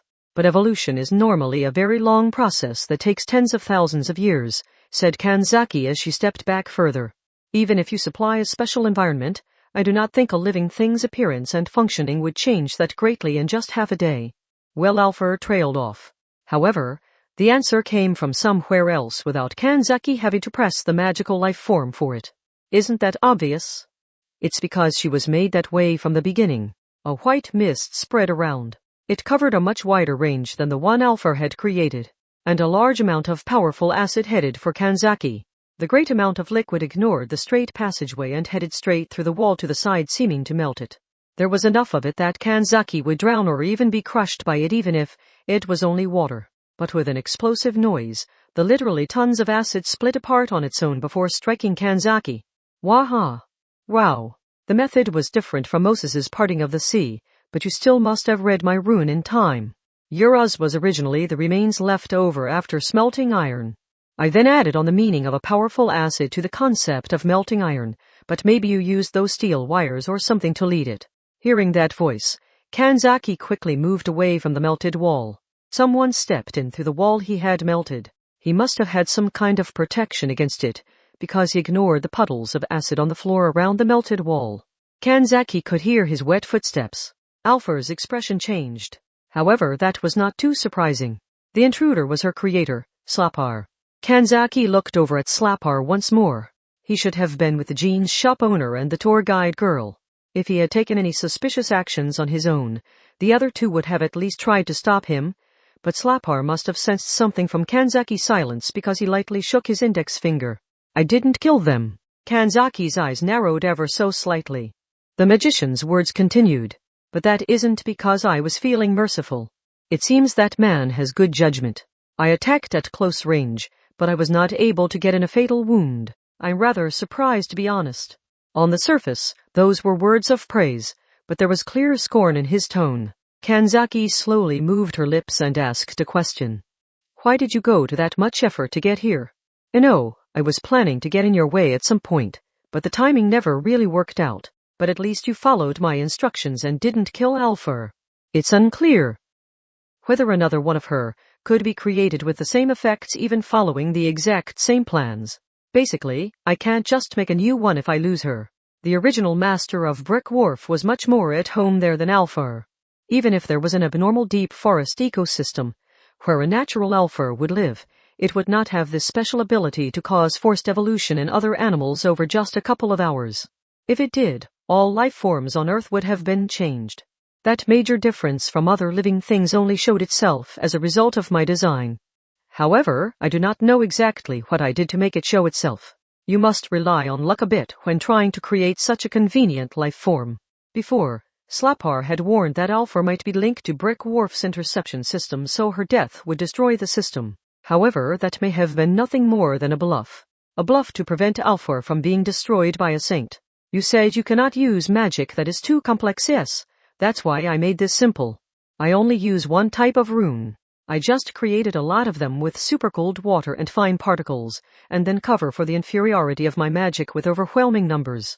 They may not have much of an effect, but what other magician uses over 10,000 runes at once? Normally, you would build a temple instead of wasting that many. Alpha seemed to be carefully observing Slapar, but the magician did not even turn in her direction. He most likely understood the differences in their abilities.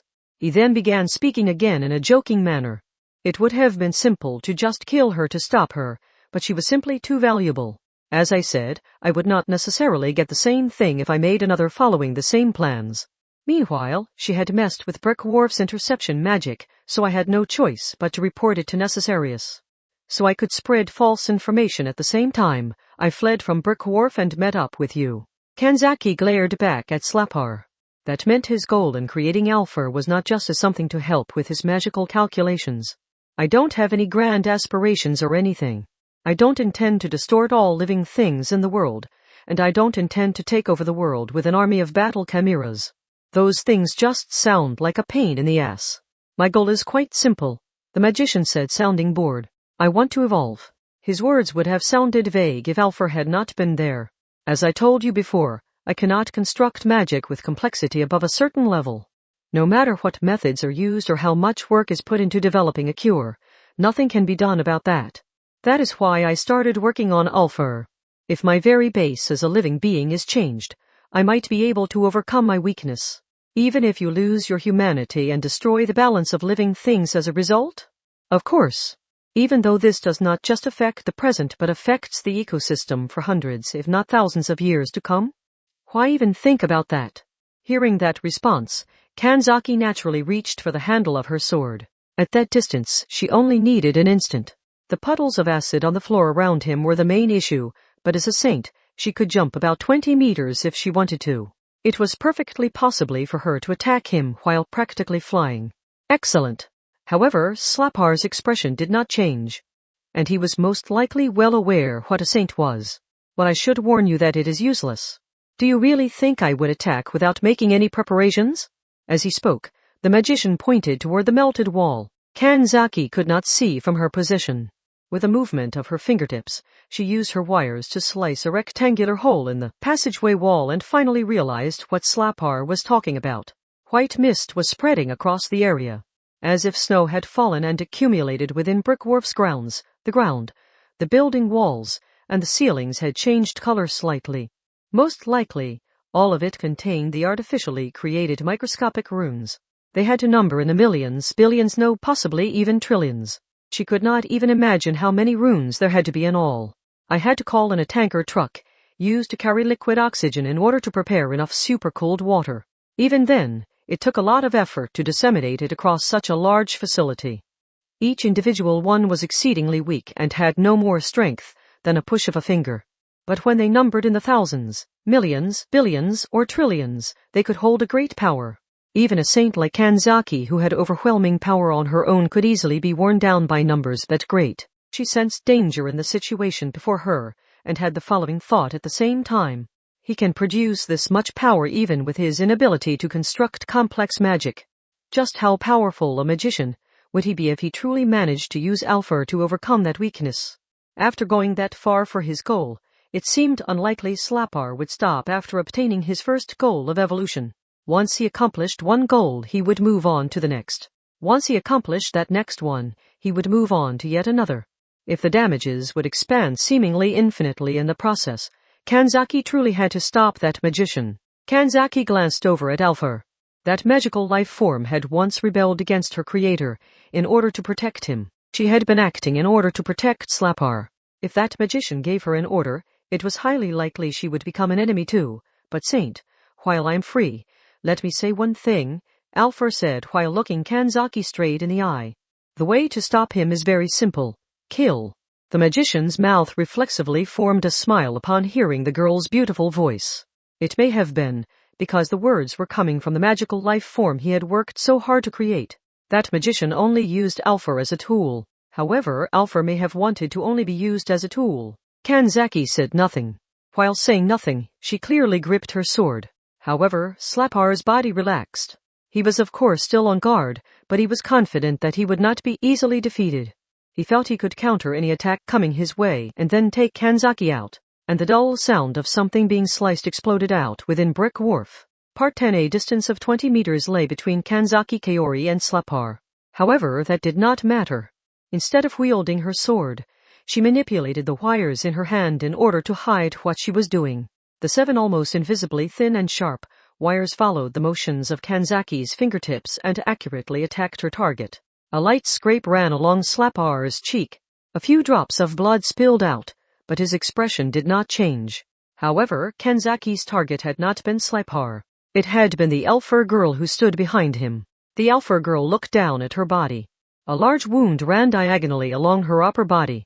An instant later, a great amount of blood burst out and she limply collapsed to the ground. She told me, Kanzaki said with a calm expression and a cold-hearted voice, that all I had to do to stop you was to kill. To the magician who could not construct magic beyond a certain level of complexity, being intentionally evolved by Alpha was his last hope. And due to the delicacy of the plan, he could not necessarily create another Alpha with the same effects even by following the plans he had used before. What was the most effective way of destroying that persistent magician's plan? The answer was simple. Just rob him of the irreplaceable Alpha before his eyes. Slapar twisted his body, checked on the disaster that had befallen Alpha, and froze up. Suddenly, an unpleasant noise came from down at Slapar's feet. He had been preventing the puddles of acid from affecting him in some way, but the spell seemed to have gone away. Something like smoke started floating up from the bottoms of his feet. The magician showed no sign of caring. He had a few different options at that point. One of those options had to have been to use some prearranged trap to give in to his anger and kill Kanzaki. However, he did not do so. There was no point in doing so. After all, the reason behind everything the magician had been doing had been centered on his final hope that was Alpha. He had been unable to stop her death, and he would likely be unable to carry out the delicate evolutionary adjustments he wanted with only her corpse. Now that he had lost his last hope so easily, that young man fell to his knees. His knees landed directly on the acid. His clothes and skin started to burn, but his expression did not change. In fact, the muscles in his face were not moving at all. Kanzaki must not have been able to watch that because she approached the magician at high speed. The puddles did not spread around evenly. She stepped only on the slight areas that had no acid, grabbed the magician by the collar, and threw him as hard as she could. That human body flew over 10 meters as if it were a small doll. Please do not die so easily, Kanzaki said, sounding annoyed. We will be the ones to decide on your punishment. The magician lying on the ground gave no response. Slapar had lost all purpose in life, and he continually muttered words that held no meaning for anyone but himself. Part 11. Well? Asked the jeans shop owner, sounding bored. He was gripping the wheel of an ecological car that looked like a classic car, but was actually an electric car. Their job in Scotland was over, so they were on their way back to London. The shop owner had a bruise on his cheek. I'm satisfied with running a small jeans shop in a corner of London and making just enough money to support my day-to-day life. I swear. So why did it end up like this? That damn magician tried to kill me. He part of Necessarius, right? I'm in my rights as one of the normal people you should be protecting to resent you over that, right? If you are able to shout that much after receiving a serious attack from a professional magician, there does not seem to be a problem. And can we really call you a normal person after you had enough leeway to protect the tour guide? Oh, come on. Is this the thanks I get for feeling a bit of volunteerism every now and then? The shop owner continued to yell, but Kanzaki and the tour guide did not give him a proper response. With tears welling up in his eyes, the shop owner glanced at the back seat through the rearview mirror and asked them a question. By the way, what are you planning to do about Alpha? I went out of my way to prepare fake blood with which to fool her creator, so it would be irresponsible to just leave her. Kanzaki responded smoothly. There were a few different styles of rune magic, but most of the time, it was carried out with the process of deciding where to carve each rune, actually carving the runes, and activating the spell by pouring blood or some other dye onto the runes. Kanzaki had gone with the method of dyeing the carved rune with blood. She had used her wires to carve exceedingly shallow marks in Alpha's body, and constructed a magical trick to make it appear that blood was erupting out. The tour guide girl looked impressed. Yes, if you see someone cut straight from her shoulder to her side, spew a red liquid all over the place, and then collapse, you would think she was dead, wouldn't you? But from what I heard, you were a pretty good distance away. In modern warfare, the methods of using runes have been simplified so they can be carried out quickly. I know of a magician that mass-produces runes with a copier. In older times, my method might have been suspected as being a trick from the moment blood or some kind of dye flew out from the grooves I had carved. She had been up against a magician who had thoroughly arranged a method of using rune magic by constructing the runes with supercooled water and ice crystals. It was possible that he had forgotten such a basic fact because he was so used to using rune magic.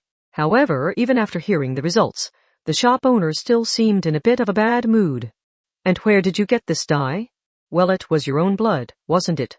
You used it up almost to the lethal level, didn't you? We're heading to a hospital later. You can get a normal blood transfusion despite being a saint, right? Some saints were born with special healing properties to their blood, so they could not receive a blood transfusion. However, Kanzaki was not that kind of saint. Kanzaki and the others got into a dispute over that, but their conversation suddenly stopped. Alpha had woken up in the back seat. At first, she seemed uneasy because she did not know where she was, but then she looked uncomfortable when she realized she was wearing thick jeans that did not suit her at all. Kanzaki smoothly said, "There's a type of spiritual item. I'm sure I do not need to explain what it does or what it is sealing. It's just temporary, though. In fact, that isn't even how it's supposed to be used. I had to make a few improvisations and resew it together like this, but this is at a level that mere methods of sewing aren't going to cut it." Perhaps in order to match Alpha's personality, the metal buttons and fasteners had been removed and replaced with new-looking ones made of wood. The car was metal, but she did not show much of a rejection toward her surroundings. The genes may have suppressed the reaction to metal as well as providing a resistance to her evolution. She knew it was pointless, but she tried to get as much distance from her surroundings as she could within the small car before asking a question cautiously. "I told you to kill me back then. Did my meaning not get across?" Well, if that is what you meant, then I must have made a mistake," Kanzaki responded, not seeming to especially care. Since he knew that she had used up her own blood almost to the lethal amount, the shop owner almost clicked his tongue, but he suppressed that urge with the power of reason. "What will happen to me now?" Necessarius has a research facility in one of the many castle ruins in the Lake District. There are records of magical life forms being created up to the beginning of the 20th century, so they should be able to isolate you and care for you properly. We will prevent you from having the kind of serious effect on the ecosystem you fear. Another team will soon gather the other animals within Brick Wharf, a research facility, so they will be expecting something from me. Officially, yes. Alpha looked confused and Kanzaki shrugged before responding. If we did not call it that, we could not use national facilities. And we may need those to develop a spiritual item that can completely suppress that evolution of yours. Chapter 5 Marine Prison. Nagel 4. Part 1. I will now explain the contents of the requested investigation. The marine prison sailing through the Indian Ocean is experiencing trouble of unknown cause. The marine prison is currently headed on its own for the southern portion of India.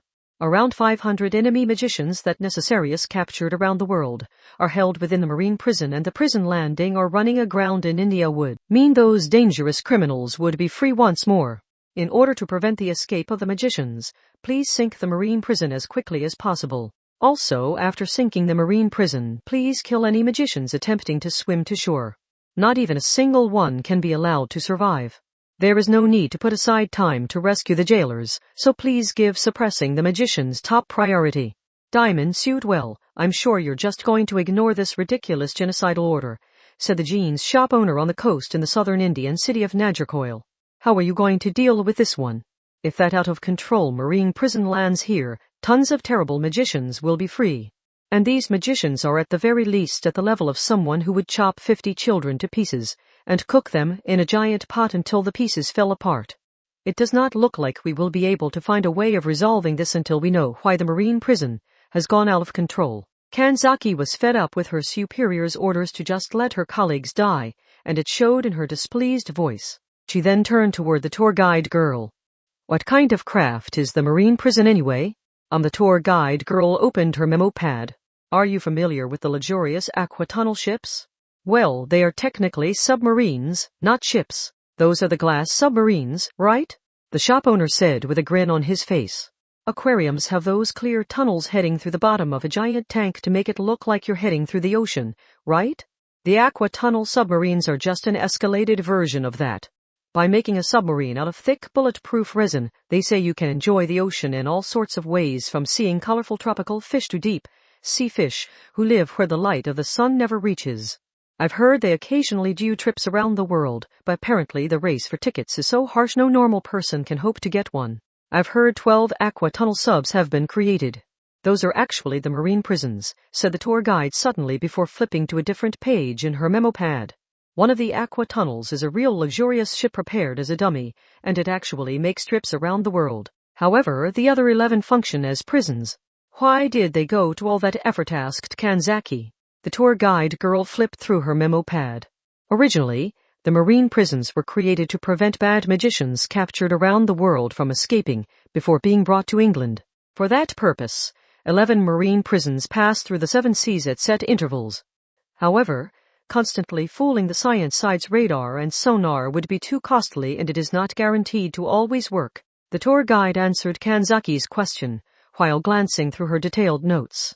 As such, it was easier to create a situation where 12 luxury ships are constantly giving trips around the world, but tickets are hard to get, so people rarely take part.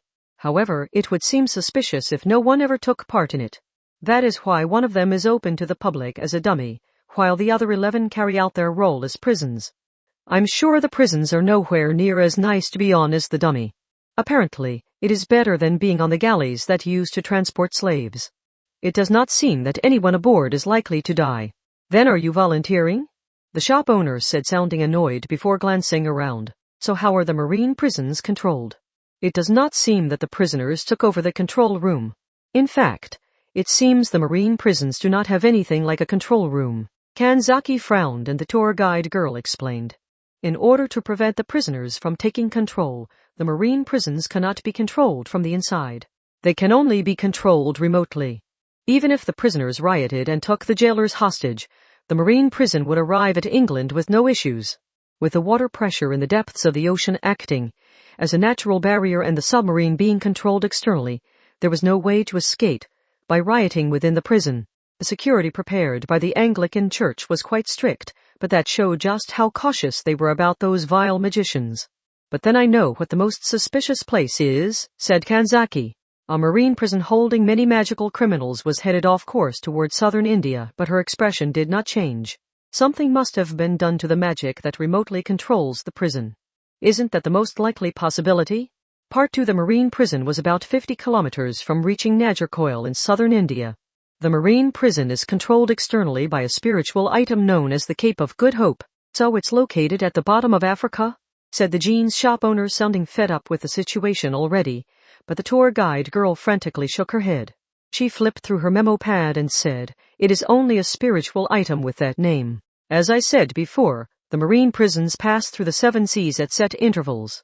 As such, a Cape of Good Hope for each sea is located near that sea. Control of this marine prison was lost in the Indian Ocean, so the Cape of Good Hope in this country is most suspicious.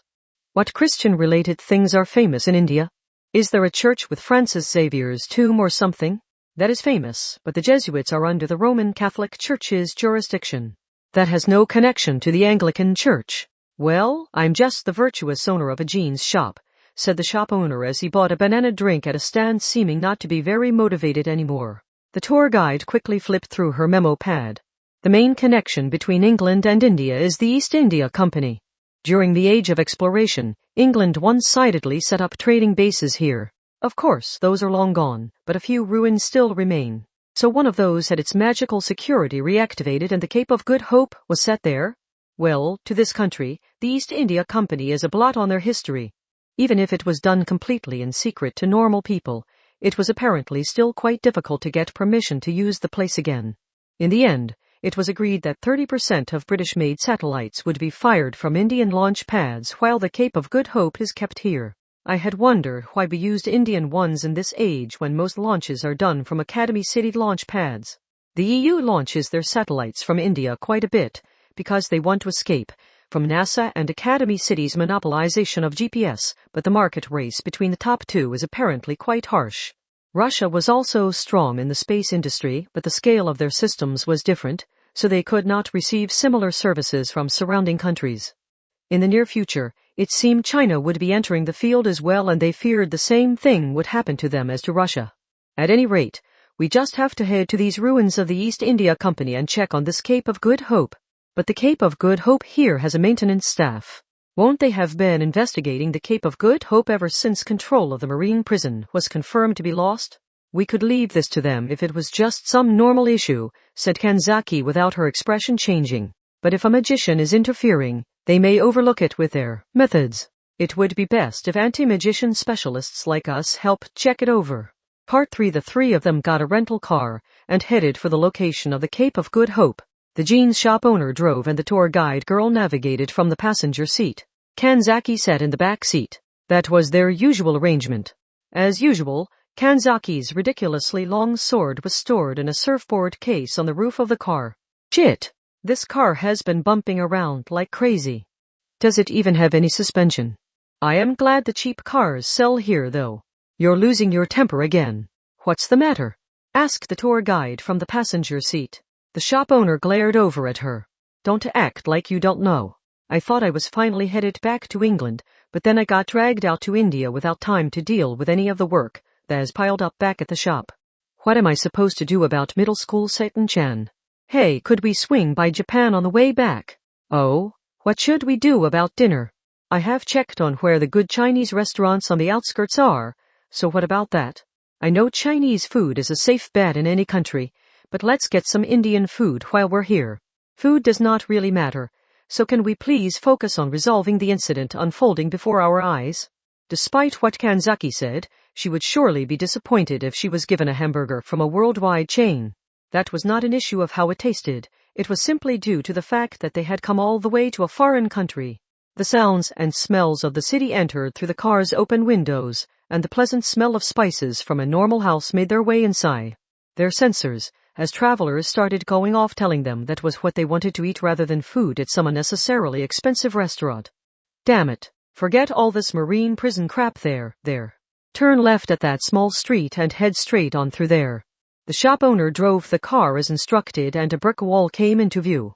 However, it was only a wall. The old wall had crumbled in places as if it had been hit by an earthquake. The wall created a square, so it had likely originally been the outer wall of a building or surrounded a large garden. Even that was hard to tell. Inside the 100-meter square brick wall was a building just a bit smaller. It was a simple square building that had no real design to it. It too was quite old. It looked old enough to make one doubtful as to whether it had any rebar in it. The three of them got out of the car. Kanzaki immediately grabbed her sword from the roof. She may have felt helpless without it at her waist. She then looked up at the building. So this is the fortress for the Cape of Good Hope? You're looking at the building, right?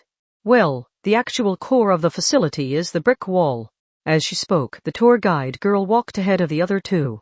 Kanzaki and the shop owner followed her through the gate and passed beyond the brick wall. It was difficult to tell if they had passed through a proper entrance or if it was just a large gap, where the brick wall had crumbled. As soon as they entered the facility, a dark shadow covered the area. Kanzaki looked up and then froze in place. A giant cube floated in the air a bit above the roof of the small 3-story building.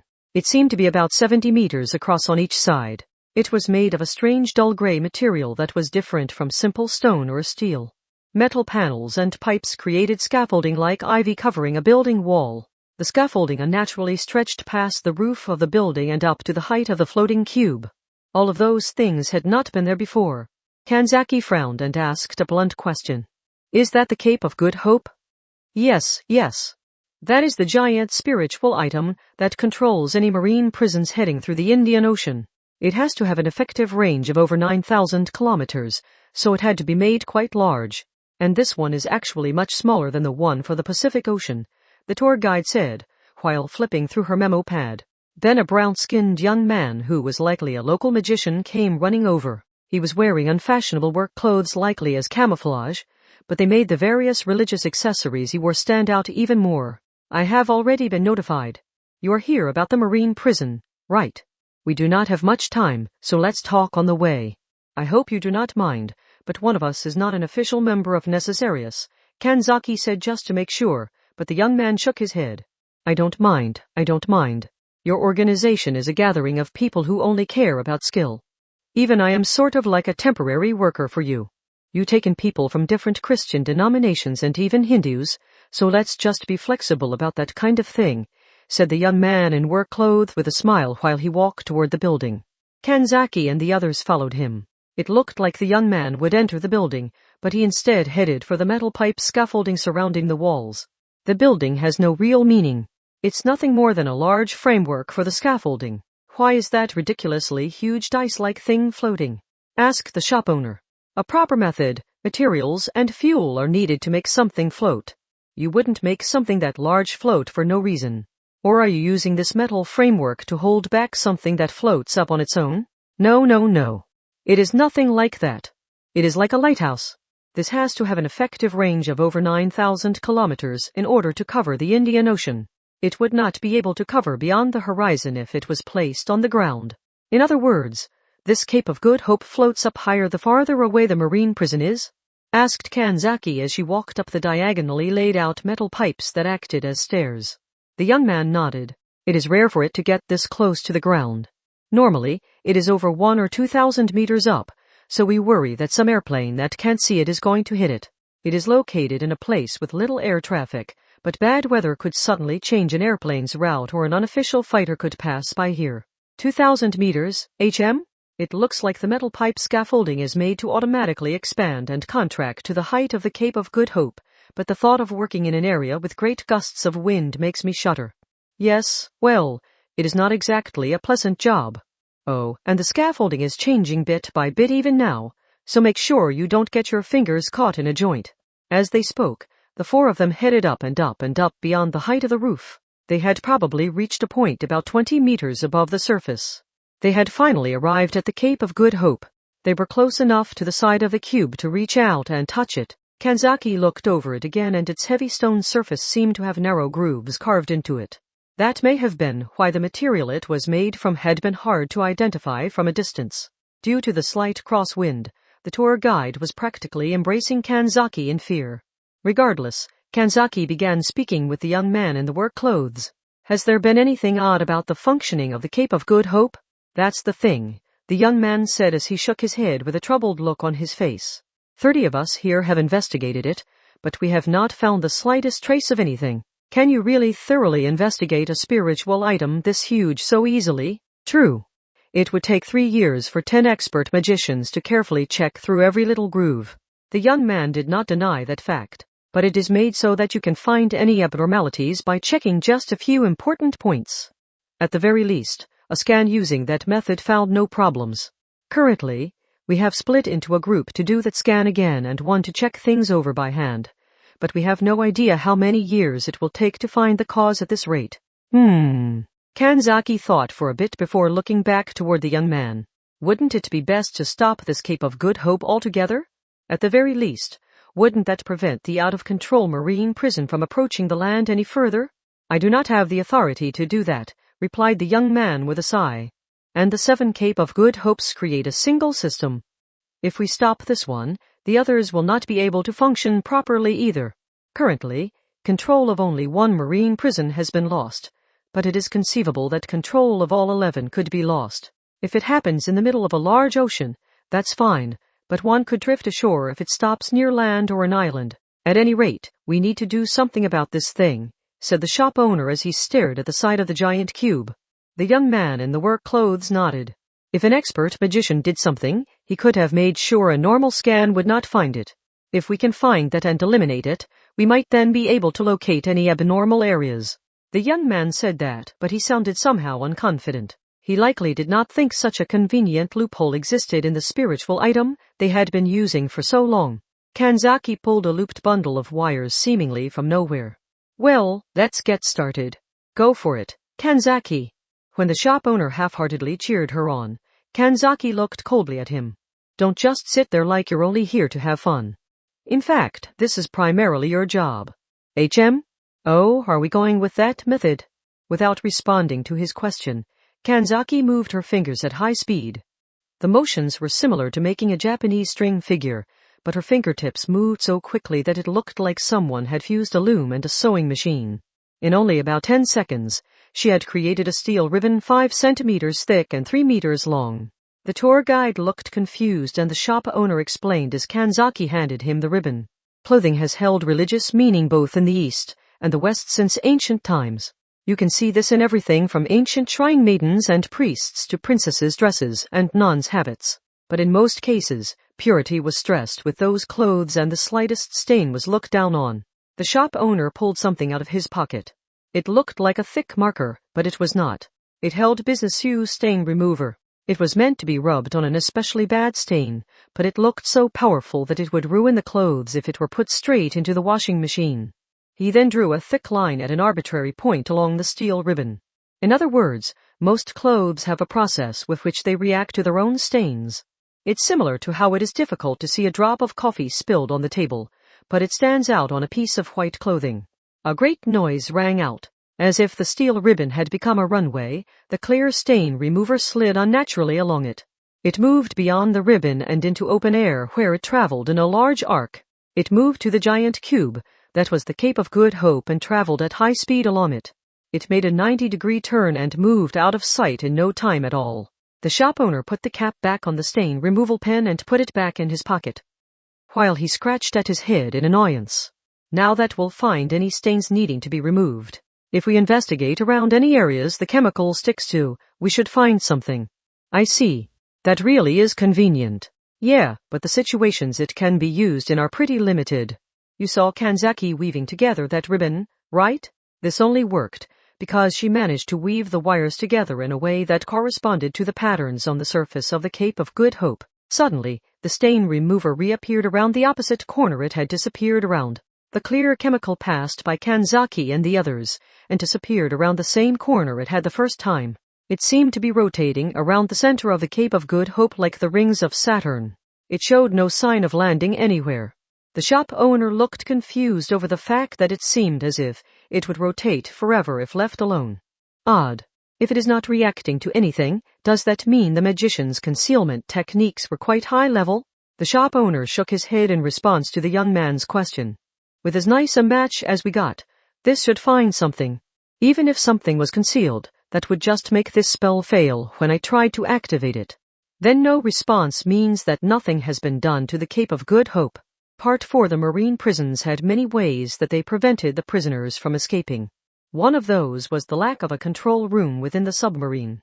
In other words, it could not be moved from within, as the steering of the ship was carried out by the giant external spiritual item known as the Cape of Good Hope. The prisoners within the submarine could not hijack the submarine and change its course no matter how hard they tried. That is how it works. Is there any way to control the marine prison without using the Cape of Good Hope? Asked the tour guide as she checked through her notes. They had no more business with the Cape of Good Hope, but they had no other ideas either. As such, Kanzaki and the others were having a strategy meeting within the rental car park near the Cape of Good Hope. As they did so, the marine prison was approaching southern India. Given the height of the Cape of Good Hope from the ground, it seemed to be about 25 kilometers out. If they did not come up with a countermeasure soon, they would truly be in trouble. You heard her, said the jeans shop owner with a sigh as he leaned back in the driver's seat. What do you think? Do you think there is some other way to alter the course of this toy ship and the bath other than going through the proper route and using the Cape of Good Hope? It is true that there are plenty of legends about ships with mystical abilities and ceremonies or charms to calm storms or prevent shipwrecks. With the level of technology people used to have, the ocean was a frightening thing, so they readily relied on the occult. Kanzaki placed her hand on her cheek as she thought in the back seat. The tour guide fidgeted in the passenger seat and blinked a few times. Then is some magician causing that submarine to correspond to a boat or charm from a religious context? What magician would that be? Said the shop owner as he leaned back, causing his headrest to creak. You're only coming up with this supposed magician because the marine prison can't be controlled from the inside, and so someone other than the prisoners has to control the Cape of Good Hope. But there was nothing wrong with the Cape of Good Hope. Who gains the most from the marine prison running aground? Let's keep this simple. It would clearly be the prisoners. It's true they have the most motive, but said Kanzaki, sounding indecisive, but the shop owner cut in and continued speaking. Noah's Ark, the boat of Kelvala, Skidbladnir, the sky ship, take your pick. The UFOs, the science side is researching despite there being doubts about them, maybe something similar. There are plenty of legends and rules they can use. If they are using some kind of rules to freely control the marine prison, said Kanzaki, taking control of the situation now that her thoughts were in order, the main issue is whether the marine prison designed by Necessarius would leave them the ability to carry it out. Even if they are using some legend, they would need the proper symbols to do so. Our superiors are the people who remove the control room from the submarines in order to prevent the prisoners from escaping. I would be willing to bet they would thoroughly eliminate any magical symbols the prisoners could use. Then it would have to be something that wasn't there when it was designed, the shop owner said, while tuning the car's radio to a channel with an English broadcast. That would mean someone had to have brought it in.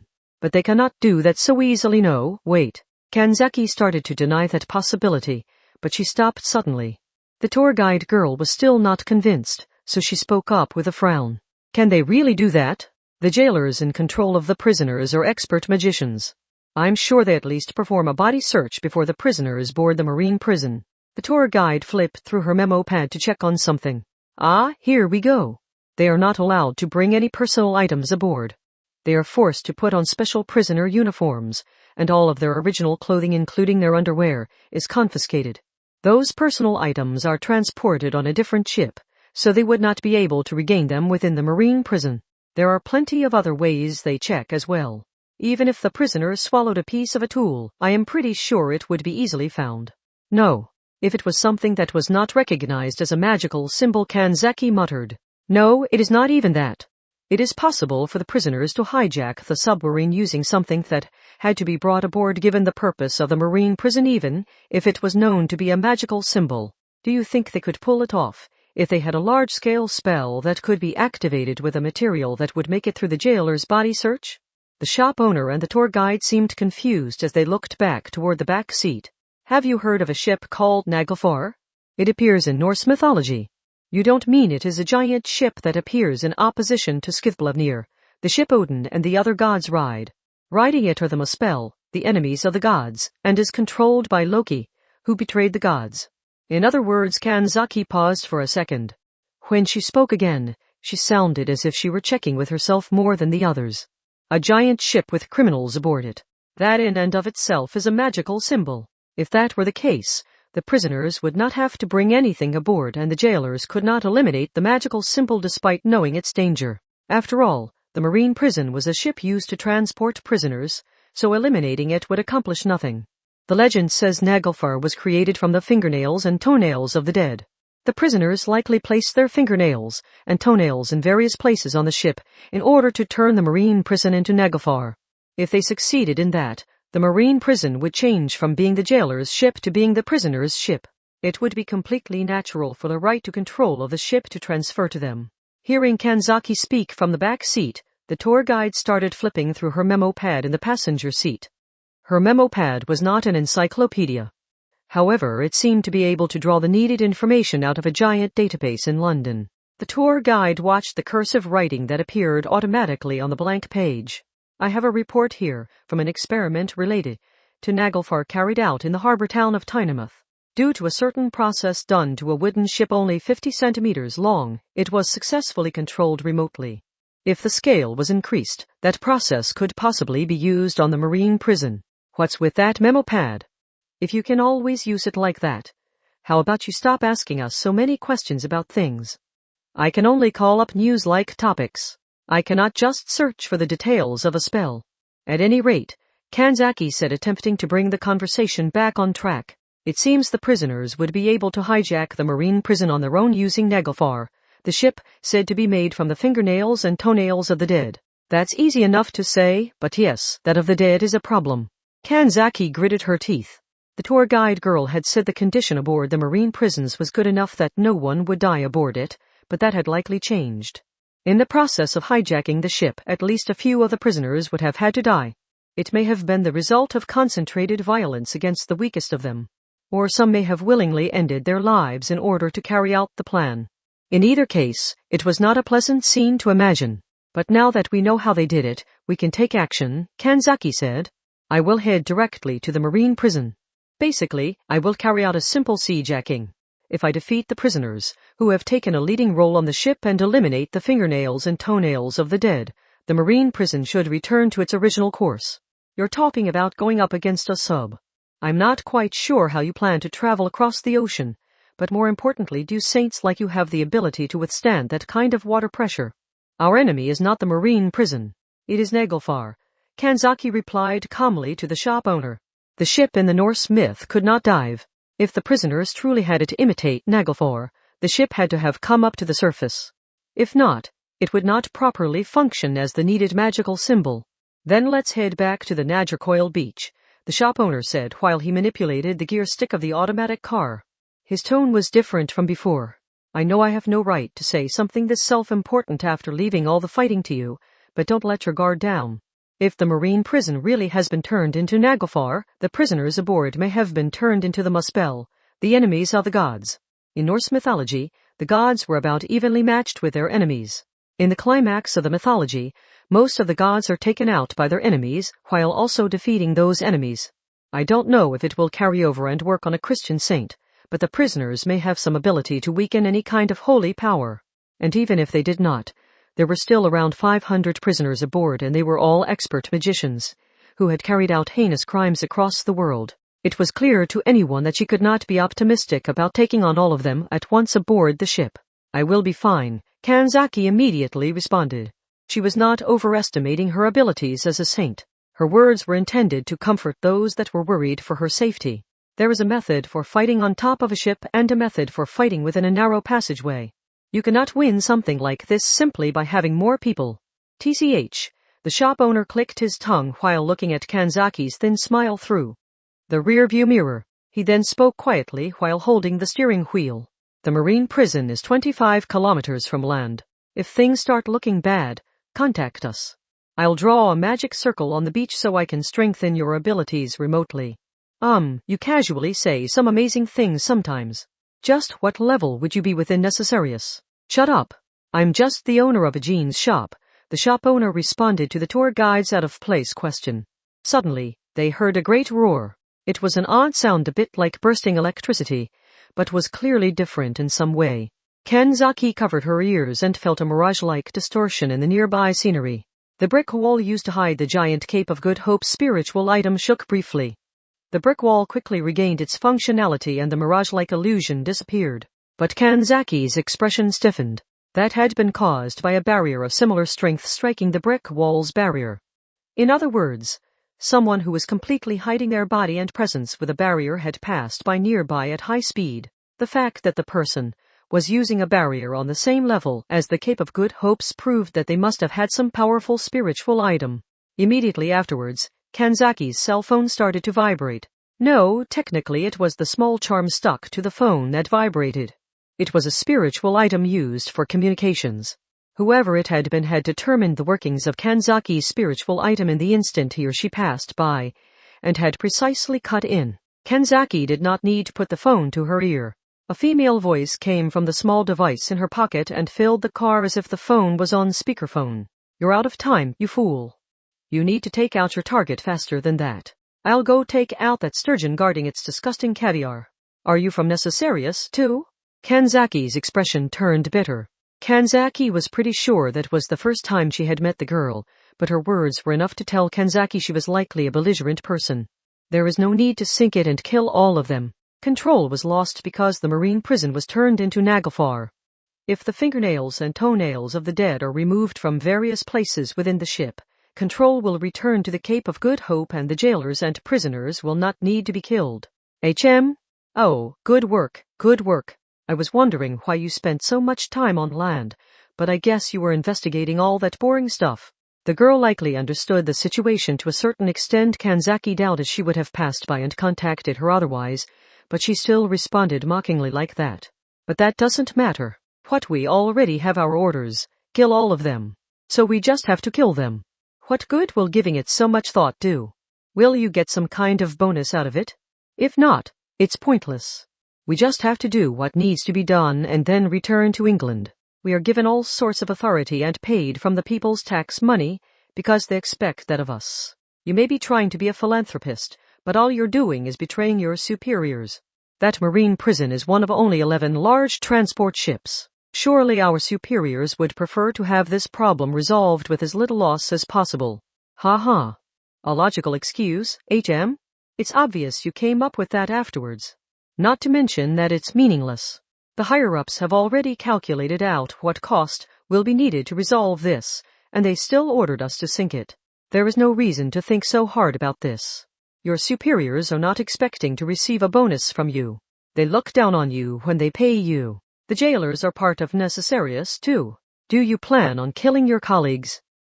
I don't care, the girl responded without even pausing for an instant. Managing the prisoners is their job, and yet they carelessly allowed this crisis to occur. They should be prepared for what awaits them. Damn it. The transmission was cut off from the other side. Kanzaki reached for the rental car's back door. I am going on ahead. At this distance, I can run there faster. Hey. This seems to have gotten even more troublesome. Without even listening to the rest of the shop owner's frantic words, Kanzaki left the car, grabbed Chichichu from the roof, and jumped using her leg strength. Due to possessing bodily characteristics similar to the Son of God, saints could freely use a portion of his power. By using that power to strengthen her physical abilities, Kanzaki could temporarily move at speeds greater than the speed of sound. Kanzaki leapt up to a nearby building at a speed slow enough to not produce a shockwave. As she continued to jump from building to building, her speed quickly turned supersonic. She was heading for the beach of Nagercoil in southern India. I need to catch up to and stop that girl before she reaches the ocean. Kanzaki gritted her teeth as she ran and jumped at a speed that caused the edges of the scenery to distort like a sugar sculpture. She could not see the attacker's back. The magician was using a high-level concealment spell, but she also had to have been moving at a fairly high speed. But how naive. As she left the urban area and approached the beach, Kanzaki kept her breathing even more regular than before. She was not using a simple breathing method used for sports. That breathing method supported the mental activity that went along with high-level thoughts. She stared at a point straight ahead. She poured more power into her legs. I doubt you can lose a saint like me with nothing more than speed. She suddenly accelerated as if shooting straight forward into open space. She caught up to a strange mass that could only be seen as a slight blur, and then slammed her shoulder forward as if tackling someone, and spun her arms around. Exclamation! She heard the sound of someone's breath catching in her throat nearby, but Kanzaki ignored it and slammed the person down into the white sand. It looked like the scene of an airplane crashing. The fine sand exploded up into the air and the two bodies rolled for a few hundred meters. The cloud of sand spread out in a straight line following them. At the speed they were traveling, even a grain of sand held the destructive force of a file. The only reason Kanzaki and the girls' bodies were not ripped to pieces was because they had both activated defensive magic just before striking the ground. Even so, they were not completely unscathed. When Kanzaki got up, her target magician was no longer in her arms. Her opponent had likely escaped in the instant her focus had been turned toward the defensive spell. She scanned the area with her sharp eyes and spotted another figure getting up a bit away. It was a girl with brown hair. Her age seemed to be similar to Kanzaki's. The rough-looking girl wore a sports brand t-shirt and a miniskirt, but she had two backpacks on her back for some reason. She was carrying both backpacks by only one strap, with one on the right shoulder and the other on the left. They most likely contained spiritual items of some type. Kanzaki raised her guard and the girl spoke, while casually brushing the sand from her hair. Well, you've really made a mess of things. This isn't London. We don't have a system in place to conceal this kind of thing. If you don't at least activate a people-clearing spell, we have no way of preventing any witnesses. Who are you? We don't have time for introductions. After saying that, the girl suddenly accelerated. She headed straight for the marine prison as if challenging Kanzaki to a race. Exclamation without hesitating, Kanzaki headed for the ocean as if alongside her. Kanzaki Kaori had no way to walk on water. However, the ocean off of Nagercoil was not completely lacking in impurities. By using the slight bit of buoyancy of empty cans, bottles, driftwood, scraps of seaweed, and nets, Kanzaki was able to move quickly from one object to the next. Meanwhile, there was no regularity to the girl's movements, but her method was similar. She took some small objects from her backpack and scattered them in the water. She moved along those objects. The objects' details were unknown, but they seemed to be triangles a few centimeters across. As they both traveled toward the marine prison, Kanzaki had a question in her heart. Her method of traveling over the water had to be forced to work using the leg strength of a saint. How was the other magician able to keep up? Even if she was strengthening her physical abilities with a spiritual item, she should not have been so easily on par with Kanzaki. A saint had special qualities and talents that fewer than 20 people in the world had. If the level of a saint was so easily reached, they would not be praised as they were. And yet Kanzaki sharply changed the direction she traveled in and suddenly approached the girl. Before the girl could react, she swung her hips around to perform a flying kick. With a tremendous noise, the girl's body was blown away to the side. Perhaps due to the tremendous speed, the magician's body skipped like a stone across the water 2 or 3 times rather than just sinking down into the water. However, she did not collapse or sink in the end. The magician lowered her speed a certain extent partway through, but still started moving quickly across the ocean once more. She received an attack from me and got back up. She had not escaped the force of the blow. The shock of the impact had clearly been sent straight into the magician's body. And Kanzaki's hand-to-hand fighting ability was at the level where she could easily destroy a thick concrete wall with one arm. Is it really that surprising? The magician smiled and reached a hand toward the 2 backpacks on her back. Saints are not the only ones who can boast of superhuman strength. She scattered a lot of something around. They were the objects with triangular sides. They were made of leather. They may have been polished with high-quality wax, because one surface shined like an ebony desk, while the other side seemed to be soft and loose. Immediately afterwards, the magician disappeared with a roar. She was headed straight for Kanzaki. In the time it took Kanzaki to realize that, the magician's fist was already headed for her face. Kanzaki was shocked to find herself being knocked straight backwards. She had thought she had escaped just beyond the range of the magician's fist. And yet a dull shock had struck the entire front of her body rather than just her face. Just before the magician had sent her fist forward, she had gathered power by stomping down on the ocean, or more accurately, on the triangular piece of leather floating there. The instant she did, the splash of seawater that shot up around her foot had struck Kanzaki's body with tremendous speed. The shock felt less like a spray of water and more like a steel wall. Kanzaki shot across the water, fell, but finally stood up atop a plastic bottle instead of sinking below the surface. Meanwhile, the magician looked down at her fist. "TCH, I'm just not suited for sea battles." Was that Vidhar's? Yes, his shoe. The magician jumped high into the air. After reaching a height of 10 meters, she aimed for Kanzaki on her way down. Part 5. A god named Vidhar existed within Norse mythology. He ruled over superhuman strength. In terms of pure strength, he was said to be second only to Thor. The role given to him was simple. He was to kill Fenrir after it devoured Odin during the final battle of Ragnarok. In the legend, Vidhar grabbed Fenrir's giant upper jaw with both hands, stepped on its lower jaw with his shoe, and ripped its body in 2. Vidhar wore a special shoe. It was made of leather. It was not made of a special sacred material made especially for a weapon of the gods. Instead, it had been made by gathering together the triangular pieces of leather cast aside, while human leather shoes were being made. In other words, as long as you know how to make it, no other weapon of the gods is so easy to gather the materials for, and to make. Kanzaki frantically fled to the side away from the magician, who shot down from above like a meteor. She sent much more seawater out than before and with much more force, but there was nothing to fear if you knew it was coming. Kanzaki immediately wheeled at her wires and sliced the wall of water to pieces. But that had only been the after effect. If she had taken a direct hit, even a saint like Kanzaki would have been in trouble.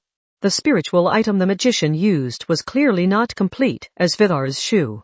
It was nothing more than a large amount of the material, but that actually gave her a general strengthening beyond just her legs. But is that really all there is? The fists and legs that continually came at Kanzaki held enough force to turn a failed defense into a fatal error. Kanzaki moved in a complex curving path and kept enough of a distance that the magician could not catch up. It does make sense that using Vidhar's power and taking an independent interpretation of the triangles of leather could spread the range of the strengthening effect, but is that really all she needs to rival a saint? If not, there had to be something else going on. Had she prepared some other trick allowing her to outdo a saint? Or had she done something to weaken Kanzaki? Just as Kanzaki got that far in her thoughts, the magician quickly approached her. A chill ran down Kanzaki's back, but so she did not evade. Instead, she reached for the grip of her sword. That's it! A roar exploded out. The magician swung her fist. With just that motion, Kanzaki's body was knocked over 10 meters to the side. She had immediately raised the sword hanging at her waist and tried to block, but a shock that threatened the joints ran up her arms. But that was all. If she had taken that blow full on, she would likely have taken severe damage on a skeletal level whether she had been defending or not. She would no longer have been able to move at high speed using the empty cans and other objects floating in the ocean. The magician seemed confused and Kanzaki opened her mouth to speak. Vidhar's shoe was created to trample on the fangs of Fenrir, who even swallowed the chief Norse god and to support that god of superhuman strength. Your shoes use that theory to simply increase physical strength, Kanzaki said while still being chased. However, that effect does not apply only to yourself. Hearing that, the magician grinned. Oh, so you figured it out. By instantaneously increasing the strength of the wind around you, you increase the strength of your powerful fist even further. I'm guessing you use the repellent force of the waves to increase your leg strength. And just before you attack me, you increase the gravity or something else affecting me in order to lower my speed just a bit. Any one of the phenomena would not have been enough to apply decisive damage to a saint. However, with the positives on the magician's side and the negatives on Kanzaki's side, the magician was able to produce more destructive force than a proper attack would. But it's too late. The magician grinned wider. We're too far out to see. Look, you can already see the marine prison. I won't let you. The magician tried to move quickly for the marine prison and lose Kanzaki, but her movements suddenly dulled. She looked and saw that Kanzaki's wires had sliced apart the triangular pieces of leather scattered about the ocean surface. The slices were curved rather than in straight lines, and I thought you wouldn't be able to withstand my attack even if you had realized the theory behind it. Well, I now know what the source of your power is. If I destroy those triangles of leather, you will return to being a normal magician. Even if triangles were sliced with a straight line, at least one half would form another triangle. However, that was not the case when they were sliced apart with curving cuts. She could destroy the triangles. But the magician said and snapped her fingers. That must have been a sign to strengthen the surrounding wind, because the leather remnants Kanzaki's wires had sliced apart were sliced further. The fan shapes made of 2 straight lines and 1 curve were returned to a triangular shape. The triangle is the basis of polygons. Any polygon can be split into multiple triangles using straight lines. In that case, their methods of fighting were clear. Kanzaki would win if she could use her wires to slice the triangles of leather and destroy their triangular shape as quickly as possible. The magician would win if she used Vidhar's shoe to manipulate the wind and water to return the sliced pieces to a triangular shape and to increase her speed. It was a simple battle of speed. The one who created more of their shape would win and the one with fewer would lose. So the 2 magicians sent slicing attacks out around themselves at extremely high speed. The wind blew and the waves disappeared. In an instant, dozens of the pieces of leather were sliced apart with curving lines, and in the next instant, they were returned to a pile of triangles. The distribution of what amount Kanzaki and the magician controlled changed from moment to moment like 2 people trying to paint the same wall different colors. They did not directly attack each other, but their actions indirectly led to striking a fatal blow to the other. As that battle of stealing the realm of control back and forth spread, the magician smiled. She could win. No matter what shape Kanzaki cut the triangles of leather into, she could always create another triangle by adding on another cut. In other words, the magician's power would not lessen. In fact, by creating a triangle out of both halves created by the curved slice, she could increase the number of triangles and therefore increase the source of her strength. As long as she did not make any major mistakes, she could keep up with the speed. And as the number of triangles grew, the magician's strength grew as well. Eventually, her speed would outdo Kanzaki's. Once that happened, she could take out Kanzaki before the other girl could slice apart the triangles of leather. It was just a matter of time. If the magician could keep things going without making any mistakes, she would be victorious. But this is not merely an issue of speed, Kanzaki said quietly as she wielded her 7 wires a bit away. You will realize soon that this is also an issue of accuracy. Was she saying small mistakes would eventually show up in a protracted battle? However, that was not it. An exceedingly simple problem arose just as Kanzaki had predicted. It was an issue of size. The triangles of leather constructing Vithar's shoe had only been a few centimeters long. Kanzaki was slicing through them with her wires, and the magician was returning them to a triangular shape. 2 things happened as a result of this. First, the number increased, which increased the magician's strength. Second, the size of the triangles of leather got smaller and smaller. Even the original triangles that were a few centimeters across required a good bit of skill to slice through accurately from a distance. Once the size had gone down to half or even a quarter of that and they were only a few millimeters across, the success rate dropped. It was similar to firing a gun at a target. Even at the same distance, one's accuracy would fall the smaller the target became. Once the target was only a few millimeters across, it was like firing through the eye of a needle. And if the magician lost, she would lose her strength and be defeated by Kanzaki. The magician felt like her mental vision suddenly narrowed.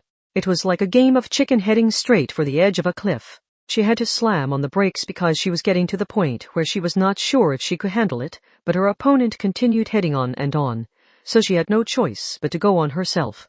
Meanwhile, their battle had become an even more delicate one where both speed and accuracy had to be used in unison. As the battle escalated from a few millimeters to a single millimeter, and then to the realm even smaller than that, the magician was made aware of something about her own characteristics. It was true that her strength increased as the number of triangles increased. However, an increase in strength was not necessarily a good thing. It was the same as how a light jab was easier to hit with than a powerful straight. The more her strength increased, the harder it became to aim carefully. No, in all honesty, the magician wanted to quit. Her head was warning her that she could not keep up if things advanced any further. But Kanzaki Kaori was still accurately using her wires to slice the leather further and further and further and further as if she were a piece of accurate machinery.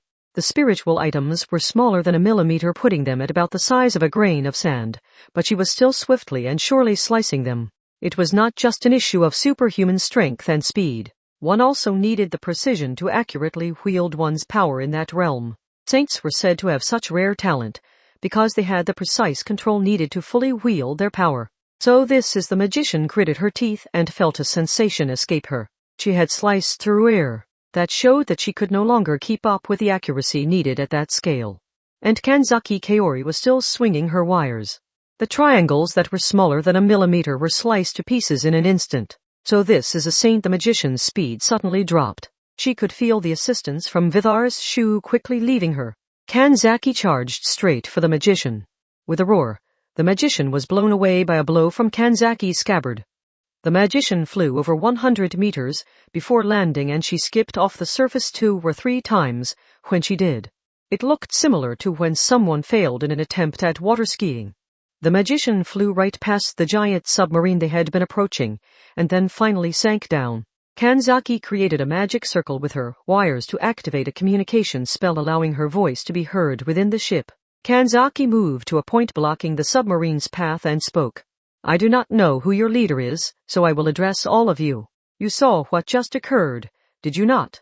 As she made the following announcement, Kanzaki pointed at her own chest with her thumb.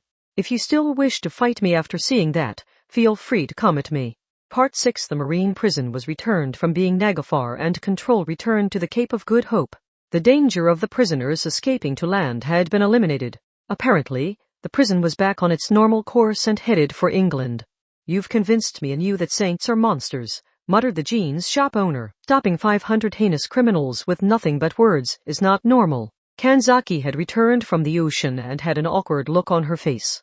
I do not understand why you are treating me like a monster for resolving this peaceably. How can you say that after charging off at over the speed of sound and plowing into the beach like that? How far do you think the panic would have spread if we had not already set up concealment spells? It had been an emergency, but she still should not have done that. Meanwhile, the tour guide messed with the edge of a page of her memo pad looking bored. What is going to become of the marine prisons? That same method of hijacking can be used on any large ship with prisoners aboard. There's no way to prevent it from happening again. It required the fingernails and toenails of the dead. If they rip off the prisoners' nails before they board, there won't be any more problems, the shop owner said jokingly. When Kanzaki glared at him, he explicitly stated he was joking. According to Norse mythology, the completion of Naglfar, the ship of the enemies of the gods, would signify the completion of their preparations for the final battle of Ragnarök. Naglfar is made of the fingernails and toenails of the dead, so the dead's nails are supposed to be cut off before they are buried in order to delay Ragnarök as long as possible. Tearing off the nails may be going too far, but drawing some kind of symbol on their nails and taking some method so they can't use them to create Naglfar would work, right? They could use a spell that temporarily keeps them from growing beyond the finger or put some kind of caps on their fingers. As she listened to the shop owner, Kanzaki turned back toward the ocean just once. Due to the distance, she could not see the marine prison.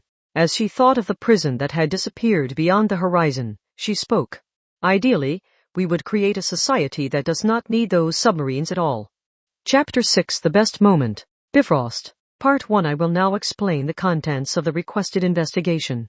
We have located the base of Orlance, a magician who we have been recently pursuing. Please take care of Orlance, who has built base at the point indicated on the map attached to the other document. Orlance was performing research in the field of immortality, but an investigation by a separate unit made it clear that his theory has already failed. Even so, Orlance is showing no sign of ending his research, and we fear he could get the lives of many people involved. Please quickly and definitively deal with Orlance.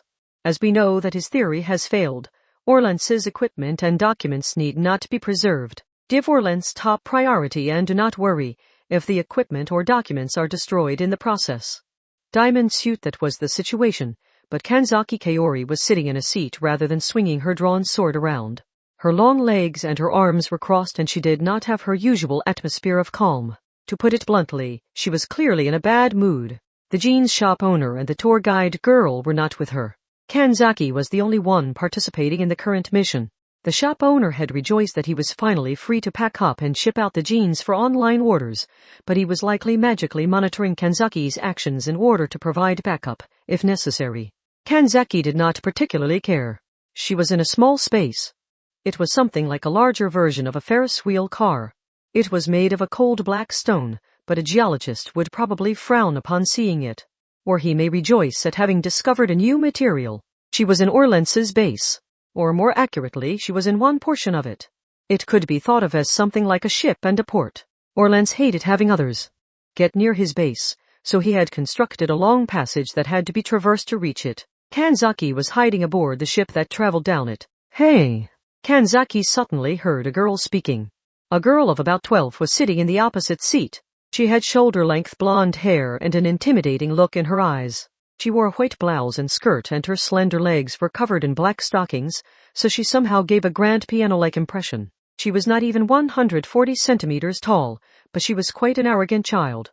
The girl was accompanied by a man in black formal clothing, and she toyed with the hair touching her cheek as she spoke to Kanzaki, sounding annoyed. This is ridiculous. Can we quit just glaring at each other like this? I know you are from Necessarius, and I can find no reason to overlook you. Given what you have come here to do, you do understand that it is only logical that I kill you, right? Oh, what a coincidence. Kanzaki responded with a thin smile of a sort that was almost never seen on her face. Her fingers slowly moved for the scabbard of the long sword that lay horizontally on her lap. My job here lies elsewhere, but that is no reason for me to overlook members of the dawn-colored sunlight. You are Birdway, the leader of the largest golden-style magic cabal in London. Do I need to give you time to recall what inhuman things you have done to Necessarius in the past? Kanzaki had come there to deal with the magician Orlance, but she had run across an even more dangerous enemy. At first, she had thought the dawn-colored sunlight and Orlance may have been working together, but she had denied that possibility herself. According to prior information, Members of the dawn-colored sunlight had attacked the vault containing Orlance's assets and the plantation for his magical plants. There seemed to be some discord between the magicians. They had come to deal with Orlance for a different reason than Kanzaki, but there was absolutely no need for them to cooperate. That girl was the boss of a magic cabal that was known to cause damage in 10 areas for the sake of a single goal. If Kanzaki took her out there and moved her to the magical prison within the Tower of London's the world's safety would increase by a few percentage points. Mark, while still sitting down, Birdway held her small hand out toward the man next to her. She seems to have chosen the kind of option I enjoy. Bring out my symbolic weapon. Let's go with the cup this time. Any stubborn stain can be washed away with water. In that case, Kanzaki could not just wait for the man to hand her the weapon. She frowned and thought about drawing her sword and striking with the back, but the man named Mark took no action. Instead of complying with his boss Birdway's command, he shook his head. He showed no sign of handing over the cup. I cannot do that, boss. Birdway frowned with her hand still held out toward Mark, and the man looked over toward Kanzaki. You should restrain yourself as well, Miss Anglican Saint. I do not know how much of the country's tax money you receive, but I doubt you are a zealous salaryman who is prepared to take us down with you. Birdway finally looked over toward her subordinate. She moved only her eyes in his direction, and her glare was so fierce it almost seemed audible. Don't tell me you think I would be defeated by some woman with huge tits? All she can do in battle is please men as they bounce around. Those words alone are enough to warrant me kicking your ass. It seemed as if the slightest thing would send the two girls at each other's throats, so Mark headed for the door. With the demeanor of someone who was about to simply leave the room, he reached for the doorknob. Kanzaki and Birdway's expressions quickly changed. What are you doing? You fool, don't you know what will happen if you open that? Have you recalled what it is like outside? Mark responded and removed his hand from the doorknob. Ooh. The two VIPs looked slightly embarrassed, and Mark rubbed his forehead. He too was not exactly pleased with the situation. If two monster-class magicians fought in an enclosed area like this, the outer walls would definitely be destroyed from within. If that happened, we would be done for. It may be no problem for you two to survive with zero pressure and no oxygen, but unfortunately, I have not abandoned the laws of physics to that extent. I beg you to not get me wrapped up in this. Do you understand? Outside, they were not in an area protected by Earth's atmosphere. Only darkness could be seen outside the small window. Kanzaki's long ponytail was naturally floating, and Birdway's skirt looked as if it would float up, if she was not holding it down. The two monsters glared at each other, but they did not get up from their seats. They were both planning to kill the other as soon as they arrived at Orlance's base, but neither of them said so out loud. With a dissatisfied look on her face, Birdway clenched her small fist and waved it around in front of her own face. You're right, but I can't stand for you to be more right than me. Allow me to let my anger out on you. That thought process itself is completely wrong. Don't you, Thaiwa? She punched Mark with all her strength, but her attempt to brace with her legs failed with no gravity, so it only had the strength of a cat punch. Also, despite being the one throwing the punch, Birdway was sent out of her seat and spinning in midair. I just want to leave. Kanzaki Kaori let out a rare sigh. The magic cabal boss who could frighten a crying child into silence had her panties on full display right next to Kanzaki's face. Quite a bit of time passed. Due to its location, it was taking a while to reach Orlance's base. An awkward silence filled the small space. A slight noise was mixed in with the silence. It was the sound of Birdway, the boss of the magic cabal known as the dawn-colored sunlight, repeatedly pressing the buttons of her folding handheld game system with her slender fingers. She was so focused that she did not seem to notice that she had floated up from her seat and was rotating. My sister is much better at this kind of thing. Hey Mark, if you're going to join in for some co-op play, how about you actually help? This boss is unusually tough. A sigh came from the man in formal clothing operating a similar game system over by the wall. I've barely played this before. How about you just ask Miss Patricia to trade you a powerful item? I'd rather play for 100 hours and beat this on my own than bow down to her. Damn, you suck. Mark, you're in charge of healing, so quit almost getting killed so quickly. You're just putting more of a burden on me when you're supposed to be assisting me. Boss, why don't you stop relying on me and just do this on your own? He must have been forced to do that kind of thing quite a bit before, because Mark was half in tears. Meanwhile, Birdway hit the pause button and sighed in annoyance. She then glanced over toward Kanzaki, who was flipping through a pocket-sized Bible in the opposite seat. Hey, can you play this? Mark's reflexes and kinetic vision are completely useless. This is the English version of a game that was really popular in Japan, so you should be familiar with it, right? I have no interest in that kind of thing. I admit that my home country is a major producer of certain types of games, but please do not think that everyone who lives there is an expert in them. Kanzaki gave her response without even looking up from her Bible, and Birdway clicked her tongue. So you're just some old woman that can't even keep up with technology of this level. It looks like someone needs to give you a spanking to teach you some manners, you brat. The area was once more filled with a hostile atmosphere, and Mark cleared his throat in order to prevent any needless deaths. If you insist on making this more complicated, I will vomit in this zero-G space. KH. KH. The two girls fell silent as if they had been taken hostage. Once they had relaxed their battle postures, Mark looked over toward Birdway. Boss, shouldn't you start focusing on our job here? I am not sure someone who cannot distinguish between work and play has the qualities needed to be a leader. HMBH. Then let's head back to the save point. Mark, if we get hit by any more electrical paralysis attacks, just run away rather than healing it. The Magic Cabal boss stared at her portable game system a bit longer, but finally switched it off, folded it in two and tossed it to Mark. She must have reached a stopping point. Orlance is a capricious magician, Birdway said after sitting back in her seat. She may have been filling the time while her subordinate dealt with the game system. His reasons are not a desire for eternal life, or to bring a loved one back from the dead. He simply enjoys using his own power to toy with others. Stretching someone's lifespan as if it were a rubber band is nothing more than one of his hobbies. It seems he has put just as much effort into researching how to shorten people's lives as he has how to lengthen them. Kanzaki decided to go along with her in order to kill time. She put the small Bible in her jeans pocket and joined the conversation. In other words, he wanted methods of killing people. But he failed in both directions, said Birdway, sounding annoyed. The results he got were much too small compared to the costs. Even when using a human life, he can only create something less than a human life. This led other researchers to dislike him. He did not construct this over-the-top base for any grand reason either. He simply lost his place and was driven out here. It seems a few of the techniques that went into constructing this base were in violation of Academy City and the Science Side's rules. Thanks to that, I was ordered to resolve this as quickly as possible. And a saint was deployed for that. Are you cleaning up for Academy City as well as the Anglican Church now? I doubt a bitch who just uses her female body as a weapon will last too long doing that. Will the impudence stop if I tear out your front teeth? Or will I need to tear out your throat, too? Since things seem to be getting complicated again, Mark silently headed for the door. Kanzaki and Birdway frantically started to get along. Putting Orlance's theory aside for now, do you think eternal life is possible? That is a difficult issue. Kanzaki worked her head in order to continue the conversation. There are a few ways for people to create life in whatever form they wish.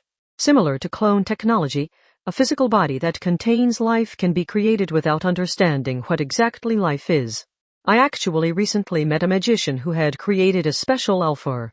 But even though this alpha was created with a fossil at the base, she did not seem to have been created modeled on the fossilized life form. So we can create new life, but we can't create an identical life to one in the past. Yes, and extending existing life is tricky because the human form it is based on is quite fragile. There is a very slight deviation in the program for cell division. You would not gain eternal life just by infinitely stretching your telomeres. Most likely, your cells would just end up growing cancerous. It seems there is research being carried out into a few methods of transferring a human life into other objects or materials. Birdway smiled as if she had suddenly recalled something. I believe it involves taking brain tissue that has been turned to paste and mixing it with lime. It was based on the method of creating the magic bullets used by Celtic gods. They seemed to blow nicely with an odd light, so perhaps they thought a human soul resided within them, even though no one knows what exactly a soul is? Kanzaki asked with an expression of disbelief. In fact, how reliable is the theory that the soul resides in the brain? In Taoist meridians and yoga meditations, mental stability is gained by passing power through various points in the body. It really is strange. We refine our life force into magical power and cause various phenomena with it, but we cannot touch the soul that is the source of it all. At any rate, might that have the opposite effect? Kanzaki said, arbitrarily continuing the conversation. I feel that the human body is the ideal container for the human soul. After all, our bodies have evolved this far to become the most suitable container for our souls. If we force our souls into different containers, wouldn't that just increase the speed at which the soul deteriorates? Well, even if some magician artificially created a different container, that might be nothing more than the form humanity will take far into the future. Birdway stabbed a straw into an orange juice box and caught the liquid in her mouth as it floated around like soap bubbles. It seems there are some out there who want to abstractly grasp the direction evolution is taking us so that they can go to heaven without having to wait around for the final judgment. There is no way of proving if that is even possible. Kanzaki sighed. And there is already a method in place allowing people to get to heaven by behaving properly throughout their natural lifespans, so that kind of strange originality is not needed. In fact, I get the feeling normal people have much higher odds of getting into heaven than those questionable magicians. Yes, anyone who attempts to get into heaven through some kind of trick has some reason why that is necessary. It's the same as how a child who can study properly will not rely on trickery to get accepted into a school. And is there really any point to eternal life? Kanzaki shrugged, and then frantically grabbed the back of her seat when the motion almost made her float up into the air. This planet and this universe will eventually be destroyed. Even if you could have eternal life, the rest of the world would be destroyed around you, so wouldn't that be something like a personal death? Well, I suppose you would be fine with it if you just loved floating around in an area with no oxygen. You could overcome that by eternally storing the resources of all of humanity and the planet as well as the light and heat energy from the sun. But to do that you would need some method of drawing in the resources from the planet and sun.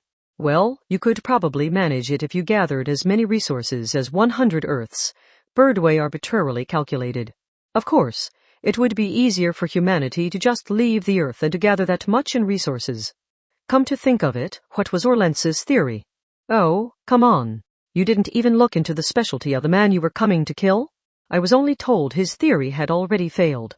Since I was not given a detailed explanation, they must have determined that it was not important in regards to the battle and that I could win without knowing about it. Saints really do just force everything through with their strength, don't they?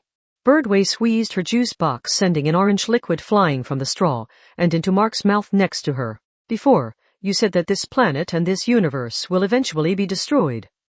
However, humans have already created something that is similar to a truly eternal life. Original grimoires.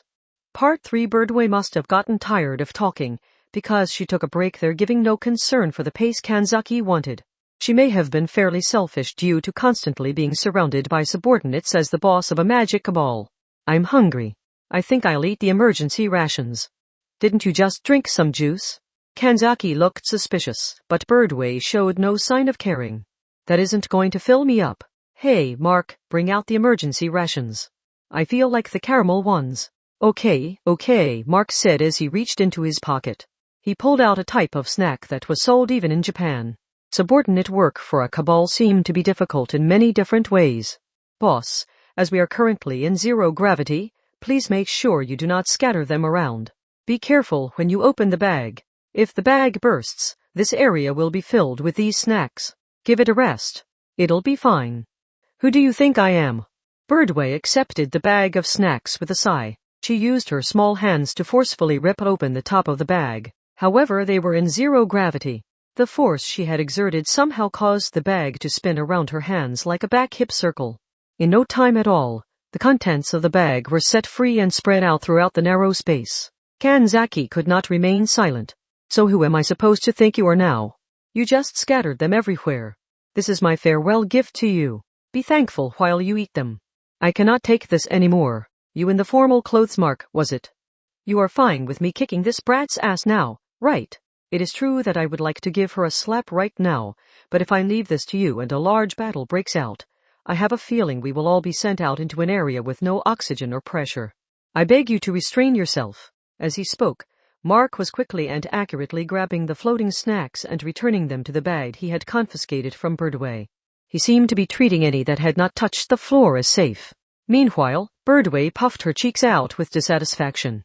I've told you before, but that self-important look you have when you spout some logical argument pisses me off to no end. Eh? Why are you grabbing my legs, boss? There has been a bit of research I have wanted to do for a while now. What happens if you perform a giant swing in zero gravity? With a shout, Mark started rotating around like a helicopter. This caused the snacks he had finally managed to gather up to scatter about once more, which caused Kanzaki to snap. You damn brat. Those things have been getting caught in my hair and it is very annoying. Shut up. Japan customarily gives you your food for free if it has a hair in it, right? Then you're actually quite lucky. That is not the same thing as winning something with your popsicle, and it has nothing to do with the current situation. Don't go off on tangents during my independent research, you old hag. Ha ha, this is amazing, Mark. With no gravity, even I can swing a large man around for extended periods of time. The boss? The way my rotation speed keeps rising as time goes by is quite frightening.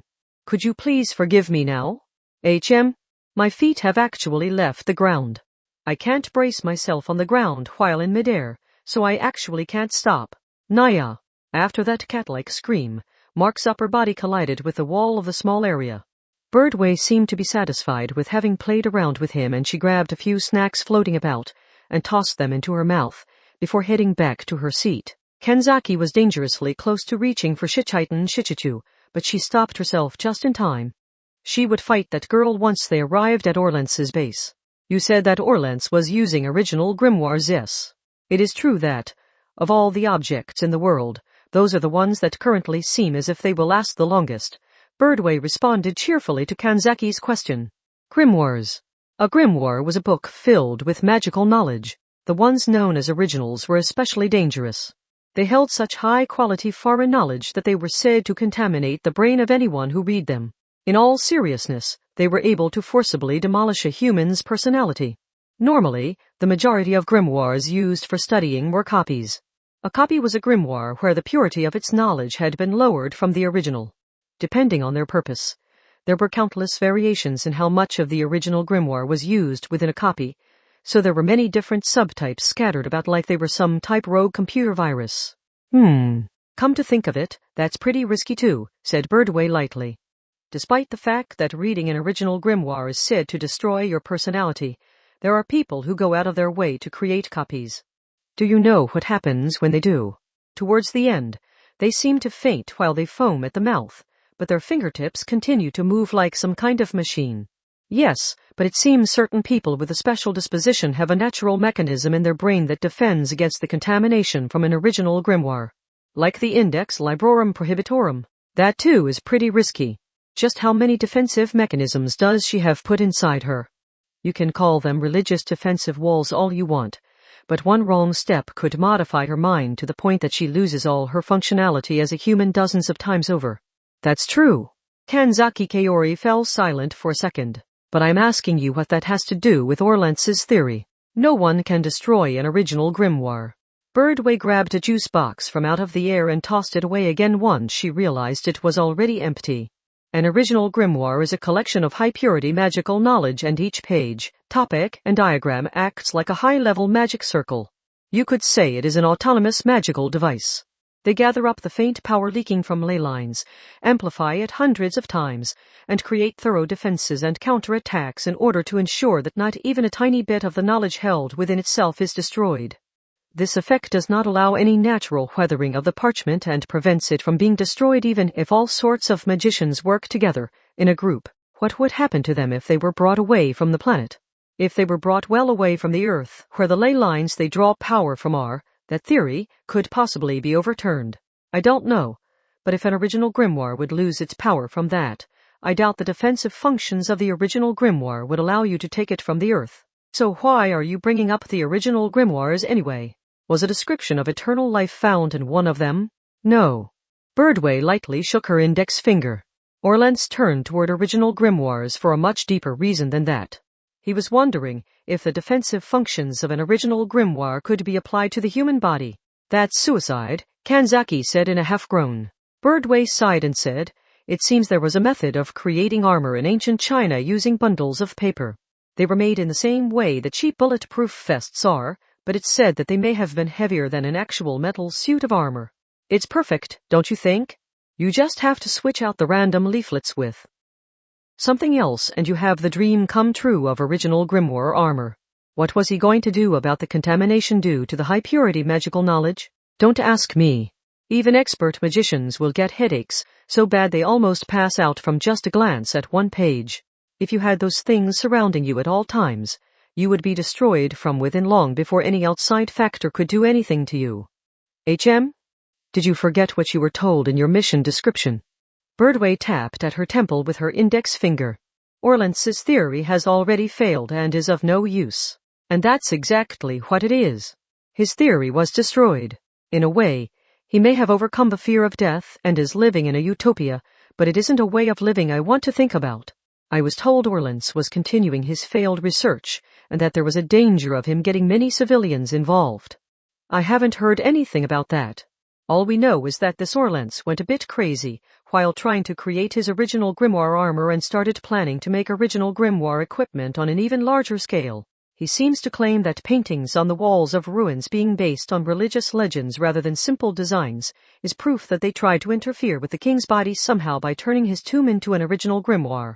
Birdway twisted her lips into a mocking smile. So maybe the base we're headed to has been turned into a pyramid.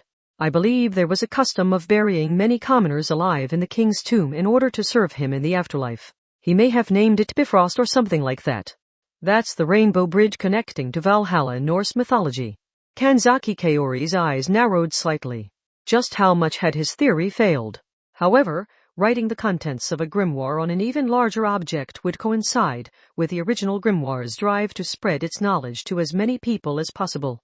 It was possible the original grimoire's protective functions would help Orlance to a certain extent. If the base itself has been turned into armor, this could be quite bad. If it has the same toughness as an original grimoire, none of humanity's current techniques can destroy it. Theoretically, yes. But I doubt it would be that easy to pull off in reality. Why? None of this was mentioned in your mission description, right? You said they had sent you to the battlefield without telling you anything, because they thought you could win without knowing any of it. In other words, your superiors knew that the situation was not that bad. Now that you mention it, original grimoires are not so easily won over. I can't see a grimoire's defensive functions allowing its pages to be split up as would be necessary to create a large-scale original grimoire armor. But it is a fact that he has an original grimoire there. Kanzaki sighed heavily. Grimoires ally themselves with those who will spread their knowledge and oppose those who will seal it. That means we may have to fight the defensive functions of the original grimoire he has when we enter his base, regardless of whether he has created armor out of it or not. Oh? Who says we have the dawn-colored sunlight plan to kindly seal the original grimoire's knowledge? You damn brat, just kidding. Birdway stuck her tongue out a bit. We have no real interest in Orlance's original grimoire. In fact, we hold a kind of hatred toward the grimoires that contaminate the world. After all, we are technically not a mere magic cabal. Just so you know, I was not kidding there. Boss, said Mark as he stared out the small window while standing next to Birdway. It seems we will be arriving soon. Make your preparations.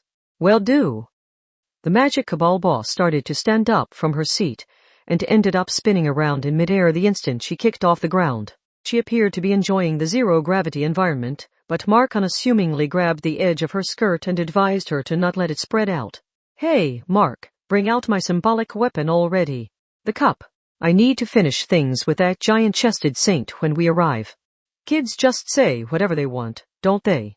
Well, I can understand that you can't leave this issue of size alone due to our difference in age, but let me be frank with you. They will grow on their own if you give them time, so you don't need to rush things. Although there are people whose never grow. Mark, change of plans.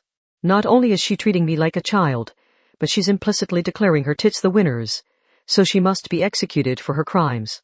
Bring out the magic sword that acts as a conductor's baton. I'll take the Hebrew text from the cross medal and draw a sigil to blow her to pieces. I don't quite get what you're trying to say, but cross medal. Can you not draw a magic circle without staring at a diagram of a cross medal? Even though you're the boss of a golden-style magic cabal? It must be nice not having to prepare anything because you're some idiotic muscle-bound woman who can do nothing but swing her sword around and shake her tits. I assume you don't mind if I call in a bit of power from Michael. Oh, so the young lady has so little confidence in her own abilities that she has to try and look good by borrowing power from one of the major sources. The situation seemed to be getting troublesome once more, and Mark headed for the door yet again. The two girls turned their gazes in his direction, but no. Mark shook his head. It seems we have finally arrived. Part 4. The magician Orlance Trice's preparations were complete. He already knew that foreign materials had gotten inside the container, bringing in resources. He had left it alone, because he had no way of destroying just the one container. If he did destroy it, he would temporarily lose the route it was traveling along and would destroy all the containers en route as well as their contents. He had expected enemy magicians to show up eventually. He had prepared for just such an occasion. An original grimoire. His project to split apart the pages and make armor out of it had not been completely successful. However, by putting a metal plate under the large leather book cover, he had tricked the original grimoire's automatic defensive functions into protecting the book with that thick book cover that could sort of be used as a breastplate. Orlance's base was in an environment that the power from ley lines that was the source of original grimoire's power had an exceedingly hard time reaching. However, that acted in Orlance's favor. Original grimoires were so powerful that Orlance could not deal with them normally, so it was perfect to have the original grimoire weakened a bit. He could take out a normal magician. Equipped with his grimoire, Orlance stood before the container that had entered his base. His enemies may have been attempting some sort of Trojan horse plan, but they would be the ones who would experience hell. I just have to wait for them to come out. Orlance tapped his fingers against the original grimoire equipped on his chest as he thought. By defeating them fairly, they cannot complain when I show them despair. He heard a clunk as the container door opened, and Orlance Trice was suddenly blown away by a tremendous beam of light. Technically, the attack may not have been aimed at Orlance. After all, beams of light shot out evenly in every direction, destroying the outer walls of the container. The container exploded outward as if spreading out like a giant flower. An instant before the explosion, a man in formal clothing could be seen escaping the container, with an annoyed look on his face. Having been knocked away by that one attack, Orlance was spinning around in the zero-gravity environment. In the center of the explosion, two figures were pressing two types of swords together, one a katana and the other a western sword. What? You didn't come here champing at the bit to defeat me? Orlance barely managed to say as he foamed at the mouth. The battling girl's response was an exceedingly simple one. Quiet, you damn magician. I'll deal with you later. Quiet, you damn magician. I'll deal with you later. Chapter 7. The Destination of Salvation. Gungnir. Part 1. I will now explain the contents of the requested investigation. Centered around Western Europe, Norse magic cabals have been attacked one after another. Normally, an anti-magician agency like Necessarius would have no reason to save them, but we cannot deny the possibility that the attacker is stealing technical knowledge or spiritual items from the cabal bases and is planning to cause an even greater incident using them. Please investigate the identity and goal of the attacker and eliminate this attacker if necessary. As previously stated, we have no duty to protect the magic cabals. If you deem it would be an effective strategy, feel free to use them as shields or as bait.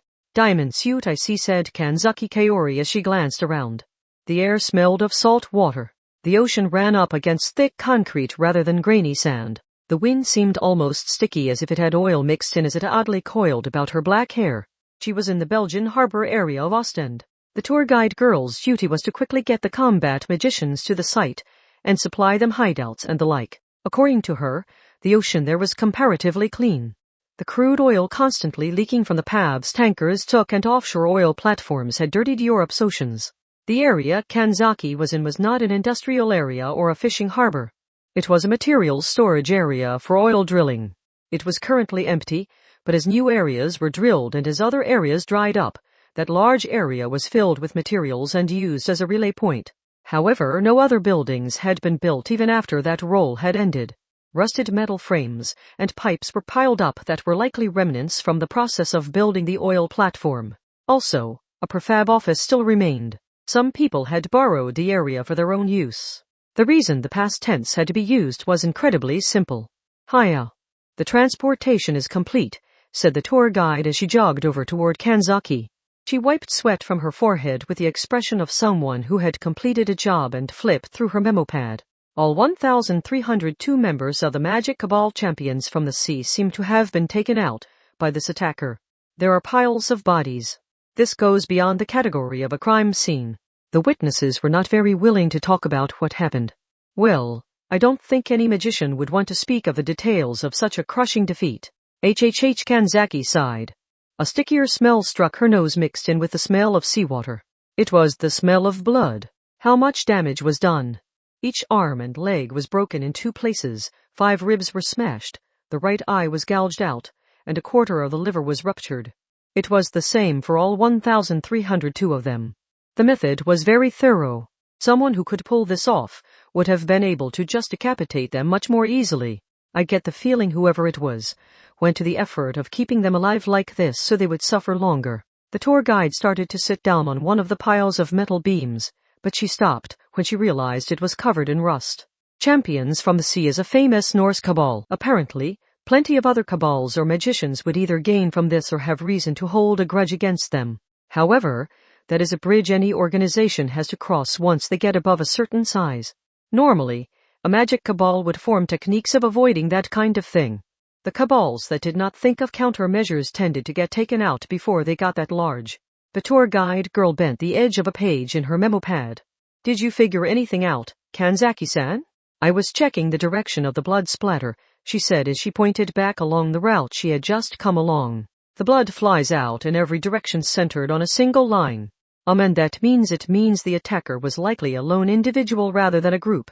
It looks as if the magicians of Champions from the Sea all headed out to intercept the attacker, who came charging through their base in a straight line, and every last one of them was defeated. The tour guide girl looked around, seeming to wonder if you could really determine all that from the aftermath, but then she looked confused. But Champions from the Sea is a fairly famous Norse cabal, right? And they had 1,302 magicians here at their base. Could a single person really defeat them? Kanzaki fell silent, and then noticed the jeans shop owner approaching from the distance. He was lightly shaking the cell phone in his hand. Hey, I've gotten everything set up. The tour guide girl looked confused. Kanzaki sighed. I really do not like having to do this. If the ones being attacked were normal people with no connection to magic, I would outright refuse, but it's been those who prevent the extermination of the world tree, the iron stake that carves knowledge, and Champions from the Sea. Each of those cabals has a nasty history behind it. The magician attacking them could have that reason even if the cabals have never even spoken to this person. The shop owner scratched at his head in annoyance. Honestly, this isn't the job of a jeans shop owner. Over 1,000 expert magicians have been easily torn up in the same method, and now you're saying we should take this monster on with just the 3 of us. I don't just have to worry about having workers' comp for this. I need life insurance. The tour guide was completely left behind by that conversation. She tried to reason it out on her own, but finally gave up and just asked, what are you talking about? We don't know who it is, but this attacker has been going around destroying large Norse cabals, replied the shop owner. So we just need to get to one of those cabals ahead of time and destroy it ourselves. If we lie in wait at their base, the attackers should eventually show up. Part 2. And so Kanzaki and the others headed to the location of the magic cabal the attacker seemed likely to attack next. The attackers seemed to be targeting Norse cabals all over Western Europe rather than just in Belgium. A map showing the locations of the cabals the attacker had destroyed up to that point made one wonder just how wide a range the person was operating in. Can we really figure out what the next cabal is? Asked the tour guide girl from the passenger seat of their rental car. The jeans shop owner responded from the driver's seat. There are all sorts of Norse cabals. They have different histories, number of members, affluence, strength, magical techniques, types of spiritual items, and amounts of knowledge or books in their possession. Necessarius takes all that information together and computes a level of danger. This attacker has been destroying cabals in order, from the highest level of danger on down. Of course, the lower cabals are trembling in fear knowing they can't handle an enemy that took out even stronger cabals. The attacker could be doing this in order to take out the most dangerous enemies, while they still have strength to spare, or they might just enjoy making others tremble in fear. The tour guide's face paled. Kanzaki-san said the attacker is most likely a single person rather than a group. True. So this person is going around destroying Norse cabals, starting with the most dangerous ones. All alone. How strong is this monster? Well, it could be. Just as the shop owner started speaking, Kanzaki leaned forward from the back seat. We are almost there. Got it. This might be what it feels like for the pilot of a bomber, the shop owner muttered as he parked the small car on the edge of the road. They were not stupid enough to park their car right in front of the enemy's base. Well, it's all up to you now, Kanzaki. Just go and kill everyone and those who know the rune of the god's sword. I will only be knocking them unconscious. They are guilty of many things, so we will be taking them in. Make the proper preparations for the recovery team's arrival. Kanzaki opened the back door and got out of the car while muttering what were probably complaints about the strategy they were using. Her body suddenly disappeared into the darkness with a sound like a whistle.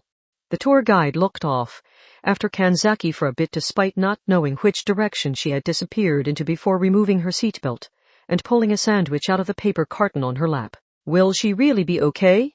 Even if she is a saint, she is up against a magic cabal with thousands of members.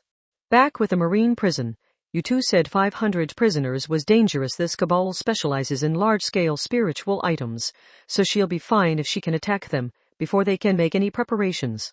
In fact, ending this without killing them will be more difficult. But given her personality, I doubt she'll kill any of them, the shop owner said. Really, I'm more worried about my own life. I'm being flooded with complaints from around the world about how I'm not shipping anything out. Oh, whatever happened with that Satan girl? I haven't been able to do my work at all because you two keep dragging me around the world. What am I supposed to do? How long ago did she make her order? And I can't even explain why I can't ship anything out. The shop owner tore at his hair, and it seemed he was giving no serious thought to the possibility of Kanzaki losing. The tour guide started eating her sandwich that had cabbage, corned beef, and mayonnaise and looked a bit uncertain. Won't we end up getting wrapped up in some unexpected crisis if you blindly rely on her like this? There is no guarantee that Kanzaki can win in every single situation. True, but I doubt there will be any problems here. If the attacker can do it, then so can our Kanzaki. Eh? What do you mean I mean? The shop owner said as he grabbed a fish paste sandwich from the paper carton on the tour guide's lap, that our enemy this time may also be a saint.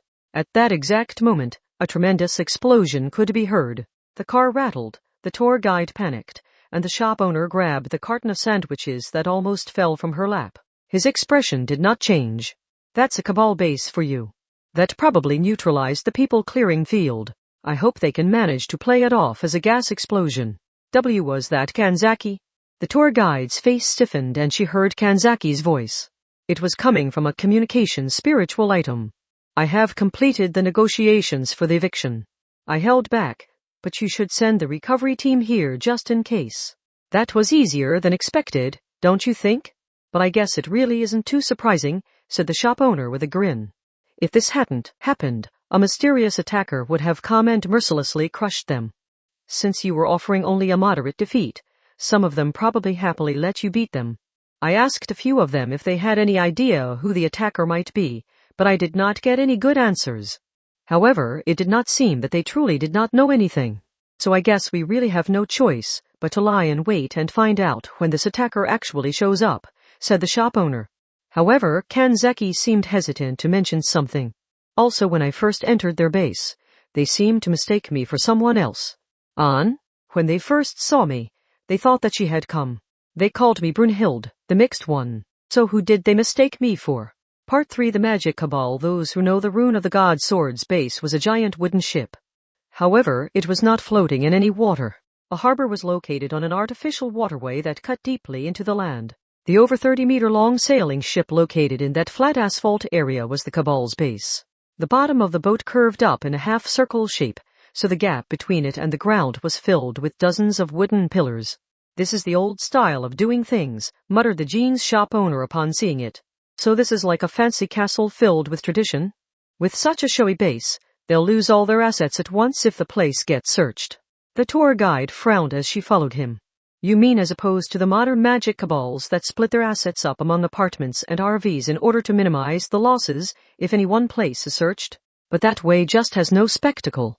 Since Kanzaki Kaori had already eliminated the magicians, no one else was in the area. Kanzaki was in the process of stretching long wires from the center of the giant sailing ship to the surrounding streetlights and small harbor control buildings. I would like to set up a people-clearing field before the battle starts, but then the attacker, this Brunhild, might realize we are lying in wait. Don't you just need to set it up so it's too late by the time she notices it? The shop owner's response was rather vague, because he did not have a combat role. The tour guide girl then took a sip of coffee out of a cylindrical bottle that seemed to be from a chain store. Norse mythology is fairly well known in name, but modern people have surprisingly little contact with it. Kanzaki turned in the girl's direction. She went on to say, "You do not hear much about large showy temples being left over like with Christianity or Greek mythology. I get the feeling that not many people would be able to explain how the religion controlled the people like the Pope and priests of other religions. In fact, normal people would probably have a hard time explaining the stories of the mythology like how the world began and how it would end in the mythology." The tour guide lightly shook her bottle of coffee. "But normal people will have at least heard of the names of things like rune magic or Sather magic even if they do not know the details of their use.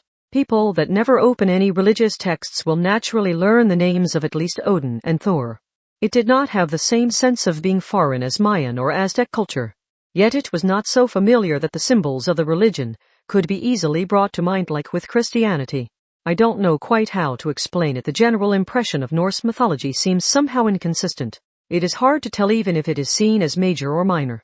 In a way, that could possibly be used to describe the current attacker, Brunhild, as well. A near yet distant magician.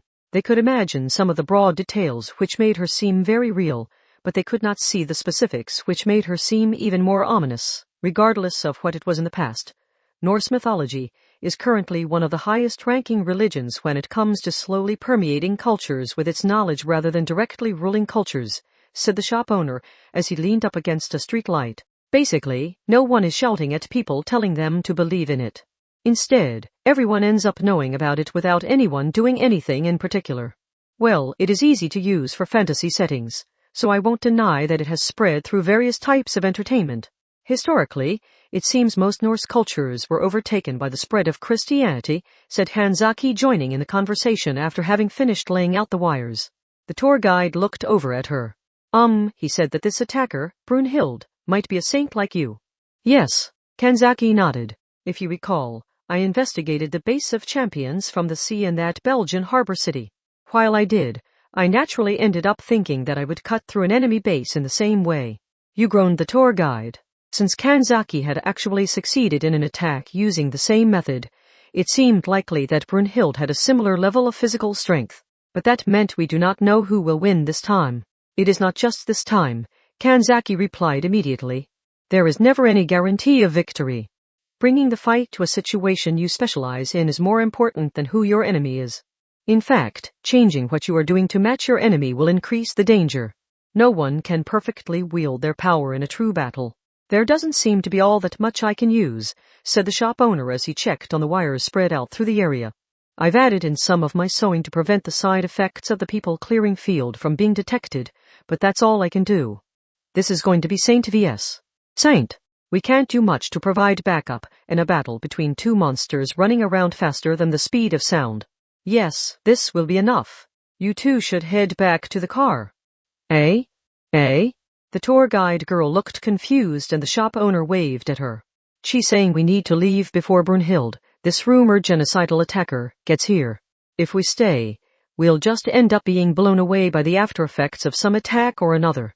That was the logical thing to do, but the tour guide still seemed hesitant. Just because this is a fight between two saints doesn't mean the odds are at an even 50/50, the shop owner said lightly. Normally, the person making a surprise attack has better odds than the one caught by surprise. Brunhild thinks that she is the one making the surprise attack, but Kanzaki can raise her odds of victory by quite a bit by reversing those roles and attacking, while Brunhild is still confused. So this is not a sport with set rules. It's only natural to adjust things to your advantage as much as you can before fighting. You only challenge someone once your preparations are complete. Even if their abilities are the same, Kanzaki will not lose to Brunhild in this environment. Just as the shop owner said that with a smile. I don't know who you are, but you certainly have a poor view of me. It was an odd female voice. Each word and each syllable clearly entered their heads, but they could not tell what direction it was coming from or from how far away. Some kind of trick was being used. Why would she be using a trick like that? The answer was simple. Not good a long-distance attack. Get down. Hurry. Kanzaki yelled out, but their opponent did not give them enough time. The first shot came. Actually, It was less of a shot and more of a bombardment. An explosive noise split the air. Those who know the rune of the god's sword's base was an over 30-meter-long ship, set up on land. A 1-meter shell struck its wooden side. That one attack smashed the wood and bent the side in like a crater. Splinters flew through the air and the entire ship shook. The amount of destruction was not normal. That ship was not simply made of wood. The outer wall had been fortified with various defensive spells and barriers, and yet it had been smashed with that one attack. The attacker, Brunhild, had not overlooked the shop owner or the tour guide. She had truly tried to crush her enemies in that attack. Her measurements had been off due to the wires spread out through the area. Originally, Kanzaki had been intending to use them for the people-clearing field, but she instead forcibly pulled on the bundle of wires in her hand.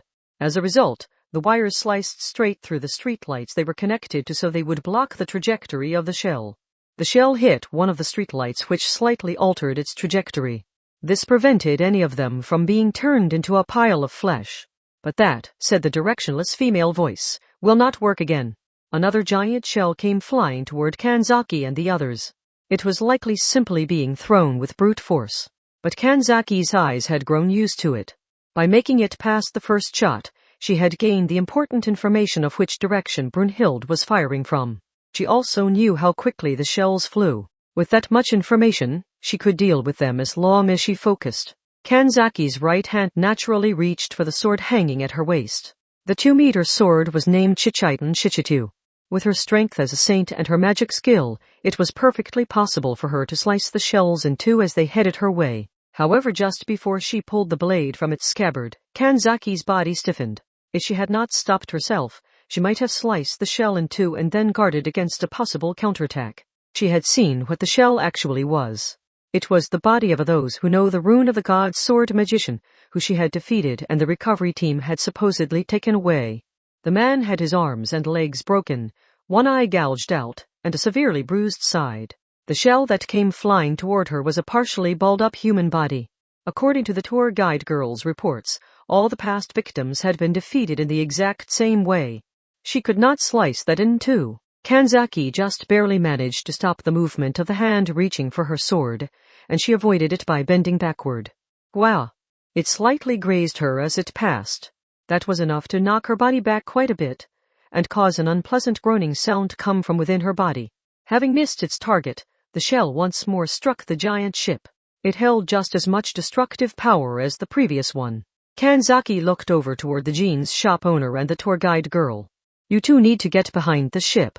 Take a path that protects you from the bombardment and get away from. Should you really be worrying about others right now? Said the female voice, drowning her out. This time, no shell came. Instead, the attacker herself charged toward Kanzaki with tremendous speed. She just barely remained below the speed of sound, but not because she lacked the strength to exceed it. She was making sure not to create an unnecessary shockwave that would give her enemy extra information. A saint. The theory that the attacker might be one had been more or less proven with that bombardment and overwhelming speed. Brunhild's capacity was about equal to Kanzaki's, but if they were both saints, there was not enough of a gap between their strengths for Kanzaki to defeat her in a single strike. Exclamation! Just as Kanzaki drew her long sword, a heavy shock ran up the blade. It was due to the blow from Brunhild's blade that approached silently at high speed. Brunhild, the attacker, was a girl with long blonde hair and white skin. She seemed to be about the same age as Kanzaki. She wore a hat with decorative feathers in it, a dress that came down to just above her knees, and men's pants. She also had protectors covering her elbows and knees and bulletproof vest covering her chest. She gave an odd impression. Each piece of clothing had nothing in common with the others. Wearing thick men's pants beneath a women's dress was strange enough, but the protectors on her joints were likely the type worn while roller skating, and the bulletproof vest was on a level where it seemed unlikely any clothing would match it. And yet, as a whole, it all had an odd sense of unity. It looked as if she had created the same silhouette as medieval European armor using modern materials. A magical symbol. Kanzaki pressed her sword as far forward as she could and looked at Brunhild's sword. It was an exceedingly wide double-edged sword that was about 1.5 meters long. The point was not all that sharp, but that was likely because it was meant to crush an enemy wearing metal armor. It was a Western sword called a claymore. The giant's sword would have looked out of place in any modern scene, but it seemed appropriate when held by Brunhild with her armor-like silhouette. The claymore may have been the core of the magical symbol Brunhild was using her entire body to display. Compared to Kanzaki's Shichitan Shichichu, which was developed based on a Japanese katana, the claymore was much wider. It was so huge that it seemed like an image of the stagnation of military arts. It's so heavy and huge that it could not be controlled finely enough to make precise slices. On the other hand, it had the destructive power needed to provide a fatal blow to an enemy by simply swinging it down and not thinking about the movement of one's feet or the usage of one's muscles. "Oh?" said Brunhild as she used both hands to hold that weapon that was so large it lost all flavor. I was wondering who was interfering, but I guess it was another saint. A great scraping noise rang out. It was the sound of the claymore being pulled back to create a gap of a few centimeters between the two blades, and then being swung in a curving arc toward Kanzaki once it was free. It was not simply being swung down with no real thought being put into it. It was a refined attack. The strike was fast, sharp, and heavy enough to be referred to in that way. Kanzaki just barely managed to catch it on her long sword. Even a saint on Kanzaki's level just barely managed. Immediately after Kanzaki realized that fact, Brunhild began sending blow after blow with her claymore. The exchange caused a great din with slight intervals like machine gun fire and sent orange sparks flying. She was not just fast. She was not just raining blows down. Each attack was thought out and tried to slip through Kanzaki's defenses, and the blows against her katana held a murderous intent that wore on one's mind. Kanzaki's eyes grew sharp as she felt that intent and swung her blade repeatedly at the same speed. Brunhild did not just force her way through using her abilities as a saint. She could only produce such deadly blows because she had not been content with that and had trained to bring herself beyond that. In other words, so were the same. When Kanzaki heard Brunhild say that, she lost it. Like hell we are. What happened to those who know the rune of the god's sword and the necessarious recovery team that was taking care of them? "Oh," Brunhild answered Kanzaki's question in a tone that showed she did not especially care. "So they were from the Anglican Church. Sorry about that. I thought they were. They're reinforcements, so I took care of them." Kanzaki's speed increased explosively, but Brunhild was able to keep up. Being one of the fewer than 20 saints in the world was no longer much of an advantage in that fight. Then something changed. The orange sparks that were produced as they wielded their weapons at supersonic speed suddenly expanded oddly. The sound of steel clashing with steel also reverberated in a distorted way for an instant. "TCH!" Brunhild jumped back, seeming to have realized something. Kanzaki glared at her, holding her sword out at the ready, and Brunhild switched to a one-handed grip on her claymore and looked down at it. The thick, wide blade was made to slice an enemy in two, armor and all. The blade had chipped in places. Like a poor-quality comb, it had thin, irregularly spaced gaps a few centimeters deep running along it. During their exchange of blows, Kanzaki's katana had eaten into the claymore. I've heard that Japanese katanas have the durability needed to function both as a sword and a shield, but this is something more. You have some kind of spell embedded in the blade. I'm using attack spells in conjunction with my blade, but it looks like I'm at the disadvantage here. Yuizan. It is a spell that theoretically has the ability to slice a monotheistic angel in two. It is not something I like to turn on humans. I see. Brunhild's stance changed. There was no major visible change, but the murderous intent she had been sending straight forward receded. She had changed to a defensive stance, or perhaps one for retreat. She may have been thinking of leaving while the damage was minimal. Brunhild had completely switched out her strategy. "Are you going to flee? Don't be mistaken. My objective is not you. I only made contact because I wanted to know who those who know the rune of the god Soar's reinforcements were, but this does not seem to be an issue. I can still continue my plan." "Your plan? Why are you attacking Norse cabals?" "For fun and for profit." Brunhild smiled. It held so much malice and hate that it almost did not seem right to refer to it as a smile. "If you want to know what my objective is, you should ask them rather than me. Ask those magicians who pretended to be the victims while you were so kind as to protect them. I'm sure you'll figure it out if you just focus on the terms Valkyrie and Mixed One." Exclamation as Brunhild started to turn away. Kanzaki lowered her hips slightly and focused on Shichitan Shichichu. She had been on top in the exchange of blows with the claymore. If she pushed forward, she could break the claymore. "But is that really such a good idea?" asked Brunhild, even though she did not seem too interested. Our rampage had a bit of a side effect. This ridiculous cabal's base looks like it's about to collapse. A chill ran down Kanzaki's spine. Those who know the Rune of the God's Sword's base was a giant sailing ship brought up on land. The space between the ground and the half-circle bottom of the ship was filled with dozens of wooden pillars. A few of the wooden pillars had been broken by the shockwaves of Kanzaki and Brunhild's battle. As the load was focused in one direction, the remaining pillars were breaking one after another.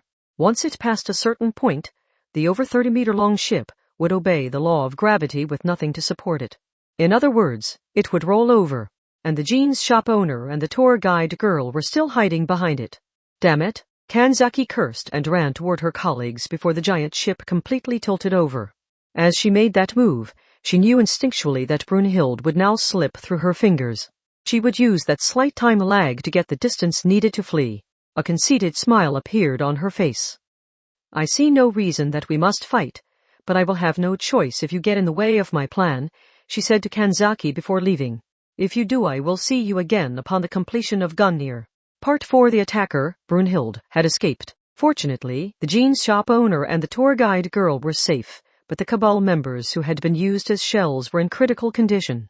It seemed the other Cabal members and the Necessarius recovery team had been discovered on the roof of a building about 700 meters from the harbor. They had all received heavy wounds, leaving them near death. Kanzaki Kaori headed from the harbor back to the rental car. She had no intention of getting right back inside the cramped vehicle. She was simply feeling that dispirited. Brunhild's method of fighting by using human bodies as projectiles could wear down a human mind just by watching. Kanzaki sat on the hood of the car and heard the shop owner speak to her. Found her. He was holding a cell phone. He seemed to have been speaking with someone over it. She is Brunhild Eiktable, a saint from Finland. She has a proper entry in the Anglican Church's database and the British Library. Well, there are fewer than 20 saints in the world. It is not that hard to make a list of all of them. It may seem surprising, but very few saints were proper members of a Christian organization like Kanzaki was. Most of the time, the saint was simply so strong he or she felt no need to become the member of an organization. To put it bluntly, they held the strength needed to rival an organization all on their own. Instead of trying to force those saints into giving in, organizations like the Anglican Church would make sure they knew where they were and what they were doing, but leave them alone, so long as they posed no threat. Brunhild must have been one of those saints. Saints are a Christian thing, right? Asked the tour guide, sounding confused. Why can a Norse magician like Brunhild use the power of a saint? A saint gains their power from bodily characteristics that they have from birth. There is nothing strange about someone from a Norse culture like Brunhild being one. It seems Brunhild was originally part of a pure Norse cabal. Apparently, she used that kind of spell and did not use her Christian side as a saint. A cabal, Kanzaki muttered. The shop owner shrugged. It seems it wasn't that much of a cabal. It only had 20 or 30 people, and Brunhild was the only one with any real skill. They did nothing to stand out, and it seems their goal was just to continue living in the traditional way. In that case, we should investigate that cabal, Kanzaki suggested, but she felt an inconsistency between the goal of protecting a traditional life and the actions and battle ability of Brunhild. An order from that cabal might be behind Brunhild's actions. I doubt it, the shop owner immediately replied. It was destroyed 5 years ago. Brunhild was the only survivor. Diamond Suit Kanzaki and the others arrived at a nearby church. It looked like the world-famous Roman Catholic style, but the inside was set up in the Anglican style. It was a Necessarius hideout. The victims of Brunhild's attack were gathered inside. They were not in a condition where they could be treated in a normal hospital. That many people were able to fit in the church because the space inside had been altered magically. A nun wearing a nurse cap bowed upon seeing Kanzaki. Thank you for all your hard work.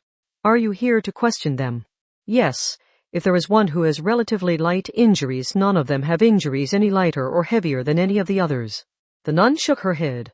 They all received the exact same amount of damage. This level of accuracy makes the attacker seem like a human factory or something. It gives me the image of people being carried down a conveyor belt and accurately crushed. I just cannot believe that a human could deal out such even damage in the middle of a fierce battle. Surely it would have been 100 times easier to just kill them. Kanzaki understood the situation, but she could not turn back. She changed the way she gave her request. Then may I speak with one of them who seems like he would have the most information? Yes, but I doubt any of them can tell you anything beyond screaming. The nun started slowly walking within the church, as if leading Kanzaki and the others. They followed her.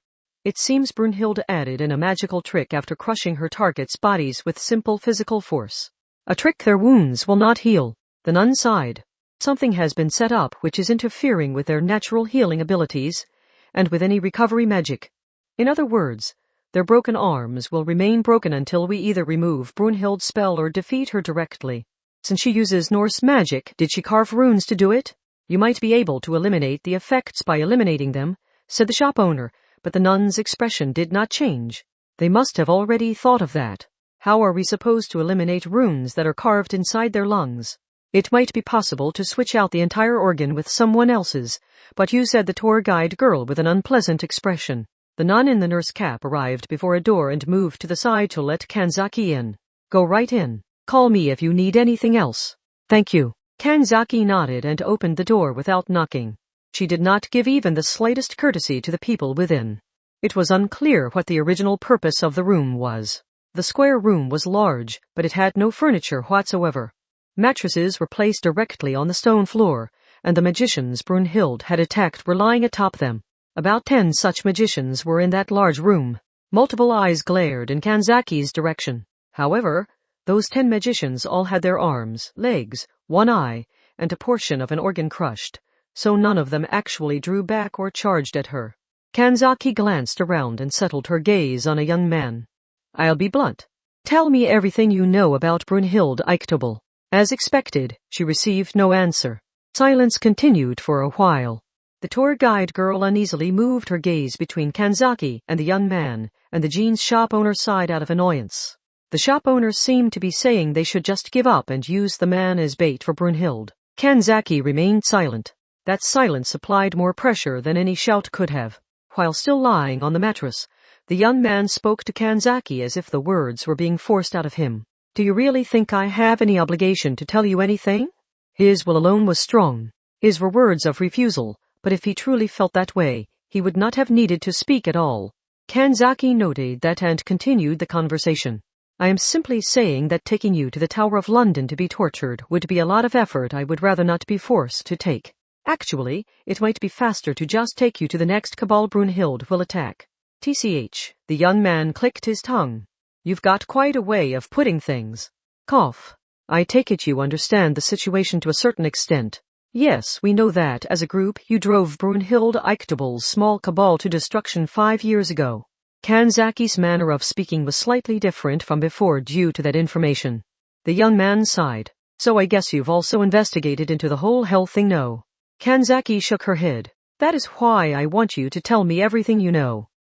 If you don't know, it's better that it stays that way. The young man did not look too good, but he managed to smile. I'd rather die than speak of that.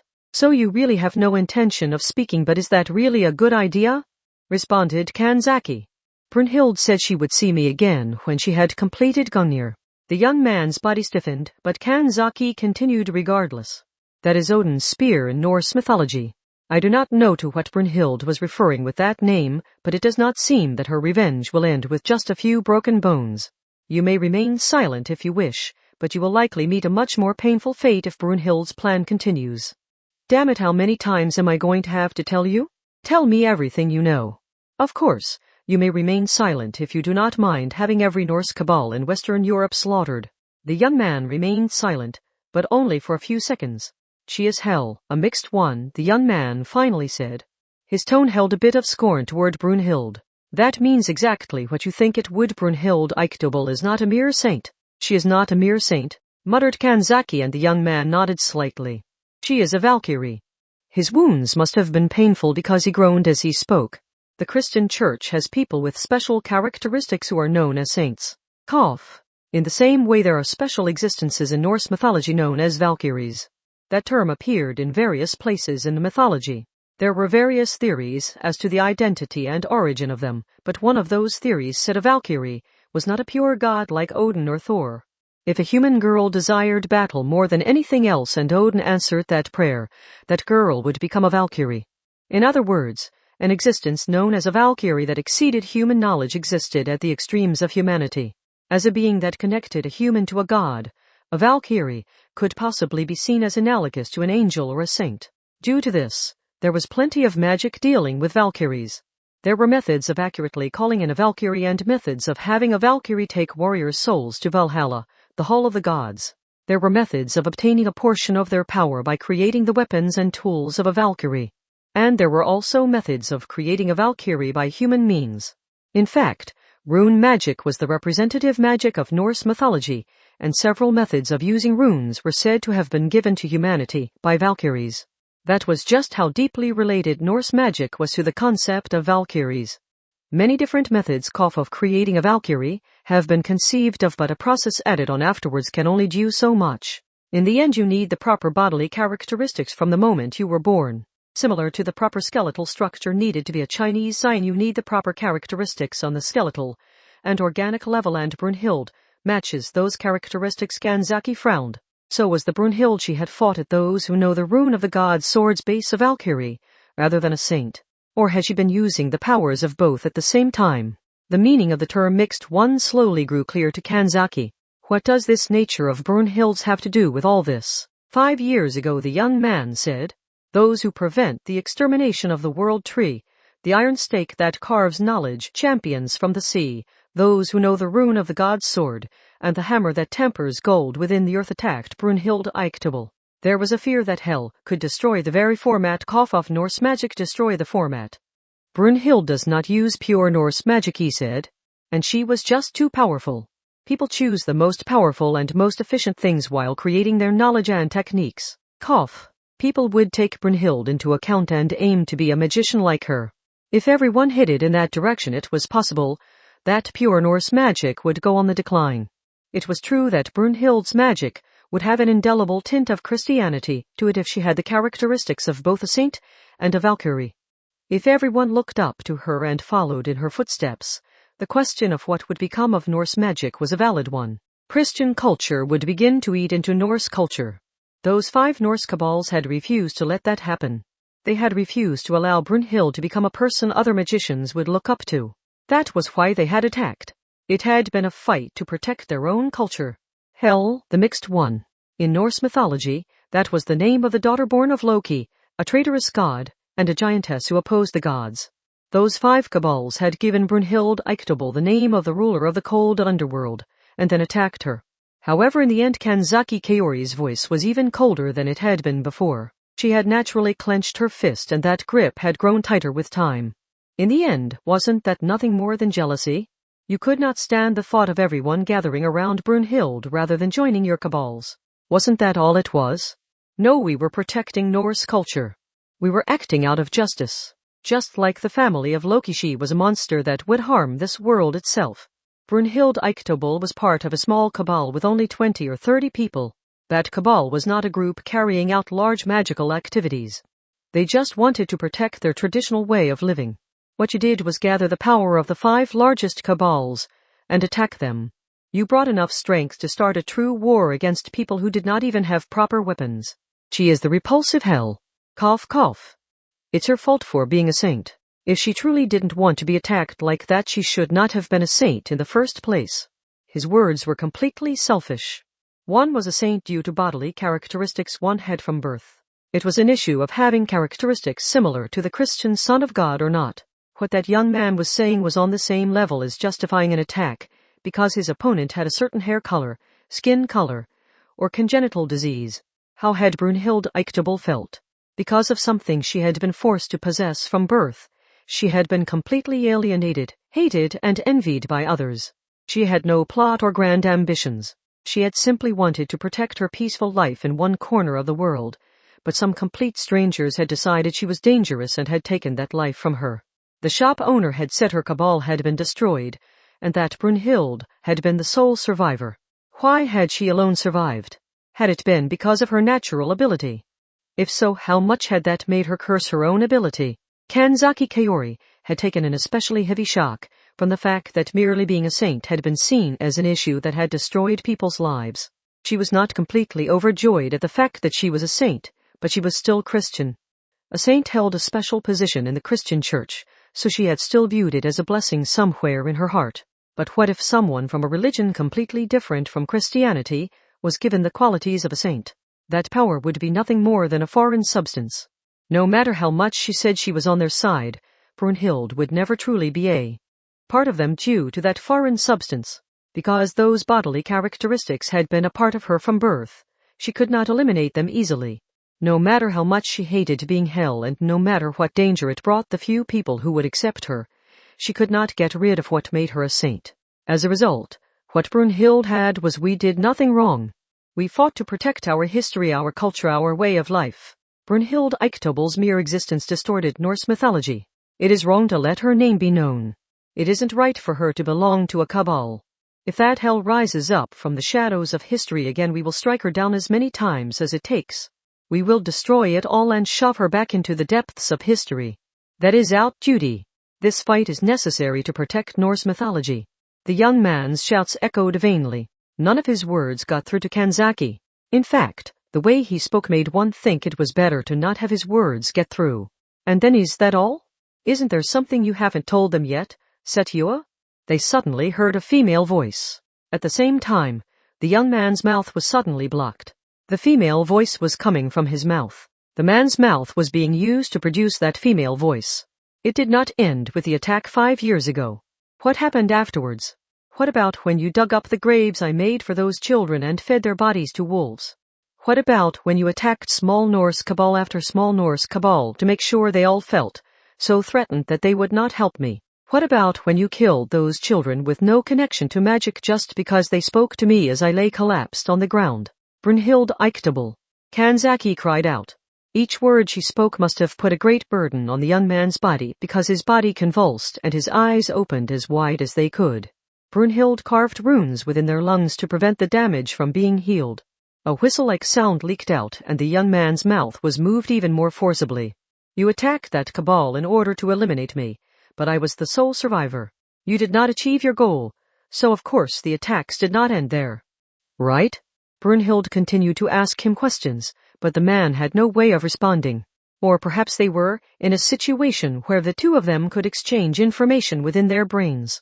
You hid these facts, Setua. You hid the fact that you continually chased after me even after destroying that cabal, and the fact that you captured me half a year ago. And let's not forget what happened then. The young man then greatly resisted the control Brunhild had over his vocal organs. However, he only managed to cause his body to tremble unnaturally. He was unable to utter even a single word. Kanzaki turned around toward the shop owner and the tour guide. Damn it. Call one of the healing nuns. I am going to pass my wires into his body and try to cut off this interference from Brunhild. It won't work. Unless you perform a lung transplant, you can't take control of him from me. Or do you plan on attacking me from afar? Brunhild's words held great scorn. Her tone held no hesitation toward harming another human being. That Valkyrie had wished for nothing beyond living a peaceful life in a small village. Just how far had she been twisted? Setua, I just finished destroying the hammer that tempers gold within the earth. I have now crushed all 5 cabals. My true purpose begins now. Like the hands of a clock, I am now inexorably approaching you as you lie there unmoving. Once I arrive, I will act true to the name of hell that you forced upon me by sending each and every one of you to the underworld. Hatred, hatred, hatred, and more hatred. Brunhild's words tore into those they were directed at with nothing but their hatred. Hell. That female voice continued to send scorn upon them like the queen of the underworld. Yes, I will soon complete Gungnir. And that is no metaphor. I will literally have the spear of Gungnir. I'm sure you know what a weapon of the gods signifies in Norse mythology. The lightning god Thor had the hammer Mjolnir that represented the destructive power of lightning. The weapon of a Norse god was the power of that god itself. The gods could wield their power because they possessed their weapons. There were stories of gods temporarily losing their powers due to losing their weapon or having it stolen. In other words, a human who created a weapon of the gods and could properly wield its power would theoretically be able to control the very power of that god. It would be difficult for a normal human, Brunhild continued. And this was Gungnir. That spear belonged to Odin, the greatest of the Norse gods. But I am not a normal human. If she had created that of Brunhild Eiktobal held that I am the mix of Valkyrie and Saint that you detest so much. Since I am mixed like this, I hold possibilities that would be unthinkable for a normal human. What she referred to would likely be more difficult for the pure Norse magician, that young man, was than for a Christian magician like Kanzaki. In fact, his face paled to an unbelievable extent upon hearing the words that came from his own mouth. Magicians these days cower in fear at just an angel or two. There is no way they can oppose the greatest god of a worldwide polytheistic religion. I will change everything. This does not affect only Norse mythology. I will carry out my objectives even if I have to utterly destroy the magic side to do it. The young man's mouth flapped, opened and closed. He seemed to be trying to say something. Kanzaki Kaori's expression grew even grimmer as she read his lips. And then Setua, I will let you choose. Brunhild's words grew even louder. I did not simply kill you all, because I want to give you the kind of truly hellish pain that does not yet exist in this world once I complete Gungnir. However, I am merciful. Just this once, I will give you the chance to bite your own tongue. The young man's head tilted backwards. Just before he tried to bite down as hard as he could on his tongue, Kanzaki stuck the side of her hand into his mouth. Immediately afterwards, dark red blood flowed from his mouth. He had not bitten through his tongue. He had bitten into Kanzaki's hand with terrible strength. Just as Kanzaki's expression was about to distort in pain, the shop owner started moving. As the young man lay on his back convulsing, the shop owner kicked the side of his jaw hard. His jaw must have dislocated. Strength left his mouth and Kanzaki pulled her hand out, but her expression was not one of relief. He's seriously injured. How could you do that to someone who was only being controlled? Don't force this to look nicer than it is. I'm sure you noticed too. Brunhild wasn't controlling him at the end there. She purposely removed her control over him to let him choose. She did it because that way holds more despair and therefore is more fun. Just then, the tour guide showed up with a nun. They immediately started treating him, but it was unclear how much it would help him.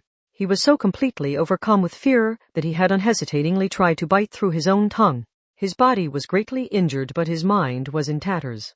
Kanzaki, shouted the shop owner. Use your wires on his body.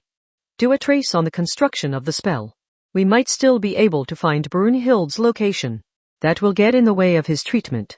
I can't do that, so you would rather see her create even more victims. Damn it. Kanzaki clenched her fist so tightly blood came from her wound. She had no choice but to use someone's body as they were on the verge of death for her own reasons. That was how vital it was to head after Brunhild Eiktable. If she lost her there, Brunhild would likely create even more victims. She had no time for hesitation. And damn it, her 7 wires sliced through the air. Those narrow wires accurately bound the young man's body in an instant. A portion of the flow of magic power that had controlled his body from within flowed into the wires. From that, Kanzaki grasped Brunhild's general distance and direction. 20 kilometers northwest. She is traveling at high speed even now. She is interfering on her end, so I will lose the trace in a few seconds. At that distance, it would probably be faster for you to run there rather than use the car, the shop owner muttered. Go, Kanzaki. Either way, we can't help much in a battle between saints. Get this over with and then come back. She did not have to be told twice. Kanzaki jumped straight out the window rather than leaving through the door. The instant her low trajectory jump brought her outside, she unleashed her leg's strength all at once, sending her after Brunhild faster than the speed of sound. An explosive noise rang out far behind her. As Kanzaki ran, she recalled what the young man had been desperately trying to get across with just the movements of his tongue after his jaw had been dislocated. The final rune. The Norse god Odin was also known as a magician. Via a few ceremonies, he had acquired the magical knowledge that became the source of his great strength. The most famous of those were the means of using the 18 varieties of runes. Most of them had clear effects such as stopping the motion of a flying arrow or checking to see if a cup had poison in it, but there was one that no one knew the purpose of. The final rune. Only Odin knew the purpose of or the method of using that legendary piece of magic. However, it was based on runes which could be used by humans and gods alike, so Brunhild would be able to use it if she learned how. She would be able to use the magic that became the mysterious source of power for the god who held the greatest power and knowledge even among the Norse gods. Most likely, completing that rune would give true power to Gungnir. And Brunhild would complete her revenge once she had that spear. She would wield that godlike power and send those magicians of Norse cabals to a hell humans could normally never experience. But is that really it? As she pursued her enemy at high speed, Kanzaki realized something did not make sense. Even without waiting for Gungnir's completion, Brunhild Eichtobel had easily overpowered those 5 cabals. If she wanted to kill them, she could have done so when she attacked, and there were plenty of other ways to torture them before killing them. Kanzaki had the feeling Brunhild was hiding something. What was the true goal of that Valkyrie who was called Hell? At any rate, I cannot allow her to complete Gungnir. Kanzaki stared straight forward once more. She was close to her target. If Brunhild is going to cause even more damage, I must destroy that spear directly. Diamond Suit, a Christian saint, hurried toward a Norse Valkyrie. The spear that held the greatest destructive power of a certain mythology would soon be completed. With the final rune that only Odin should know, the disaster would begin. Chapter 8: The One Who Teaches the Secret Rune. Valkyrie. Part 1: The contents of the requested investigation have not been established. Your target has not been established. In this emergency situation, everyone involved should use their own judgment. Diamond Suit. Half a year ago, Brunhild Eichtobel's power had a periodic irregularity similar to the waxing and waning of the moon. She held both the qualities of a Christian saint and a Norse Valkyrie. However, she could not wield both powers at the same time. The two powers were in opposition to each other, so they weakened each other rather than multiplying her overall strength. When her power as a saint was strongest, her power as a Valkyrie was reduced to 0. When her power as a Valkyrie was strongest, her power as a saint was reduced to 0. Using the moon comparison, those extremes would be like the full moon and new moon. That was not a real issue. Either way, Brunhild had quite a bit of power at her disposal. She could use her power as a saint to run faster than the speed of sound, and she could use her power as a Valkyrie to bend a tanker in two with a single punch. Even if she made an enemy of a normal magic cabal, she could annihilate it on her own. The problem was the time halfway in between. In the moon illustration, that would be the time of a half moon. At that time her powers as a saint and a Valkyrie were exactly equal. When the scales were perfectly level like that, she lost both powers. In other words, Brunhild Eichtobel was no different from a normal person for a few days every 3 months. It had been as if they had aimed for that time. However, she did not think the enemy Norse cabal understood her nature that well. Whether it was a coincidence or intentional, they had still attacked during that weak time. They had ganged up on her, beaten her until almost her entire body was torn up, dragged her across the ground, and thrown her into a cold cell. Her arms and legs had been bound by thick chains, and she was not even allowed to lie down to sleep. She had guessed the cabal had not killed her right away, because they wanted something. They loathed the fact that she held the qualities of both a saint and a Valkyrie, but they also were unwilling to let a rare specimen like a Valkyrie slip from their fingers. Brunhild Eichtobel had been a special existence from the moment she had been born. Without thinking anything of it, she had stocked up a few spells that produced special effects that no normal person would be able to produce. The people from the cabal wanted those. Instead of a discussion, they used torture. They liked primitive methods. They used metal tools to constrict her fingers until the bones were on the verge of being crushed. They tightened ropes around her chest to obstruct her diaphragm and drive her towards suffocation. They cut shallowly into her skin and rubbed salt in the wounds. They forced her to drink giant buckets of water to pain her internal organs. They fixed her in balled-up postures that applied such a severe burden to her muscles that they were brought near the point of snapping. They were not simply trying to gather information. They had a dark joy behind it all. Their faces had started as nothing but smooth and expressionless, but as time went by, their expressions changed to twisted smiles as if screws holding their faces in place were becoming looser and looser. Because Brunhild Eichtobel was such a special existence, the people of the cabal did not even see her as a fellow human. And Brunhild could not be killed easily. There were 2 set features to their torture. They never passed beyond the level where the wounds would never heal, such as severing a finger or gouging out an eyeball. And they never used any sexual torture such as rape. This was not a decision they made based on Brunhild's rights as a human. If that was their reason, they would not have tortured her at all. It was because if they passed the point of no return, Brunhild would give up. Someone who had nothing left to lose would not tell them anything. She would no longer care about the pain. To prevent that from happening, the people from the cabal had not gone beyond that final line. It was as if they were continually lightly prodding her with the tip of a knife. No part of her body was not bruised and discolored. She had lost the ability to properly distinguish between her emotions. The torture started in the morning and ended at night. Her cell had no window, so she had no way of telling if the sun was up or not, but she did not lose her standard daily rhythm. This was because she was brought food at the same 2 times every day, morning and night, right before the torture began and right after it ended. Food was always brought to Brunhild Eichtobel's cell at those 2 times. She was given hard bread, bland soup, and a few vegetables. Brunhild had almost laughed at the fact that they had made sure to give her a proper balance of nutrition. The person who brought her the food was always the same. It was a boy of about 10. He wore plain clothes and had bruises on his cheeks, and he had an iron shackle on his right ankle. From that, Brunhild deduced that he must have been someone or someone related to someone in similar circumstances to herself. She had been cautious at first. However, that boy had been the only person she could have an actual conversation with. Brunhild had spoken with the boy, but this had not been because she had trusted him. It had mostly been a means of regaining mental stability she had lost while being continually tortured. It had started as just a few words that had eventually led to something that exceeded the bare minimum of what was needed. Finally, it reached a point where a smile actually formed on her face as she spoke with him. It was a very awkward smile that was nothing more than a slight distortion of her lips that had been hardened with the blood from her wounds. But Brunhild finally smiled of her own will once more. It was a strange feeling. The reasoning that it was simply a means of healing her worn-down mind may have been nothing but an excuse. She may have simply been thankful that there was someone who would treat her like a normal human being. But then one day, when the boy brought in the food as usual, I'm sorry. The boy of only about 10 began his confession. He had been under orders from the people of the magic cabal to become an emotional support for Brunhild. As her mind weakened over the long period of torture, the effects of the physical pain would lessen.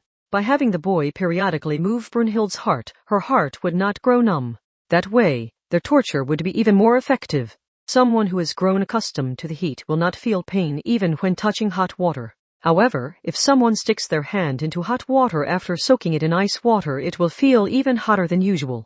The boy had been given the role of the refreshing ice water. His role had been to make sure Brunhild Eichtobel would suffer even more. I'm sorry. The boy's confession continued. He had cursed his powerlessness that left him only able to follow the cabal's orders, but at the same time, a part of him had felt superior to her as he saw her trust him unconditionally.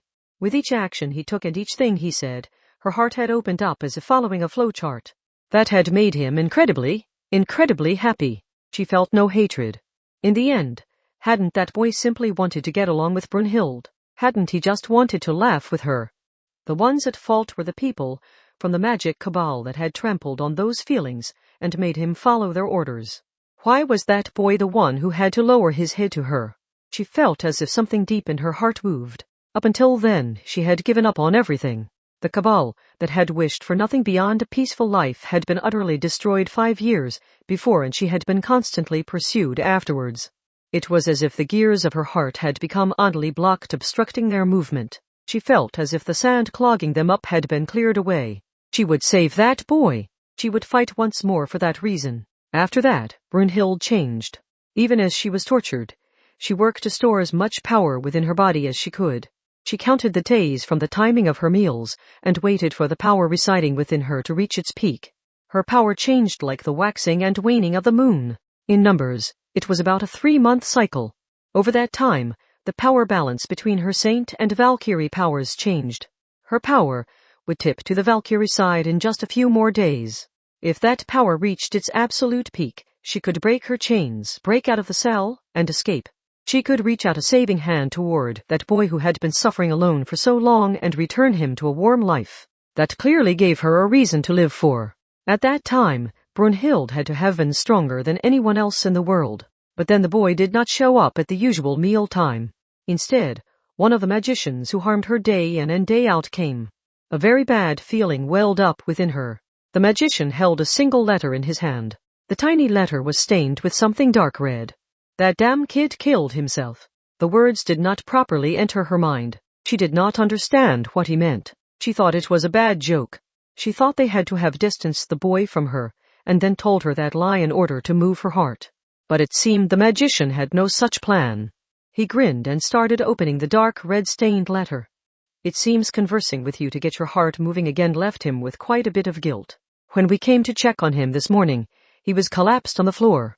To make her suffer, to pain her, to mock her, to feel superior to her, the magician dropped the dark, red-stained letter on the floor in front of Brunhild.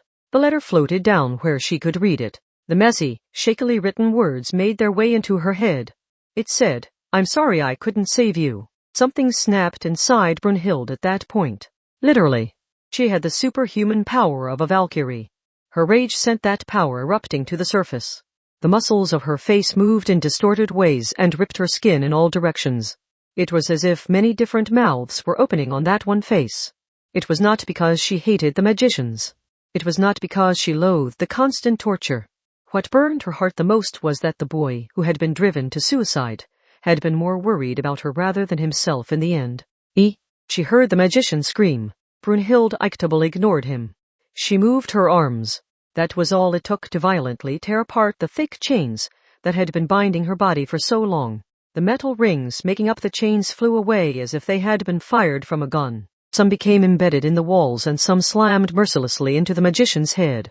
Blood splattered on Brunhild's hair and cheeks, but her expression remained frozen. Silence fell over the room. She then uttered a cry that seemed as if it would continue to the farthest reaches of the world. She blew away the thick door blocking the exit with a single fist and headed out into a passageway of that cabal's facility. Everything was blown away. The power that had been stored up to save a single small life was unleashed for a completely different reason. Part 2. Brunhild slowly opened her eyes. She was in a parched area. The area had originally been a mineral water plant, but a dam upstream had greatly changed the flow of water, leaving nothing but dry land. The company had completely abandoned the plant, so there was nothing but a giant concrete box and the framework remaining. Wind and rain had destroyed the roof of the building, so the starlight fell within it. However, the area did not have a cold, dark atmosphere. It was quite the opposite. The wild night scenery was hot and humid, and it had an odd brightness to it. An orange light as if from a blast furnace leaked out from below. White steam poured from the ground in places, and a sulfur-like smell hung over the area. It would normally have been reminiscent of lava. However, that made no sense. There was no active volcano in the vicinity. The area was not one with hot springs, and the conditions for lava to erupt directly from the ground had not been met. Nevertheless, the ground was cracked and aglow as if from molten iron poured from within. It was as if the master of that space was displaying his anger. Brunhild stood amid it all. Religious symbols were not embedded about her. She was not surrounded by clearly strange objects. Brunhild did not need such things. Or rather, Norse mythology was not a religion that took control like Christianity. It was a religion that permeated everything so that everyone knew of it without realizing it. She had bruises on the index and middle fingers of her right hand as if a thin fishing line had been wrapped around them. That was the remains of Kanzaki Kaori's trace. Brunhild slowly poured power into her hand to control the circulation of blood, causing the bruises to gradually vanish. I may have played around a bit too much. Immediately after she muttered that, she heard the trees around the plant swaying. No, technically, she was hearing something more like the man-made wind caused in a subway station when the train passed by in the tunnel. Such a large amount of kinetic energy was approaching that the surrounding scenery was shaken by it. In response to that great presence, Brunhild grabbed the spear that was propped up against a nearby wall. The weapon was 3 meters long. However, it was not clear if the weapon should truly be called a spear. Its silhouette was made up of an ash tree's branch at the center with many pieces of steel complexly intertwined around it. In some ways it was like the tip of a spear, but the characteristics of a sword, an axe, and other weapons could be glimpsed as well. The weapon seemed like some kind of trompe l'oeil. It pulsated like a living being and wrapped around the ash branch like a snake. The legendary spear was even then growing as it approached completion. When it was truly complete, someone who could draw out all of its power would be able to carry out things on the level of the greatest god of one mythology. The quality of the spear and the skill to use it. With either of those things missing, it would lose all meaning, but Brunhild Eichtable was sure of her ability. As a Valkyrie, she could wield Gungnir. In Norse mythology, the power of the gods was collected in the weapons and tools they held. Someone who held the spear of Odin, the greatest god, and could draw out all of the spear's power, would be able to freely use the great power that made Odin a god. With that, she could destroy and create at her leisure. With such a great power, she could destroy the power balance of the entire magic side just by existing. Magicians who knew of magic power and created it within their bodies might even have their physical bodies torn to pieces by the massive pressure of Gungnir. So what? Even if she destroyed all magic cultures or even caused great damage to the planet Earth itself, she had an objective she had to complete. She had to make her plan one where even saving a certain boy was realistically achievable. Brunhild smiled thinly as she gripped the tree branch that felt warm like human skin. Its maximum output is at about 70%. She did not have any time left to think. The massive presence belonged to another saint who was mercilessly attacking. With one strike, the thick concrete wall to the side was smashed to pieces. It went beyond the level of a hole being blown in the wall. The wall stretched for 50 meters, but its entire length was knocked into the building. Like a tsunami had hit. The shock of the blow was so great that the entire plant tilted to the side with its lost support. Luckily, the weathered plant no longer had a roof. Otherwise, the concrete roof would have rained down from above. No special magic had been activated. A simple kick from a saint had caused all that damage to the building. But the assault did not end there. Brunhild immediately brought up the spear, but before the dust and concrete could reach her, some glittering object shot ahead of all the wreckage. There were 7 wires. Nanason. In the instant Brunhild had been distracted, the multiple wires had accurately spread out around her. There were no pulleys or anything set up to string up the wires. It was the same as the ribbon in rhythmic gymnastics. By using the power of one's wrists to give slight shaking vibrations to the wires, they could be made to stay seemingly stationary in one place. Sealing my escape. Brunhild was only given the instant it took to think that. Immediately afterwards, the 7 wires assaulted her from all directions like a 3-dimensional guillotine. Brunhild gave up on trying to forcibly push back the deadly grid of blades with the spear. She twisted her body through the air, spun around a few times, and slipped through the slight spaces between the wires. She had not been unsure of the spear's abilities. The reason Brunhild had not used the spear was simple. She still hasn't started her true attack. Just before her feet landed back on the ground, a chill ran down her spine. She could see 2 eyes accurately glaring at her beyond the dust. If I use my trump card here, I won't be able to deal with her true attack when it comes. For the next few seconds, all sound disappeared. The dust was split down the center. In a straight line from the center, something quickly approached like an arrow. Brunhild realized that it was a human form and stabbed her spear into the cracked ground. Earth's gravity was just too weak, so she could not wait to land naturally. She used her weapon to forcibly stop her motion, and then land on the ground as if swinging her body around with the spear at the center. That was when the attacker's true attack came. Its form was the sword. Its meaning was death. The attacker used the eye technique of slicing with the same motion as drawing the sword. The trajectory of the blade naturally made a horizontal half circle. This trajectory was corrected slightly upwards so that it accurately aimed for Brunhild's neck. Brunhild did not hesitate. She had no reason to hold back any longer. She grabbed the spear stuck in the ground with both hands and pulled it toward herself like it was a giant lever. The principle of leverage caused the tip of the spear to be lifted up from the ground, scattering concrete fragments around. As it did, the tip shot up straight for the attacker. The 2 weapons crossed paths. A high-pitched clang exploded out. Brunhild's spear accurately struck the attacker's sword. Since the attacker's sword was making a horizontal half-circle, the side of the blade was pointed down. Neither weapon was destroyed and sparks flew out. It was like a small-scale explosion. Brunhild and the attacker both drew back a few meters. For those 2, that distance might as well have been inches away. They could hit and kill with any attack from that distance. In that situation, even messing up the timing of one's breathing could lead to death, but Brunhild smiled. You certainly seem different from before. She adjusted her grip on the spear. Unlike the claymore from before, Gungnir would not be destroyed. The spell in Kanzaki's blade, Uasen, held the destructive power needed to cut down a monotheistic angel, but Brunhild's spear had been able to match it. That must have been because it held the power of the strongest Norse god due to the final rune. I guess this was too much for a little lady like you. Your fun has gone too far. The attacker's face, Kanzaki Kaori's face, was expressionless. I will ensure that you atone for those sins. Part 3. Kanzaki Kaori observed Brunhild. Her most notable characteristic was the spear she held in both hands. Many different types of weapons, old, new, east, and west, were referred to as spears, but Brunhild held one that was about 3 meters long. It was larger than the type used in close-quarters combat, but it was a bit too small to be used on horseback or on a ship.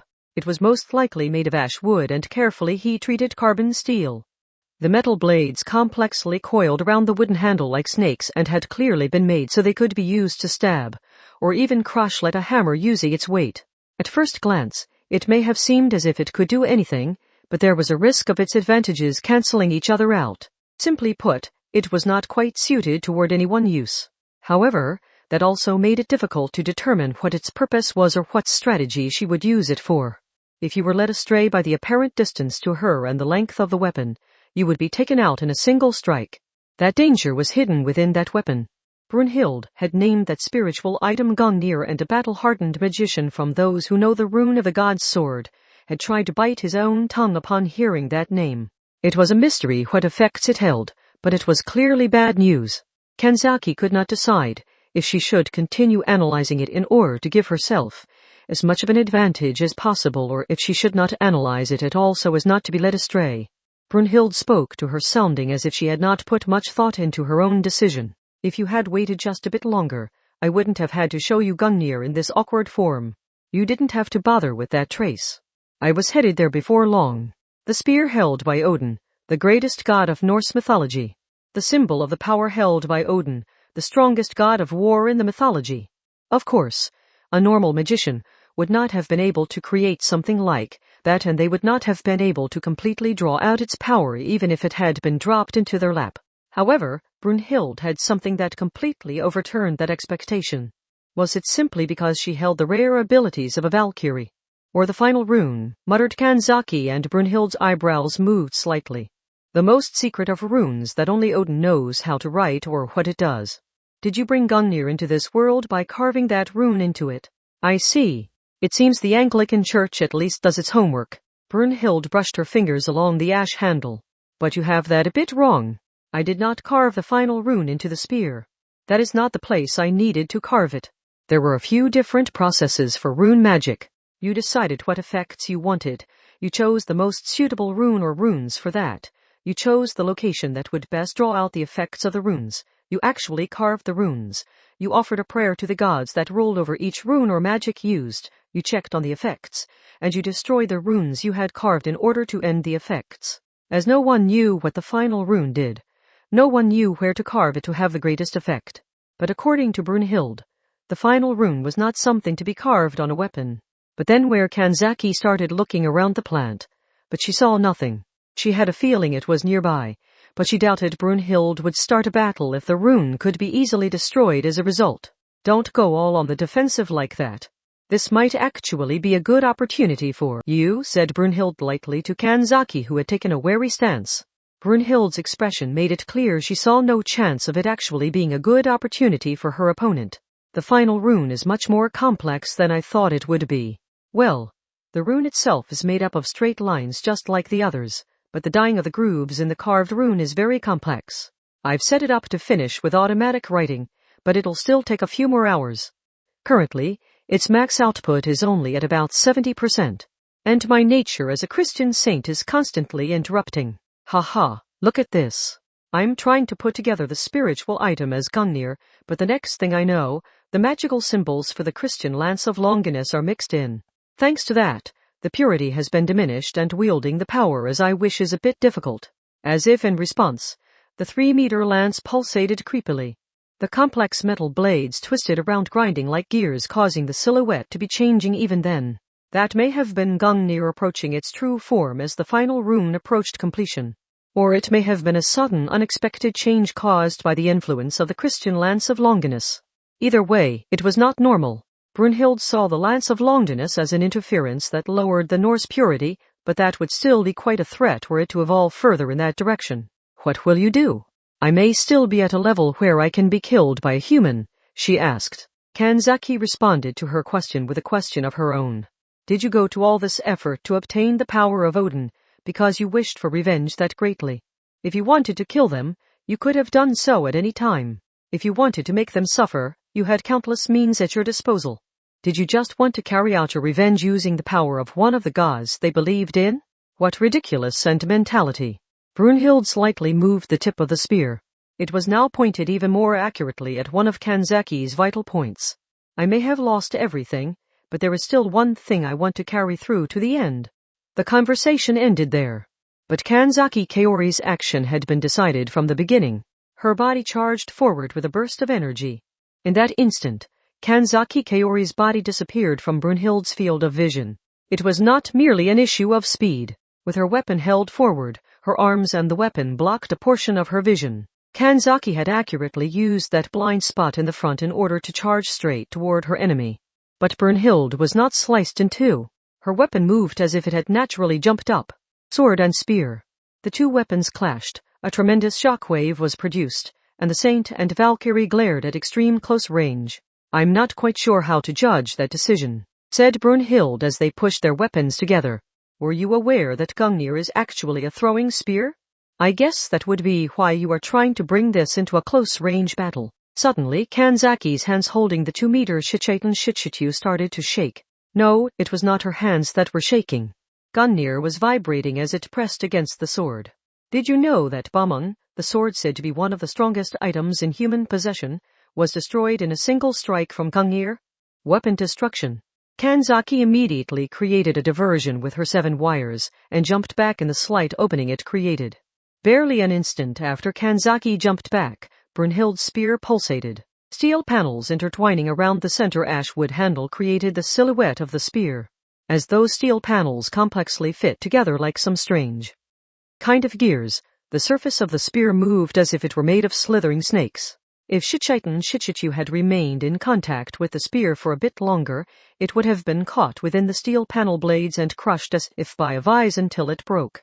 However, Kanzaki did not have time for a sigh of relief. She had only put about 5 meters between them. Brunhild continued speaking. "Did you know that Gungnir is the strongest throwing spear? If it is thrown, it will surely pierce its target. Not even the toughest weapon can intercept it, and the thrown spear will surely return to Odin. Isn't that just ridiculous?" Since people kept adding more and more wonderful abilities to it, it lost its true substance as a spear. Brunhild changed her stance. There was no obvious change. Her center of gravity merely lowered slightly. That small motion completely changed the impression she gave. It looked similar to someone holding a machine gun at their waist. So I had a thought. Odin's spear is not an incomprehensible weapon made up of a jumble of abilities. All its abilities have a unified system behind them. A throwing spear. A projectile weapon. Kanzaki's breathing changed to a method used to focus one's mind to the limit. Should she put some distance between them before the spear was thrown, or should she approach and finish things before Brunhild had a chance to throw the spear? As that decision approached Kanzaki, Brunhild spoke calmly. "Yes, Gungnir is a weapon that can completely control all kinds of weather." A flash of light filled the entire plant with the color white. It was due to a lightning strike. The storm of light rained down from 3,500 meters above and mercilessly pierced through Kanzaki's body vertically. It was not the normal color of lightning. The light was a pure, holy white. She had not been able to construct any kind of defensive magic. It had not been an issue of time. The completely unexpected attack had come from a mental blind spot. The powerful electrical current expanded and contracted her muscles, causing her body to bend unnaturally backwards like a bow. To her credit, that one strike was not enough to knock her unconscious. Brunhild was not surprised. She knew just how tough the physical body of a saint was. In fact, the Valkyrie did not let up on her attack and began a powerful follow-up attack. The number 2 Norse god, Thor, is said to have originally ruled over all of agriculture rather than just lightning. Lightning is merely one of the weather phenomena that relate to agriculture. In that case, the number 1 god, Odin, should have abilities that interfere with Earth's environment at an even greater level. She tilted the spear up above her head as she held it down at her waist and spun it lightly around once as if in a military exercise. Immediately afterwards, molten rock surged up. The sublime magma glowed a brilliant white that was never seen in the natural world. The calamity that was her strike was the same as divine punishment. Brunhild had originally split open the earth to carry out some objective, but now pure white lava erupted from within. That lava followed the motions of her spear and headed for Kanzaki like a giant liquid hammer. That time, Kanzaki managed to react in time. Kanzaki greatly evaded the lava hammer in an instant and charged toward Brunhild Eiktable's blind spot, swinging her blade for the Valkyrie's back, surely hitting when thrown, not being stoppable by any weapon, and the rest of the jumble of abilities were nothing more than manifestations of people's fear of natural disasters. Lightning, tornadoes, volcanic eruptions, floods, earthquakes. Cultures around the world have interpreted those natural disasters as the wrath or weapons of the gods. She did not turn around. The ground split open, and this time a large amount of water erupted from within. A holy light glowed from within that water of destruction. Intense water pressure pressed against Kanzaki's blade, which unnaturally distorted its trajectory. Just as it passed above Brunhild's head, she forcefully spun around and hit Kanzaki with a horizontal swipe of her spear. Kanzaki could not use her sword for defense. Kanzaki made that judgment in an instant and actually stepped further forward. In doing so, she made sure that the handle hit her side rather than the tip of the steel blade. With a great noise, her body was blown to the side, but it was not sliced in two. Kanzaki rolled along in order to put some distance between them, and Brunhild made no attempt to fill that gap. She merely pressed the tip of the spear against the floor. Immediately afterwards, something like white ice spread across the floor with the tip of the spear at the center.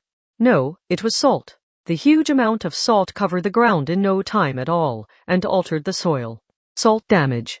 Kanzaki sensed that her feet would become stuck to the ground at that rate, so she jumped 10 meters straight up into the air. The roof of the plant had been destroyed, but a passageway still existed on the second floor. She quickly landed on that area. That was 70% output.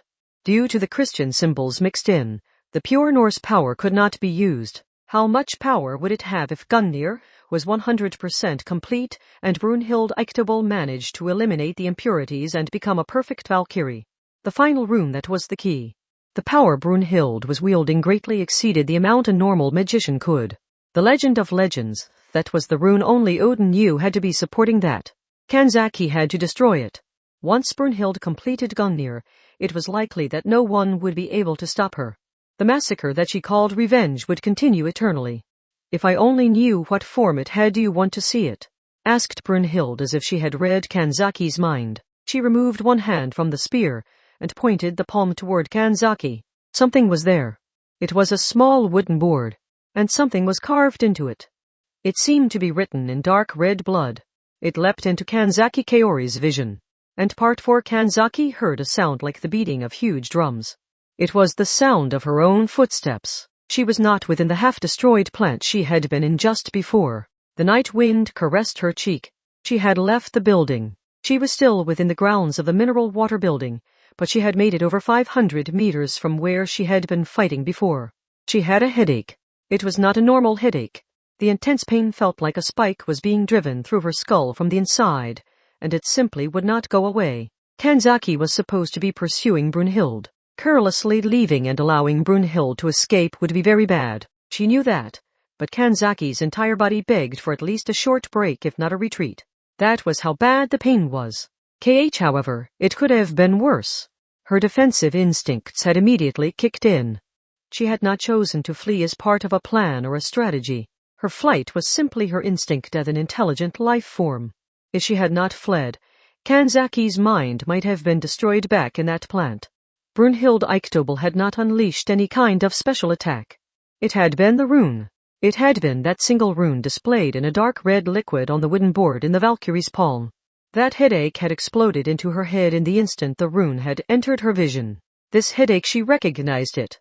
She gritted her teeth, used a mediation breathing method, and otherwise tried to mentally distance herself from the pain. This is just like from an original grimoire. Grimoires with knowledge of too great a purity known as original grimoires would shatter a human's mind just by being seen. It may have been similar to creating instability over an entire computer system by forcibly running a program meant for a different OS. But just one rune, Kanzaki muttered as she grimaced at the throbbing pain of the headache. Just one rune caused this much contamination. Even an original grimoire would take a few hundred pages to produce information on that level. The final rune, Brunhild, had shown her rivaled an entire original grimoire with just one character. It was not normal. There was no way it was normal. That alone proved just how much magical value was held in that single rune. Kanzaki suddenly, she heard the jeans shop owner's voice coming from the cell phone in her pocket. Technically, it was coming from the communication spiritual item stuck to the cell phone. Can you hear me, Kanzaki? Hey, don't tell me you were taken out by Brunhild. I am still alive. Kanzaki wiped sweat from her forehead and took long, deep breaths. I just caught a glimpse of what seems to be Brunhild's final rune, and my brain was very nearly contaminated. The final rune is carved on a wooden board in Brunhild's hand. She may be using it to raise her own divinity. That's different from the information I got. I used a method you might disapprove of, but I got some of the survivors from those who know the rune of the god's sword to speak. They acted oddly to the term Gungnir, right? So I thought they must know something. The shop owners spoke quickly. According to them, the final rune is not something you put on an object or a person to simply raise their abilities. Apparently, you carve it on the world itself in order to greatly change the world itself. The world you carve the rune in a single spot that was worked out by some special equations. Gungnir itself is technically not all that strong. By carving the final rune on the world, things are rearranged so that all the spiritual and magical powers in the world are gathered in that sphere. Then what was that on the wooden board? Who knows? But according to the Cabal, the legendary final rune is not something you see visually. The shop owner was not making much sense. Kanzaki frowned as he continued. Norse mythology is not a religion that takes over like Christianity. It's a good example of a religion that permeates a culture until everyone knows about it despite not knowing when or where they heard about it. The final rune is the same way. Simply put, the rune will just blend into the scenery once it is complete. Not even an expert magician would be able to find it. No one will be able to find this rune that is only a few centimeters big but could be anywhere on this huge planet. In other words, no one will be able to destroy it. And this final rune rivals an original grimoire with a single character. Kanzaki clicked her tongue as she realized the situation was much worse than she had anticipated. An original grimoire cannot be destroyed by the techniques of humanity. If the final rune really does provide power for Gungnir, it will provide Brunhild with an inexhaustible supply of power once it is complete. Kanzaki was bothered by the inconsistency between what she had seen and the information the shop owner had received. According to the shop owner's information, the final rune was to be carved on the earth somewhere. But Kanzaki had seen what seemed to be it on that wooden board in Brunhild's palm. Brunhild had said Gungnir was 70% complete. If the rune on the board was the final rune and its completion was linked to the spear's completion, Gungnir should have already been at 100%. That meant the rune in her palm may not have been the real one. The rune in her palm may be some kind of reference material for an automatic writing spiritual item, said the shop owner. The rune was supposed to only be known by Odin, and only Odin was supposed to be able to carve it. For all we know, it might normally take weeks for a human to carve it. Even using an automatic writing spiritual item, it would take days. Brunhild is completely focusing on fighting you and has shown no sign of working on carving the rune, right? In that case, it is highly likely that she is using an automatic writing spiritual item. Understood. As Kanzaki tried to force down the headache that had still not gone away, she gripped the handle of her sword once more. Either way, there is nothing we can do if the original class final rune is completed. It should not have blended into the scenery, making it impossible to find yet since it has not been completed. I will fight here with Brunhild while also checking for an automatic writing spiritual item in the vicinity. You perform continuous wide area searches in case she has set it up elsewhere. One more thing, the shop owner added. I've found what seems to be the source of Brunhild Eichtebal's hatred. Half a year ago, she was attacked and captured by a union of those 5 cabals. Officially, they were attempting to prevent the distortion of Norse society due to the hell, but it seems they were actually trying to get information out of her on Gungnir and the final rune. Kanzaki had heard a portion of that from Brunhild as she remote-controlled the man from those who know the rune of the god's sword. But there was a boy of 9 at the time who had looked after Brunhild while they tortured her. His name was Celier Flatley. I don't know what happened between them, but he is currently in a vegetative state in a Belgian hospital. It was caused by blood loss from slit wrists. Apparently, it was attempted suicide. Ah! Could it be the final rune and Gungnir were just too much for simple revenge? She had the ability to kill them at any time if she wished, but she had instead spent a long time preparing those. It seems to have become a bit of an urban legend at the hospital. They say a bloody woman showed up in the middle of the night with an emergency patient and that his hospital fees are accurately paid from some unknown bank account. A Valkyrie. A being who freely passed between the world of the gods and the world of men and who acted in accordance to the gods' orders. But there was one major difference between a Norse Valkyrie and a Christian saint or angel. Brunhilde Eichtobel is using Gungnir and the final rune, both of which only Odin is allowed to use. Why are you bringing that up again? Do you know why the head god or strongest god in religions old, new, east, and west has his power? On? It is to save something. Suddenly, a bit of strange noise was mixed into the transmission through the spiritual item. Immediately afterwards, the jeans shop owner's voice disappeared and a female voice cut in, peeping and speaking behind people's backs. Those are not good habits. The half-destroyed plant 500 meters away that Kanzaki and Brunhilde had been fighting in a bit before suddenly exploded from the inside. Instead of a pure explosion, it was more like a volcanic eruption. Concrete that had been melted by extreme heat sent orange splitting through the black of the night sky. Brunhilde Eichtobel. That Valkyrie raised the 3-meter lance up, so it stuck vertically above her head and stared straight at Kanzaki. I crushed the 5 cabals and destroyed their research material so as not to leave behind any unnecessary hints. I decided you would be unable to decipher what was going on, but I suppose I should have been a bit more thorough and destroyed the depths of their minds as well. But it is still too late for you to do anything. The final rune is not yet complete, but you cannot stop it before it is complete when you cannot even find where it is being carved. You seem to be underestimating the strength of Necessarius. No matter where in the world it is being carved, we can immediately put together a force to deal with it. If not, we could not function as an international anti-magician organization. Oh? Brunhilde's voice was enough for Kanzaki to envision the smile that must have been on her face. Even if it is being carved into the core of the planet. What Kanzaki's eyes naturally moved to the orange glow of the lava that seemed to be permeating the entire landscape. It was not the pure white lava that was produced by the spear. It was the natural lava that had been there since before her attack. She had found it odd that it was overflowing like that with no active volcano around, but the final rune that only Odin knows or can use changes the state of the planet when it is carved into the planet. Since Brunhilde was not trying to hide that, she must have been confident it could not be destroyed. So there was no more suitable place. Why was that rune said to only be usable by Odin? It was not because the rune was extremely complex.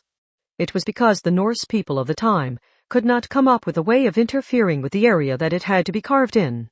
The center of the planet, the core of the earth. Kanzaki analyzed what that would require, but then she shook her head. She had concluded that Brunhilde's thinking was not normal. She did not think it was that simple.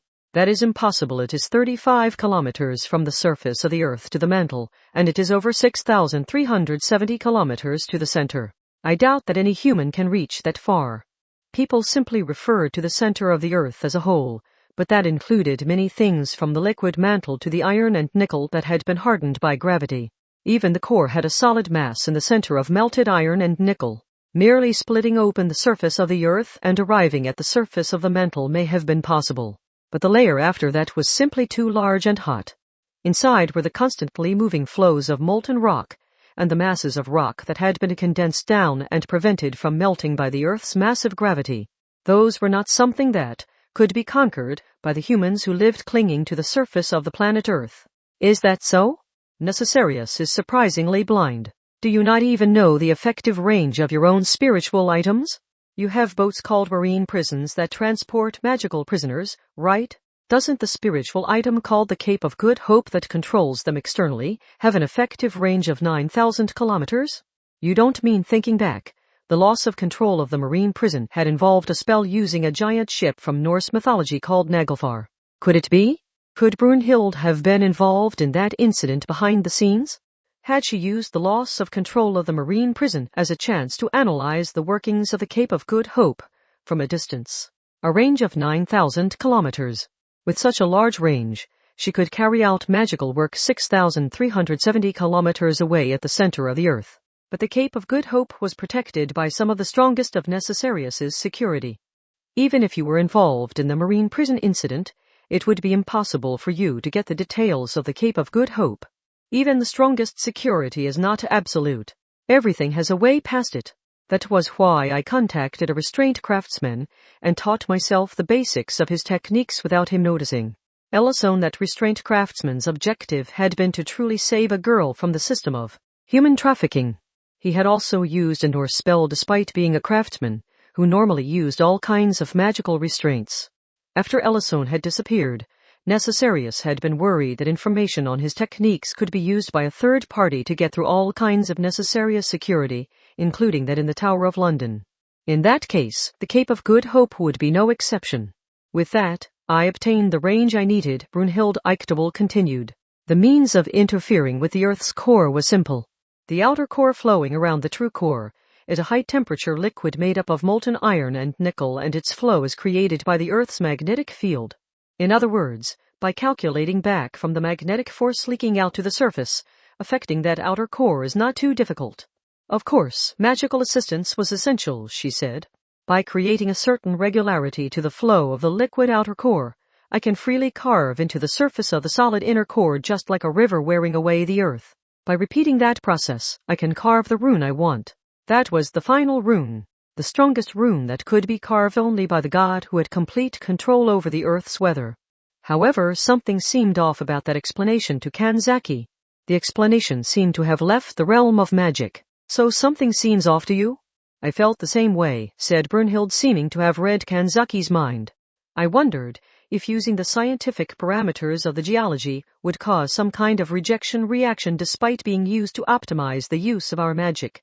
I was worried, so I had a magician named Lessac check on it for me. He ended up succeeding in constructing rune magic using scientific laser technology. Even when science and magic are mixed together, it seems the field of runes still functions properly. Lessac was the name of the magician who had attacked the steelworks in Denmark. Kanzaki started thinking that the Ymir's ocean girl, who had tried to protect the Micronesian uphill island, and Orlance, who had tried to create original grimoire armor, may have played a part in helping Brunhild develop her technique. The flow of clouds and seawater was related to the rotation of the Earth, and therefore to the movement of the liquid material inside the planet. It was possible that a global view of that flow could allow one to determine the flow of a fluid within the planet. Did you make contact with an artificially created Alpha in Scotland? I didn't do that, but I did contact a magician who was trying to create an Alpha. Gungnir is not something that was meant to be used by humans, so I thought I might need an existence like Alpha to use it. But when I checked on the bodily structure of the Alpha that was under construction, I realized that was not likely. Thinking back, the magicians she had fought had all seemed on a level where they could actually fight a saint like Kanzaki. Kanzaki Kaori could move at supersonic speeds and use a spell that could slice apart a monotheistic angel. Normally, most magicians would be defeated without even being able to bring forth their own power when faced with someone like that. Their bodies would be pulverized before they could get used to that power, that speed. Nevertheless, they had done it. Of course, each of the magicians had been quite skilled in their own right. If not, Necessarius would not have even thought about sending out their treasured saint. But what if there was something beyond that? It was possible Brunhild Eichtable, a saint, had given them advice on how to fight another monster like herself.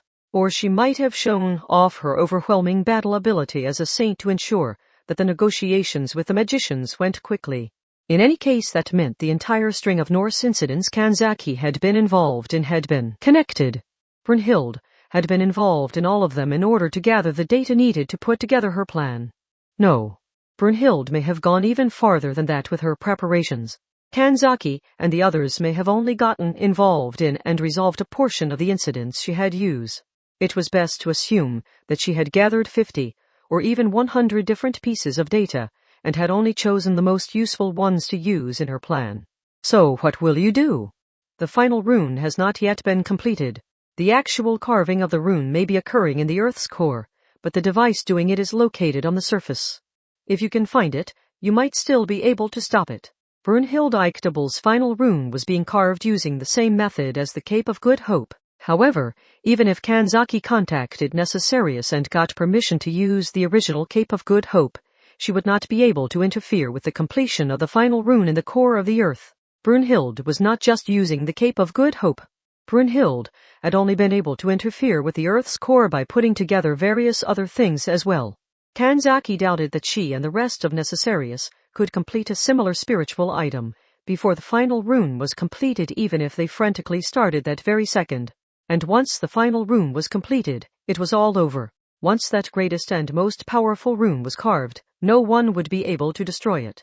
Kanzaki had seen the rough copy of the final rune on the board in Brunhild's palm. That alone had rivaled an original grimoire. The real one carved on the earth's core would definitely be a pure original grimoire, which could not be destroyed. Or you could drop nuclear bombs on every suspicious place in the world. The odds are incredibly low, but you might get lucky and hit the device which would put an end to my plan. She was clearly just trying to provoke Kanzaki. However, Kanzaki Kaori did not respond to Brunhild's words. Brunhild was the source of it all. If it had not been for her, none of it would have happened. As that truth came to her mind, Kanzaki's heart was filled with pity rather than anger. Kanzaki had heard the report from the jeans shop owner, so she knew. Brunhild Eichtobel was yet another who had been cast into tragedy. Tragedy created more tragedy. Truly strong people who could create something else out of it did exist, but not all people were that way. That simple truth squeezed at Kanzaki Kaori's heart. A Norse Valkyrie receives orders from the gods and heads down to the world of men. The saint and the Valkyrie glared at each other from a distance of 500 meters. To them, that distance was nothing more than a step away from a sure kill. But her nature is completely different from that of a Christian angel, which is nothing more than a mechanical messenger that obeys its programming. Valkyries are said to occasionally fall in love with people on the earth, despair at being unable to be with them, and take personal revenge for the sake of the one they love. Brunhild's eyebrows twitched ever so slightly. Kanzaki Kaori's voice continued like the flowing wind. You are one of those Valkyries, aren't you? They had the tips of their weapons pointed at each other and could begin a fight to the death in an instant. But Kanzaki's words had a melancholic ring to them. The center of this hateful revenge does not lie within you yourself. You began to crave even the power of the strongest god in Norse mythology for a reason outside yourself. Kanzaki breathed in and breathed out. After that slight pause, she continued. It started out as something simple.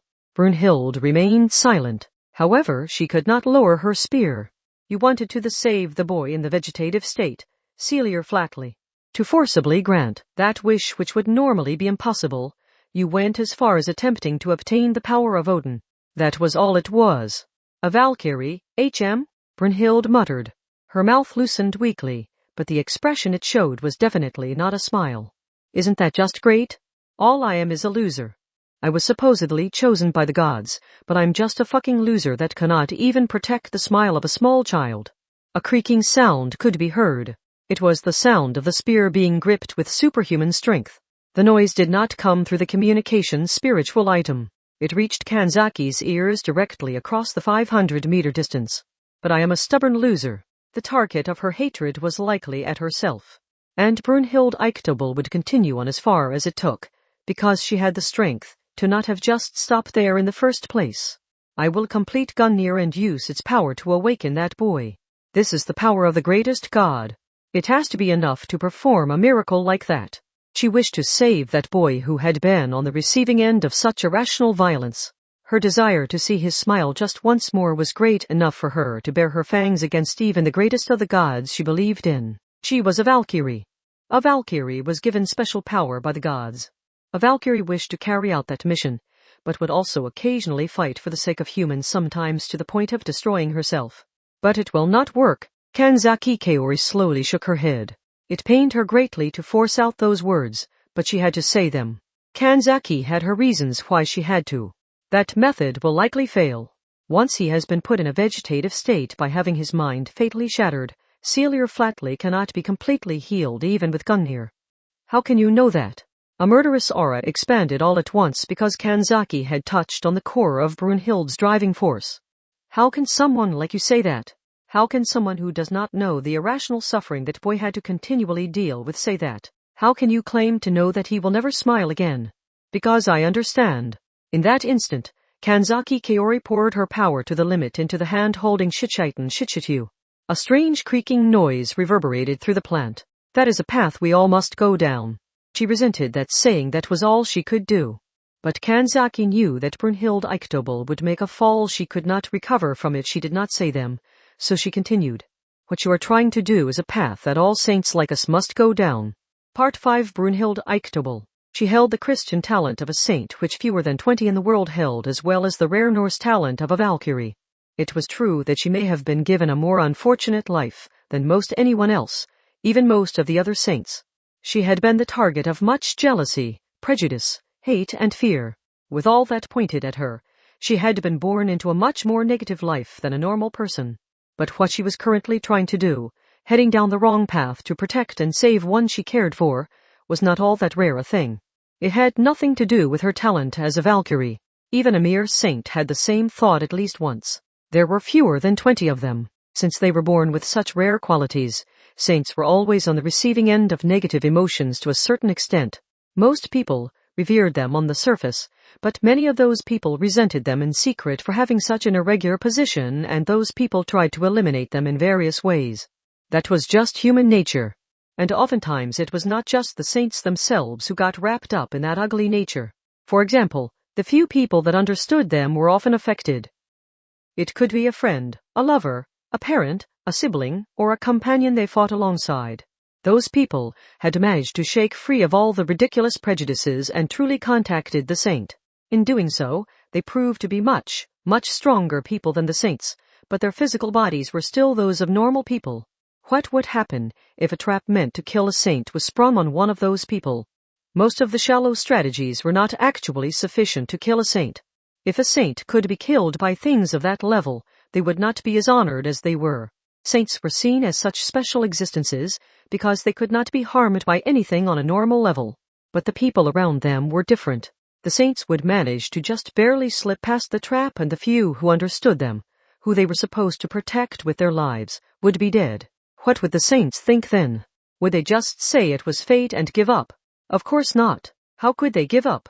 That feeling erupted especially strong within them because they were saints. They had bodily characteristics similar to the Son of God, so they could draw out and use a portion of his power. Because they had that ability, they would begin seriously thinking about absurd plans that would allow them to miraculously save the people they cared about. For example, the story of the Son of God raising the dead was well known. They knew that story. They knew a portion of that power was contained within their own bodies. And most importantly, they knew the smile of the few precious people who cared about them. There was no way they would just give up without trying it. They were called saints by the people around them, but their actions opposed the image that word gave. They would store up their power for completely personal reasons, put together all sorts of detailed plans, and faithfully and accurately carry out each and every one. And in the end, they all despaired. Yes, they failed. No matter what theory the plan was based on, and no matter what saint carried it out, the people whose bodies or minds had been utterly destroyed were never brought back to normal. A human life was not so simple a thing. They had treated it with such care before for that very reason, but the saints lost sight of that simple truth at some point as they tried to bring one back. After trying everything they had, wearing their bodies down, and offering up everything they could, the problem would still remain unresolved. This brought despair to the depths of their hearts, and the saints would finally come to terms with the death of the ones they cared about. Kanzaki Kaori understood all that. After all, she herself had gone down that path just like everyone else. That was why it saddened her. She understood that Brunhilde Eichtabel's lamentation, her yearning that she wished to fulfill no matter what, would surely end in failure. The statistical data from the many similar experiences showed that no slight error of a miracle would occur. In that case, there was something Kanzaki Kaori had to do. Nothing could be done about it. However, the one Brunhilde cared about had not left nothing at all behind. There was something Kanzaki had to do in order to prove that to her. Part 6. Brunhilde Eichtabel stopped moving for only a few seconds. She then started breathing again and muttered a few words. A path we all go down, yes. It is almost to the point of being an established theory. It is a simple matter. It is merely difficult for us to see because of the special things we possess. People whose bodies or minds have been utterly destroyed cannot be revived by anyone. In this, there is no distinction between those with special skills and normal people. It is such a straightforward matter that there are no exceptions. Fuck that. Her rebuttal began. Her condescending tone made it clear she did not want to hear any more. Fuck that. So you're telling me to give up just because everyone has failed in the past? You're telling me to give up because that means there's no way I can do it? If I could accept that, I never would have started this in the first place. Those are your and everyone else's failures. They have no effect on what I am about to do. I am not just a mere saint. I can approach this from a different angle than you all by combining the powers of a Valkyrie, Gungnir, and the final rune. Kanzaki Kaori slowly shook her head. She already knew Brunhilde's theory would fail. Norse mythology is a religion that affirms death. She hesitated to cut in, but she had to go through with it. At the final battle of Ragnarök, Odin and all the other gods die along with their enemies. There is no way a religion like that has a technique to revive others. If it was possible, Ragnarök would not be the end of the mythology. Even if she obtained the power of the most powerful god, it meant nothing if that god had no way to save Celia Flatley. Liar. Brunhild's spear shook slightly. That shaking spear was a symbol of the shaking of her conviction. There is food that gives one eternal life in Norse mythology. The gods are said to live to the end of the world without aging by eating the apples cultivated by the goddess Idun. Norse mythology has to have techniques of interfering with life itself. That is nothing more than making the cycle of an existing life continue eternally. It is true that recreating that by human means would change history forever, but it would be of no use in this instance. That technique cannot restart a life that has already ended. Thor's weapon, Mjolnir, has the power to resurrect the two goats that pull his chariot. He is said to be able to return them to normal even if they have been turned to nothing but bones by merely raising Mjolnir above his head. Those goats were given the role of being an eternal food source. They are merely having the lost meat restored to them. Do you truly think that can save this boy? If you recreated that, you would only cause the boy's body to expand never-endingly while he remained in his vegetative state. Then what do you want me to do? Brunhild gritted her teeth. I have to save Celia Flatley no matter what. It was because of me that he met that misfortune. These detestable abilities of a saint and a Valkyrie were part of me ever since I was born. I did not ask for them. Because of them, that boy was driven to death. That's why I have to try to save him no matter what. That is the clear mission that has been given to me. Do you? Kanzaki's words had a slight bit of anger hidden behind them. Do you truly think this is what that boy would want? Don't you dare speak for him. Brunhild's anger exploded out on the surface. No one would want to end up like that. If he had never met me, he would never have been driven to that point. It's only natural that he would resent me. And yet he has been stolen even the freedom to hold that grudge. What is wrong with wanting to give that back to him? Then Kanzaki inhaled a short breath. She then spoke. She spoke the truth of the mistake Brunhild Eiktobel was making. Do you intend to sully the bonds you made with him by using them as a reason to kill? Slightly, ever so slightly, Brunhild's movement stopped. Kanzaki continued on regardless. Every saint had to head down that path. She had to ensure that Valkyrie did not head too far down it. Once you use his memory in that way even once, you will never again be able to think back on those memories properly. Does that not matter to you? That boy may never awaken, but some things should never be trampled on. Do you truly want to continue with this hopeless challenge even though it will sully his memory with a red of blood? Nothing could be done about it, but it was something that had to be said. That boy may never open his mouth again, but that is exactly why you must not trample on his feelings. The dead cannot speak for themselves. You are using that fact to come up with your own words for him, ones that are convenient for you. That way, you can be moved by what are actually your own words, allowing you to hurt others and yet feel no guilt. Do you truly intend to transform the feelings that boy left behind into such an unsightly tool? Are you? Brunhild's question seemed to almost be a groan. Are you saying that was enough to convince you? You headed down the same path, but that was enough to convince you give up and accept the death of your comrades? Yes, Kanzaki nodded. The few people that understood me were truly strong people. That is why I did not want to twist their memory for my own purposes. Brunhild fell silent. The tip of her spear shook slightly.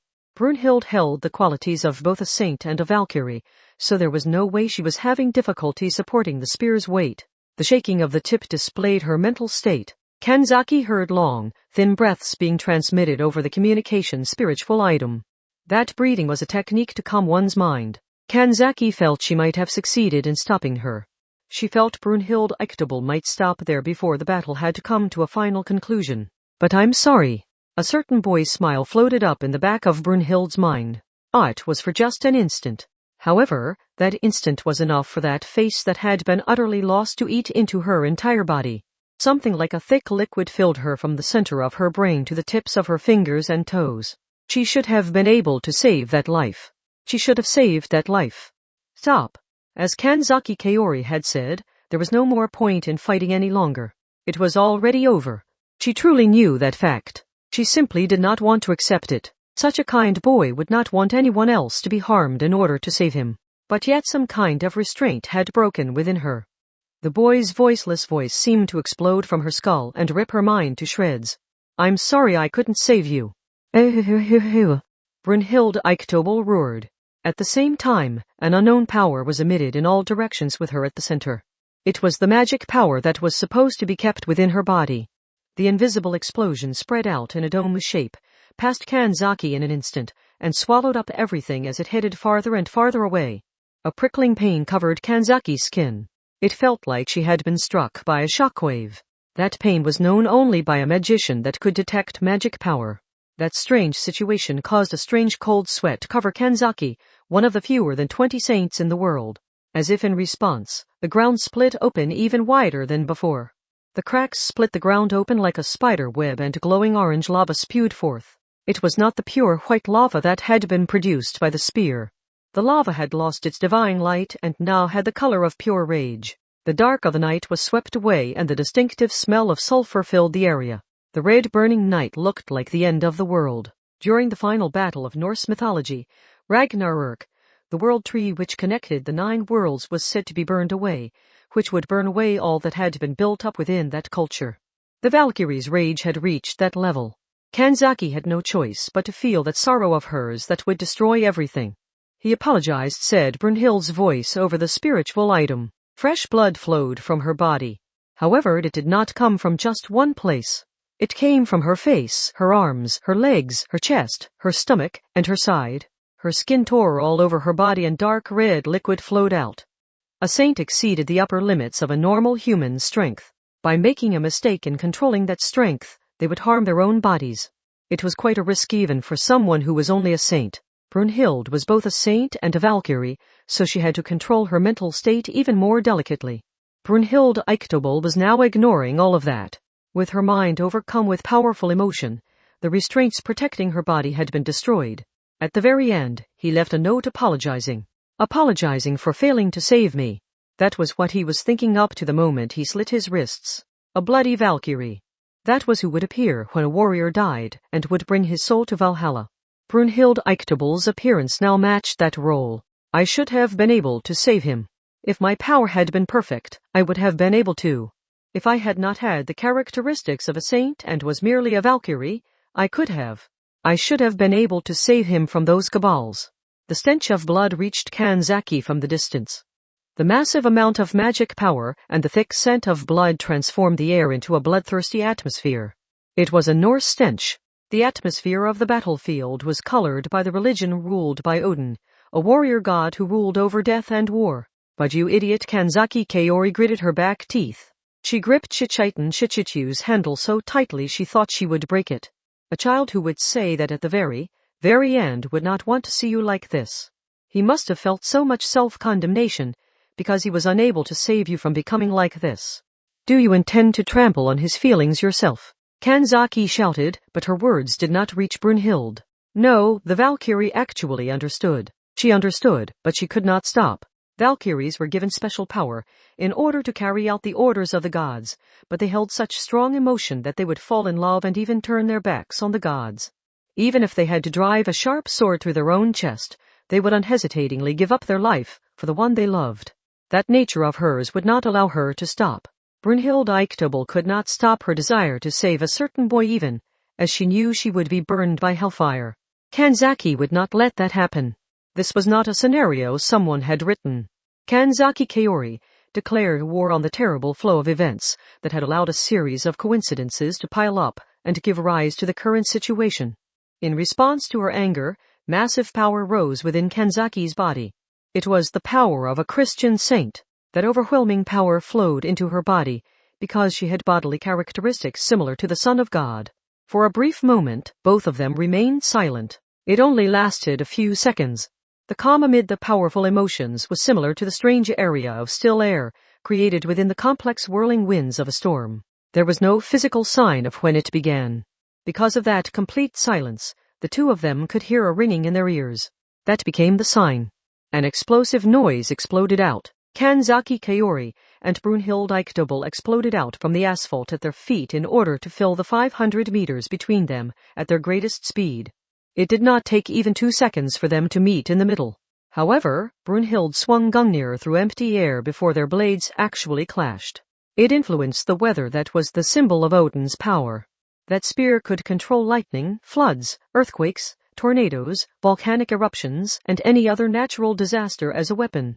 The pure white disasters attacked. Dozens of stones appeared out of thin air. Each giant mass was over 5 meters and corresponded to the disasters of falling rocks or a landslide. However, neither Kanzaki nor Brunhild stopped. As the stones rained down, the two of them accelerated further and further as they darted through the slight gaps between the stones. Finally, they clashed at the center. Kanzaki's sword and Brunhild's spear struck, causing sparks to fly through the air. The two weapons knocked each other back a few centimeters. Immediately afterwards, their bodies blurred. The sound of clashing metal continued seemingly infinitely, and sparks exploded out. As Gungnir was swung, pure white flames erupted and violent winds blew about like sharp blades. Each strike held a disaster and gave more weight to each of Brunhild's attacks. Her chain of attacks held the majesty of natural disasters, and would leave anyone who saw it paralyzed with fear. But Kanzaki did not stop. She unhesitatingly kept up the attack. Every disaster that Brunhild created originated from the movements of her spear. Norse mythology had no simple 4 great elements, but she was likely producing the various phenomena by mixing together the magical symbols of fire, ice, and frost. In the world of Norse mythology, winds flowing from the land of fire and the land of ice collided, creating frost.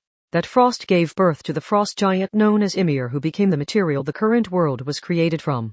Those 3 things could be seen as the elements from which the world was constructed. That was a mixture of 3 symbols. A trinity. Once more, a Christian magic symbol had found its way in, likely without Brunhild intending for it to. Most likely, that symbol was nothing more than an impurity that would reduce her power as a Valkyrie. In that, Kanzaki Kaori saw her way out. With a great noise, they locked blades. With blade biting into blade, Kanzaki and Brunhild glared at each other. A look of doubt found its way onto the Valkyrie's face. It was caused by the fact that Kanzaki had been the one to initiate that locking of blades. "Did you forget?" asked the Valkyrie as she adjusted her grip on the spear. A legend exists where Odin's spear broke the great sword Baman in a single strike. Your sword will be easily broken like this, and the next strike will surely defeat you. Not necessarily, responded Kanzaki Kaori with a thin smile. You are the one that is forgetting something. When your power as a Norse Valkyrie is at its absolute strongest, it weakens your nature as a Christian saint. So what would happen if I was to forcibly raise your characteristics as a saint? Brunhild seemed to have realized something, but it was too late. Like the waxing and waning of the moon, her power changed over a 3-month cycle. Her powers as a Christian saint and a Norse Valkyrie were in conflict with each other. When one was at its strongest, Brunhild could wield power greater than a normal person, but when they cancelled each other out, she had no more power than a normal person. Know this. Brunhild had chosen to carry out her plan during the time when she could wield her power as a Valkyrie at its fullest. However, even while she could keep things balanced on her own, a saint like Kanzaki could add on another weight and greatly alter Brunhild's scales. When I was a more miserable existence, I had a thought.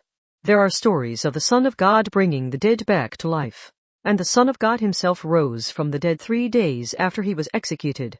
A portion of that power flows through me, so I thought I might be able to bring my dead companions back to life if I could construct special recovery magic based on that power rather than on normal magic power. Brunhild's power lessened. It was caused by the locked blades. Kanzaki had adjusted the angle at which the sword and spear met to create the symbol of a cross. She sent her power as a saint through that end into Brunhild. Most likely, it was in the form of the special recovery magic that had failed in the past. Even if it could heal the wounds of the living, the spell could not heal the souls of the dead. She used it in order to truly heal the deep wounds within Brunhild Eiktable. Brunhild immediately released the spear's weapon-destroying power in an attempt to break Kanzaki's sword. However, she could not get the command across properly. She was losing her power as a Valkyrie. And Kanzaki removed one hand from the handle of her sword and reached for the oddly long scabbard at her waist. That black scabbard could deliver a blow that greatly outdid a normal metal bat. Because she let go of her sword with one hand, the balance of the locked swords was lost. Brunhild Eiktable immediately regained control of Gungnir. Half her power had been stolen, but she wielded her spear to the end in an attempt to defeat her enemy. Scabbard and spear. The two weapons crossed. I'm sorry. Celia Flatley's final words floated up in the back of Brunhild Eichtebol's mind. I'm sorry I couldn't save you. Me too, Brunhild muttered quietly. In truth, she had understood it all from the beginning. A great impact reverberated through the core of her body. Part 7. So, what are you gonna do? Asked the jeans shop owner. A great number of Necessarius magicians had gathered at the mineral water plant. They were there to retrieve Brunhild Eichtebol, who was unconscious. She was one of the world's fewer than 20 saints, just like Kanzaki. Retrieving and transporting her had to be carried with as much care as with a nuclear weapon. Kanzaki Kaori sat at a slight distance from the team carrying that out. She slowly looked up. What do you mean? Before they arrived, you broke and threw away the incomplete Gungnir, right? Well, it's true that, due to its link with the final rune, that succeeded in destroying the rune before it was completed. Yes. To completely rob Brunhild of her power, I had to destroy both of them. But Necessarius isn't going to stay quiet about that. That was a very powerful spiritual item. I'm betting they wanted it in order to strengthen their armaments. It would do them no good. Only one with the special characteristics of a Valkyrie could use it. And even if it could be customized so anyone could use it, that would just create new seeds of conflict. Kanzaki sighed. We can make up for it by doing our job properly. Don't make it sound so simple. I'm just a virtuous jeans shop owner. The shop owner scratched at his head. Damn it. I guess we have no choice but to resolve any troublesome problems as quickly as possible. I want to just get back to London and burn through my backlogged internet orders in order to put middle school Satin-chan back in a good mood, but there's something we have to do first. That boy in the vegetative state, Celia Flatley, was it? Well, something bothered me about the fact that he wouldn't recover. What do you mean? It's not all that complex. Brunhild Eichtebol put spells on the magicians of the cabals she crushed so recovery magic and their natural healing would not work, remember? In other words, that was Norse magic. I was thinking that it might not have been Brunhild's magic originally. You mean someone is intentionally preventing that boy from awakening? It's really damn likely that it was another kind of harassment they used while torturing Brunhild.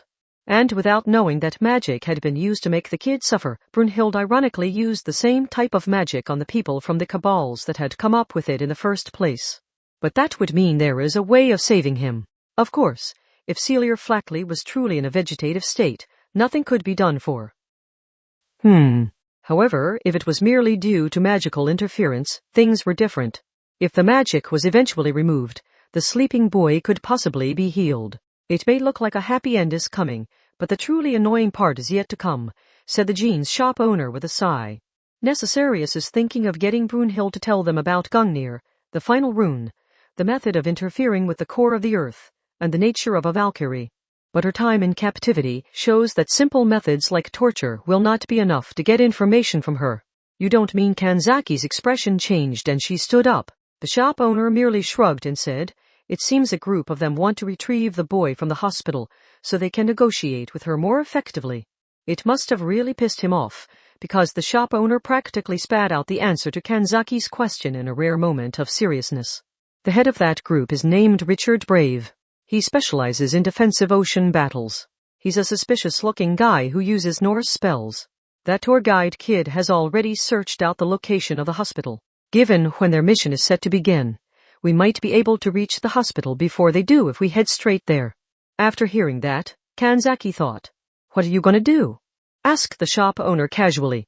Are you going to do it?